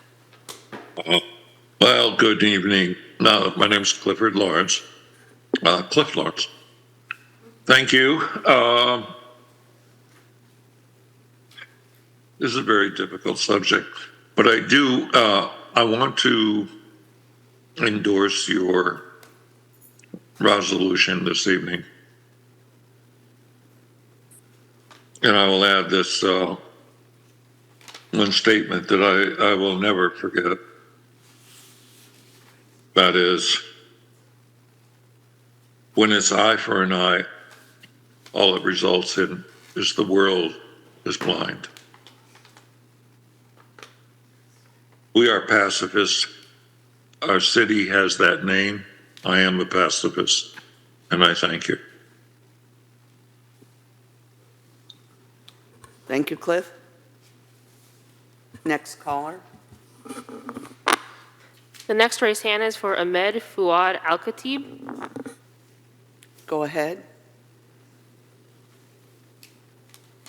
Hello. Thank you for taking up this beautiful resolution. My name is Ahmed. I lived in Gaza City until the age of 15 when Pacifica became my home.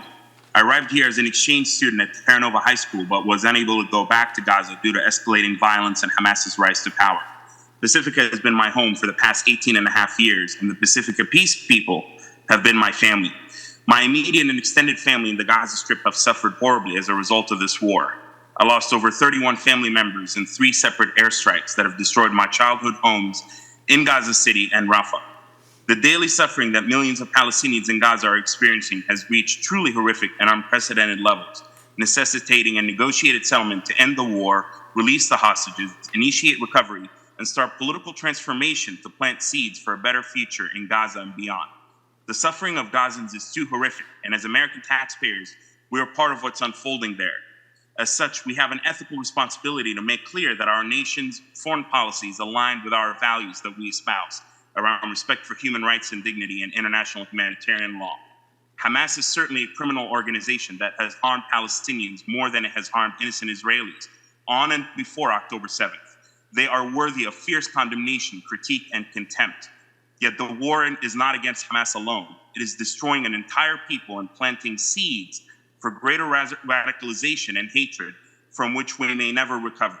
This resolution is one of the few that beautifully encompasses balanced language that humanizes both peoples and acknowledges peace and reconciliation as the only viable path forward. In my conversations with Delia McGrath, I stressed the need to mention the hostages and avoid the mistakes of other city council resolutions that failed to humanize all victims of October 7th and the subsequent war. While there's a disparity in the power dynamics between both peoples, they are both united by a shared humanity and desperate need for new leadership that can initiate political transformation and begin the long and arduous healing process to get past this horrendous moment in history. Your time is over. Thank you. Thank you. Next. The next raised hand is for Gloria Stofan. Go ahead, Gloria. Good evening, City Council members and city staff. My name's Gloria Stofan, a longtime resident of Pacifica. I first want to thank you all for placing this peace and reconciliation resolution on the agenda for tonight's City Council meeting. I stand with the Pacifica Peace people, urging you to vote yes in support of this resolution. It's a very well-written piece that took time and research to write and to incorporate not just Gaza and Israel wars, but for all wars and conflicts in the world to stop this violence and madness. As we know, the U.S. is still very much involved with the war between Ukraine and Russia. Also, this particular resolution offers a viable peace process for Israelis and Palestinians to create a better future for all. I just cannot remain silent when so many are suffering. This is a resolution that cares and supports justice and human rights for all. Thank you. Thank you. The next raised hand is for Carlos Davidson. Go ahead, Carlos. Thank you, Council, very much for considering this vital issue. I'm Jewish and have family that died in the Holocaust, and yet I urge you to vote yes on this peace resolution. I want to clarify that a yes vote is not in any way a vote against Israel or against Jews. The war in Gaza has killed tens of thousands of innocent civilians. And ultimately, as you heard from Rabbi Hein and from others, it is a war that is not good for Israel or the Jewish people. I urge you to vote for a ceasefire and peace. Thank you for your consideration. Thank you, Carlos. The next raised hand is for Cynthia Kaufman. Go ahead, Cynthia. Yeah, hi. Again, I wanted to really thank you so much for considering this resolution. And I just wanted to say, like everybody, I think, who's been speaking, that and as Mary started with it, that we're all heartbroken. We're heartbroken. You know, I've been following Ahmed's story of his family and his efforts to get people to safety, and it's tragic. And I'm a member of the Coastside Jewish community. I'm proudly Jewish, and my Jewish roots have taught me the tradition of justice, and standing up for what's right. There are some people, you know, right now Israel's being controlled by a really, really warmongering government that thinks that the way to get to peace is through war. And I think, you know, most of us know that the way for Jewish people to be safe in this world is for there to be a just peace that makes things work for everybody. So I also just wanted to say that that, you know, unfortunately, this war is really being funded with our tax dollars. 1 minute. The Israelis couldn't possibly do what they're doing without the money coming from the United States. The protests that have happened, you know, in the last couple of months have really tipped the balance, and everything we can do to tip that balance is going to be really crucial. Over 100 cities have voted for resolutions like ours, including South San Francisco. And again, we're just another grain of sand on the pile that may tip the balance and try to be the beginning of the end of this war, the beginning of peace and reconciliation. So thank you so much for your consideration, and I really urge you to vote yes. Thank you, Cynthia. Next. The next raised hand is for Dan Evenhouse. Go ahead, Dan. Can you hear me now? Yes. Okay, thank you. My name's Dan Evenhouse. I'm a 20-something year resident of Pacifica, associated with a number of peace groups, including Pacifica Social Justice, and a member of St. Edmund's Episcopal Church. I want to urge the members of the council to vote for the resolution. I think, and I also just have to say that I'm very pleased to hear not only all the people that are in support, but especially the people of faith who've mentioned that peace is something really important to work for from our local city of Pacifica. It's really great to hear that peace is not something that is owned by one particular brand of faith. But, and thank you very much. Thank you. Next. The last person in the queue is the phone number ending in 6837. Go ahead.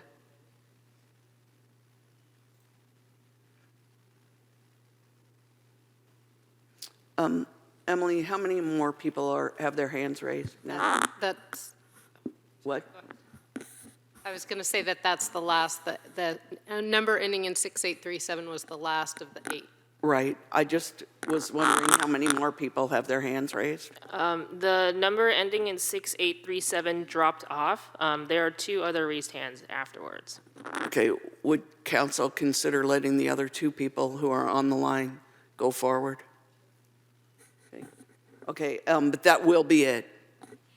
So we'll let the last two people speak, and then that's it. Thanks. The next person with a raised hand is Adrian Zanini, and the second person with a raised hand is Hidia Matenrad. Okay. Go ahead, Adrian.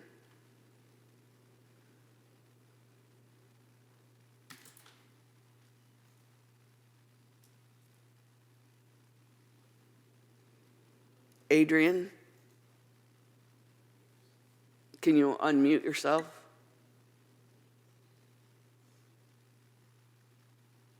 Okay, let's skip her for a second and go to the last caller.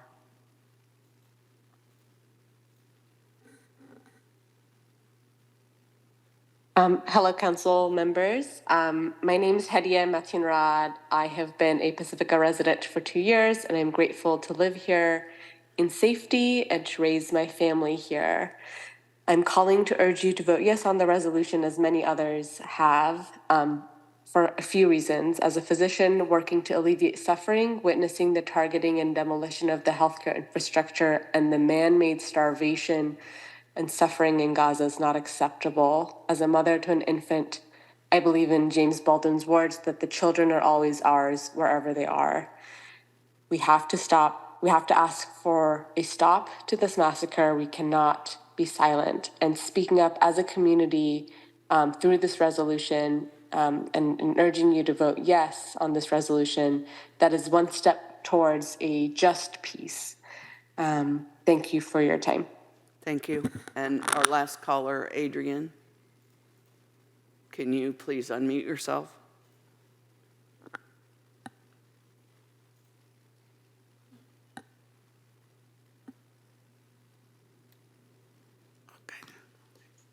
There. Am I okay? Oh, you're on now. Good. Good evening, Mayor Votolaus and esteemed council members. I am Adrienne Zanini, a Pacific homeowner and a member of Pacifica Peace People. I strongly encourage the Pacifica City Council to adopt the Pacifica Resolution for Peace and Reconciliation. As Betty Williams said in her acceptance speech for the 1976 Nobel Peace Prize, peace in the world is everyone's business, no matter where you live or what you do. All of us are different, but we have much in common. We all live on planet Earth, and we breathe the same air, and we want our children to have a future, and we will die. But while we are here, we can help make the world a safer place for everyone. On this very evening, we don't have time to resolve all of our differences, but we can begin. President Kennedy once said that we must live in the faith that peace and freedom can walk together. The Middle East is surely one place where peace is not secure because freedom is incomplete. I feel it's a responsibility of all levels of government, no matter how big or small, to provide and protect that freedom for all of us who share this world.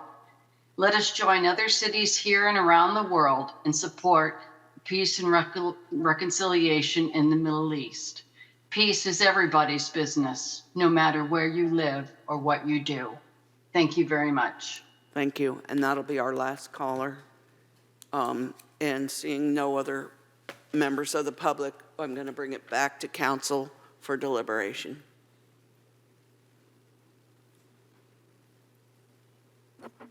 Thank you, Madam Mayor. I didn't see the order. Okay, go ahead. Okay with me going first? And then, yeah, and Christine next. Okay. So first of all, I made a promise both to Delia and Flo prior to tonight, and I will honor it. First, I'd like to ask a question. Okay. What are we going to do should this resolution pass? Does it just sit there on a shelf? Does it go to our members of Congress, our president, our senators? Does it go somewhere once we pass it if we do?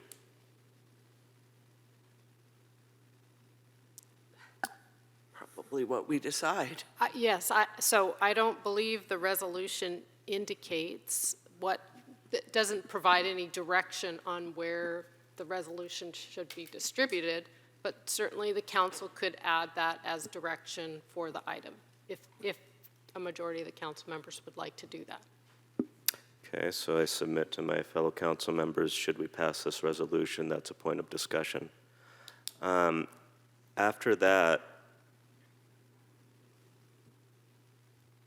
I don't know, I've been contemplating this for the last week and a half, and I'm almost inclined to vent, but I don't know if that's appropriate. I am deeply impressed by the peaceful way this has been brought forth. Given the serious lessons learned in San Bruno and Foster City, and even the ways in which my friends in South San Francisco and East Palo Alto have indicated to me it has not been all smooth sailing. I couldn't detect even the slightest hint of wind this evening, and I'm deeply grateful for it. So should I ramble on for a while, or should I cut it short so other people can speak? So, Mary, you began with thanks to fellow council members being willing to bring this forward. Certainly, I was not one of them. In point of fact, I became angry when you brought it forward.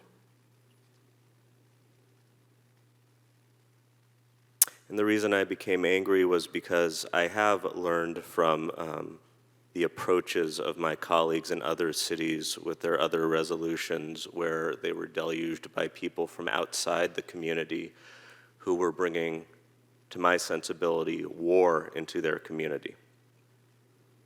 And I am grateful that you had the courage to bring this forward. I am grateful that I was deeply wrong about what I would find when it was brought forward, and I thank you for bringing it forward. I actually had to repress my desire to sing with Marcia Murphy, not because I didn't want to sing, but because in my peaceful conduct, I deemed that I needed to remain as neutral as possible as I experienced what I just did. And I was reminded of several songs. I've been reminded of several songs, and I've been contemplating several songs over the course of the evening. One of which by David Byrne, who's a favorite songwriter of mine. I don't know if any of y'all know the Talking Heads. But in his independent career, he wrote this song called The Civil Wars, in which the chorus goes, "The war is in me, the war is in you, the war is in everybody now." And I don't know if it's in bad taste or not to bring up the lessons I learned in my school days. College, I went to Tulane. I tried to take a semester of Islamic history. It was one of several classes I dropped because my psychological state was so poor, but I stayed in long enough to learn what, if I recall correctly, was the concept of the greater jihad and the lesser jihad. The lesser jihad being the outside war, but the greater jihad being the war within oneself, the battle that goes on within oneself to fight away those inclinations that are unbecoming of us human beings and to establish the relationship with the divine.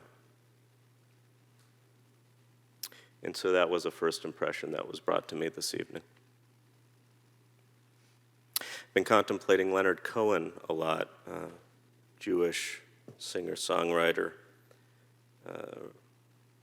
There is a crack in everything. That's how the light gets in.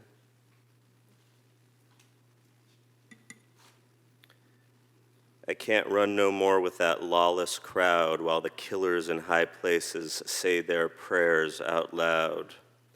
But they've summoned up a thundercloud, and they're going to hear from me in his beautiful voice. And I won't claim a thundercloud out of mine, but I'll tell you that when October 7th happened, the first thing I thought to myself was, I wonder if Benjamin Netanyahu allowed this to happen to keep his own behind out of jail, because going into it, I thought that's the kind of person he is. And I'll be happy now to take this opportunity, because I'm not going to be giving myself another one, to say that if they had an actual leader in Israel, maybe first of all, that terrorist attack by Hamas wouldn't have happened, and second of all, maybe the response wouldn't so gleefully resemble genocide. And I go to the Geneva Convention for my definitions, but I was touched by one of our local poets in our town who suggested, if not a genocide, then call it a slaughter of the innocents. the contagion of revenge gone mad that sickens us all, the heartbroken, the fallen, those trying to stay alive, all who want to look anywhere but here at the truth of who we all are in our impotence, our evil, our rage, and our hate. It's in all of us. And as I'm screaming at the top of my head lungs that this guy leading Israel should have been in a jail cell a long time ago, it informs my supposition that the reason this is relevant, because there is a crack in everything, my tax dollars and your tax dollars are going to the bombs killing innocent lives. And maybe there's a context, because if there's one thing I detest more than war, it's a bully, right?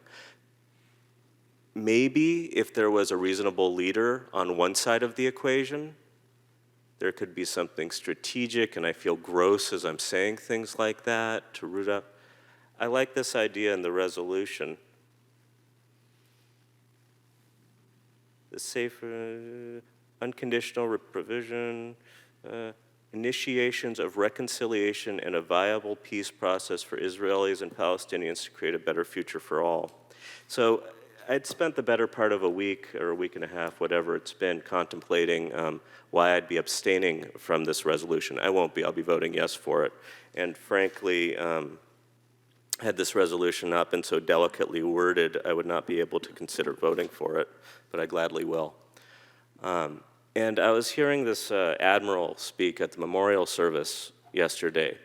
Admirably, no pun intended, beautifully, eloquently, that's the word I was really angling for there. And he was talking about how, well, in that region, when you look to Israel, it's kind of the one democracy, and it's kind of the one place where maybe men and women are treated equally. And I heard that, and I thought, that sounds about right. And then I thought to myself, but it seems like the guy who's running the country has been doing his darndest to change the legal system in such a fashion that maybe it won't be a democracy too much longer. And it brought me back to my long ponderings about Israel. By the way, I've been there. My family, Holocaust survivors. Let's get that one out of the way. So I can, this terrorist organization that has every desire to genocide the Jews living there, for all I know, killed the family I have living there, but I don't know them, so how would I know? But getting back to it, as I've long contemplated this after visiting the place, I've thought to myself, well, if this group of people has all the resources on their disposal, and here they are on a good day not having clean water or power and energy, it seems like there's a power imbalance, and people with power have a duty, responsibility to help the folks who don't have that, which inevitably leads to where we are. And if they had a leader in Israel right now, maybe there could be peace, and I hope soon there will be.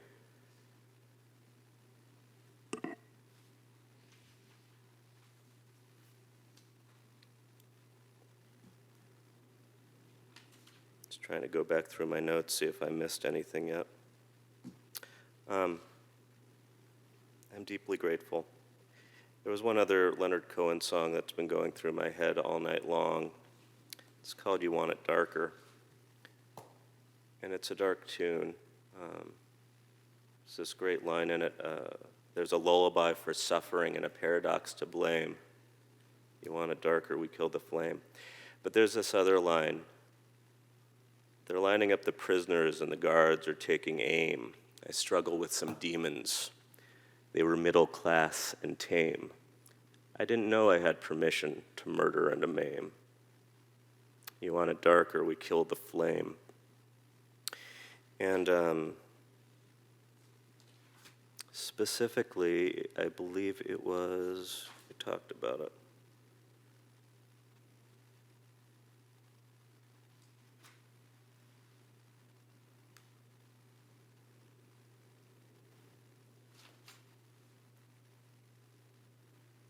Yeah.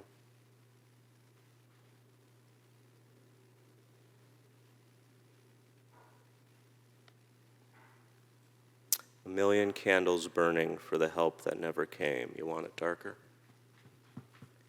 So, I made a commitment to Delia and to Flo and a couple other people that I would gladly vote for this resolution if it brought peace into this chamber. And I've vented now, and hopefully anything I've said had something that was helpful, and if anything I said was not helpful, I apologize, because I've been sitting on it for the last week and a half, and unlike the many folk who spoke tonight, perhaps I have more difficulty with peace within myself than they have within theirs. But I can learn, and I am trying, and I will gladly vote for this resolution. Christine. It's hard to follow Tiger's philosophical eloquence. You do that very well, though, and the way you process how you think and write what is right. I appreciate it. Words matter, and I want to start by thanking all 21 people. I was going to read your names, but it's getting a little late. Who spoke tonight? All of you had beautiful things to say, things that I know came from your hearts that you've thought about a lot, and that shared some of your experience, some of what you've learned, some of what you've seen, some of what your families are suffering. We see you, and we appreciate you. When our meeting a few months ago was Zoom bombed by Nazis, we all felt violated. Our staff was violated. You, members of the public, were violated. Our community was violated. And there was a deep fear that even bringing this discussion to this chamber would bring that back. And was it worth it? Was it worth bringing that pain for something that, for a proclamation that we say that may or may not, make a difference? But I'm glad you persisted. And I thank Mary for bringing this to us today.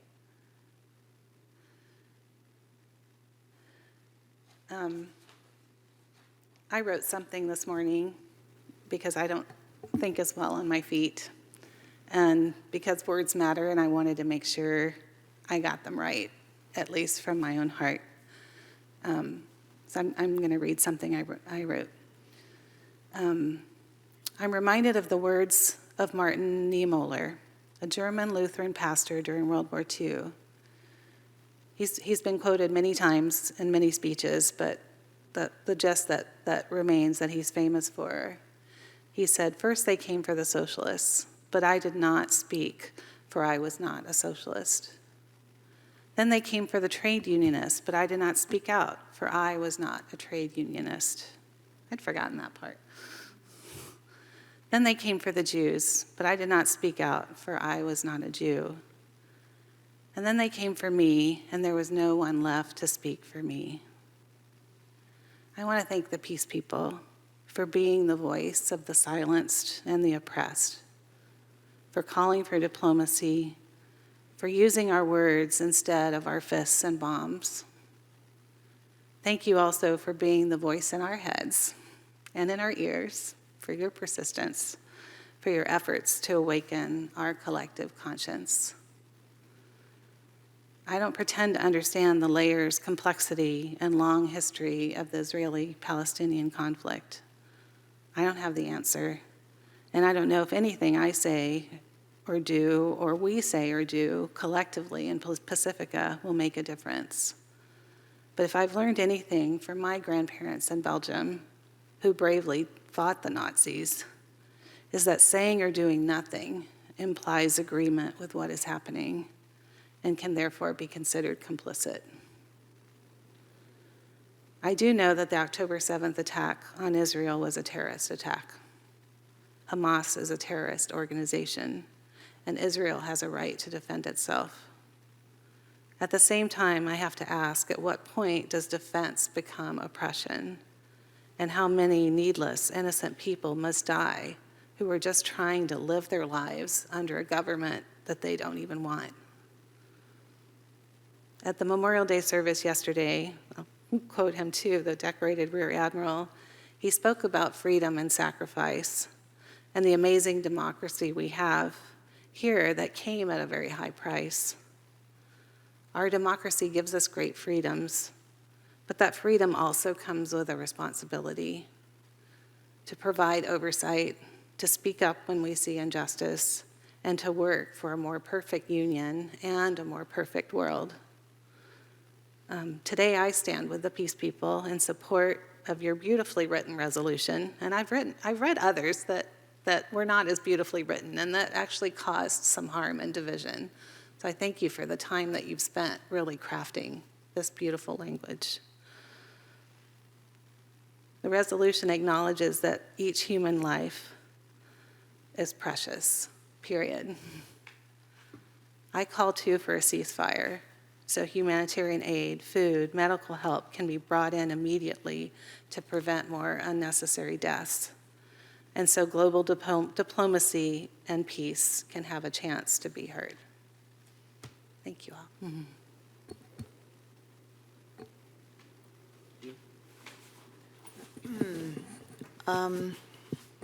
I was not originally in favor of bringing this resolution forward. I didn't think it was, what's the phrase? In the subject matter jurisdiction of the body. But the comments that were made tonight and in the emails that we've received made it clear that if it's in the hearts and minds of the people of Pacifica, it is within the subject matter jurisdiction of this body. So I struggled because I didn't want to have violence. I didn't want to have a big mess at our council meeting. And I'm grateful that that didn't occur. And thank you very much for the beautifully written resolution, which I will vote in support of. And I would like to propose that we include a letter or some statement from the mayor and send it on to our higher-ups, because that is truly where the decisions are being made. But we all know them. They know us. So I think it'll make a statement. Thank you, Mary.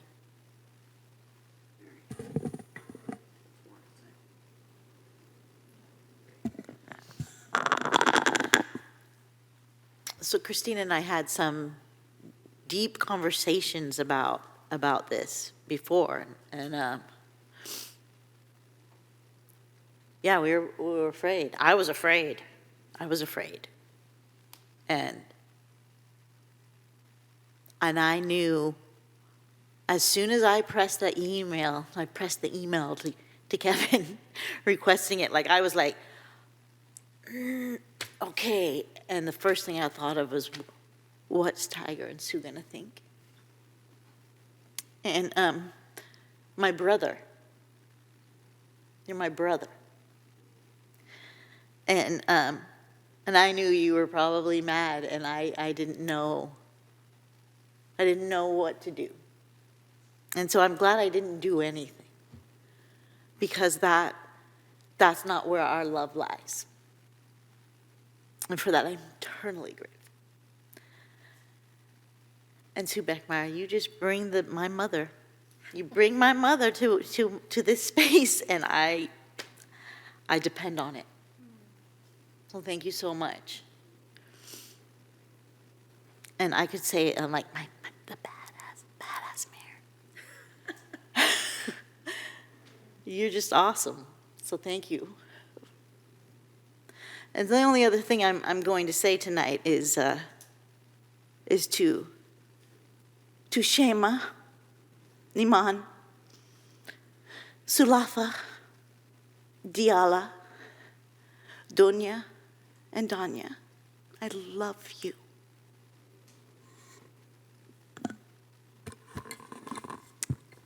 I was not angry. I was afraid. Very, very afraid. For many days, I've had tremendous anxiety.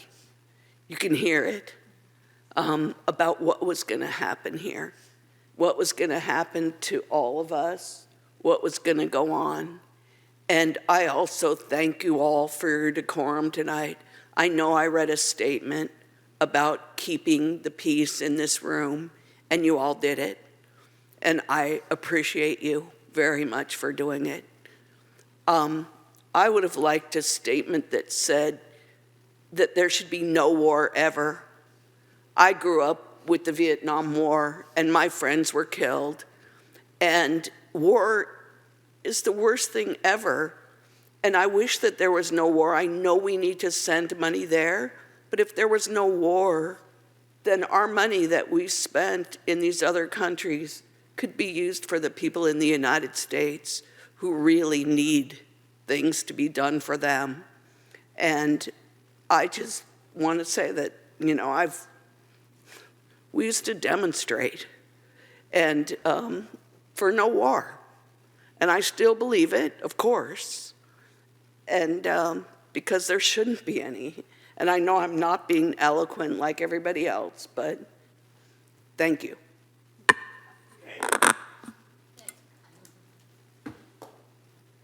Okay.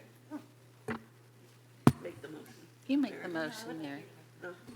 I make the motion that we approve the peace resolution, the people's resolution for peace and reconciliation, with gratitude to the peace people and with letters to our higher electeds who have the power to make a difference in these decisions. I'll second. And just to clarify, so the direction is that the mayor with the city manager draft a letter to legislative representatives sending a copy of the executed resolution, is that correct? Correct. To the maker of the motion, the second? Is that acceptable? Did we specify who the higher electeds are? I want to be very clear. Just to the legislative representatives of the city of Pacifica. And to the President of the United States. Just to clarify, I wrote down what would make sense. There are federal legislatures, so Congresswoman Eshoo, California senators, and the president. And what was the last one? President. Can we also send it to Kevin Mullen, please? Whatever the council directs. He's Our not our representative, but whatever. He's not our representative, but all of our local representatives. We have a very strong relationship We with have- Kevin Mullen, and we want to make sure he sees it as well. Okay, please vote. And with the motion made by Councilmember Bowles and seconded by Councilmember Beer, the vote passes unanimously. Thank you.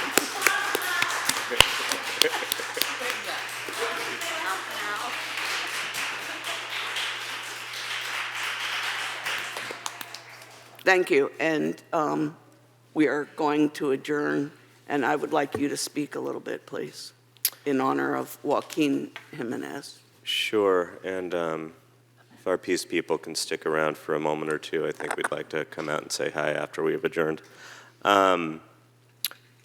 So our colleague in Half Moon Bay, Joaquin Jimenez, lost his son a couple nights ago in a tragic motorcycle accident. And I don't know much what to say at that point. You know, I have a friendly relationship with Joaquin. Mary, you might have a stronger relationship with him than I do, but he is a friend. He's a friend of Pacifica, he's a friend of the county, and he's an overall really good human being. And I received that text message saying that this tragedy had befallen his son, which means the tragedy had befallen him, and it was just a moment of disbelief and one of those reminders of how quickly anyone's life can come to conclusion. So turn to someone you love, hug them, tell them you love them, and then hug them again. And this seems to be a theme tonight, but I want to make sure we send our regards to the mayor of Half Moon Bay, and in general, remember his son, even in such a fashion. Okay. So I'm going to quietly adjourn. We're adjourned. Thank you.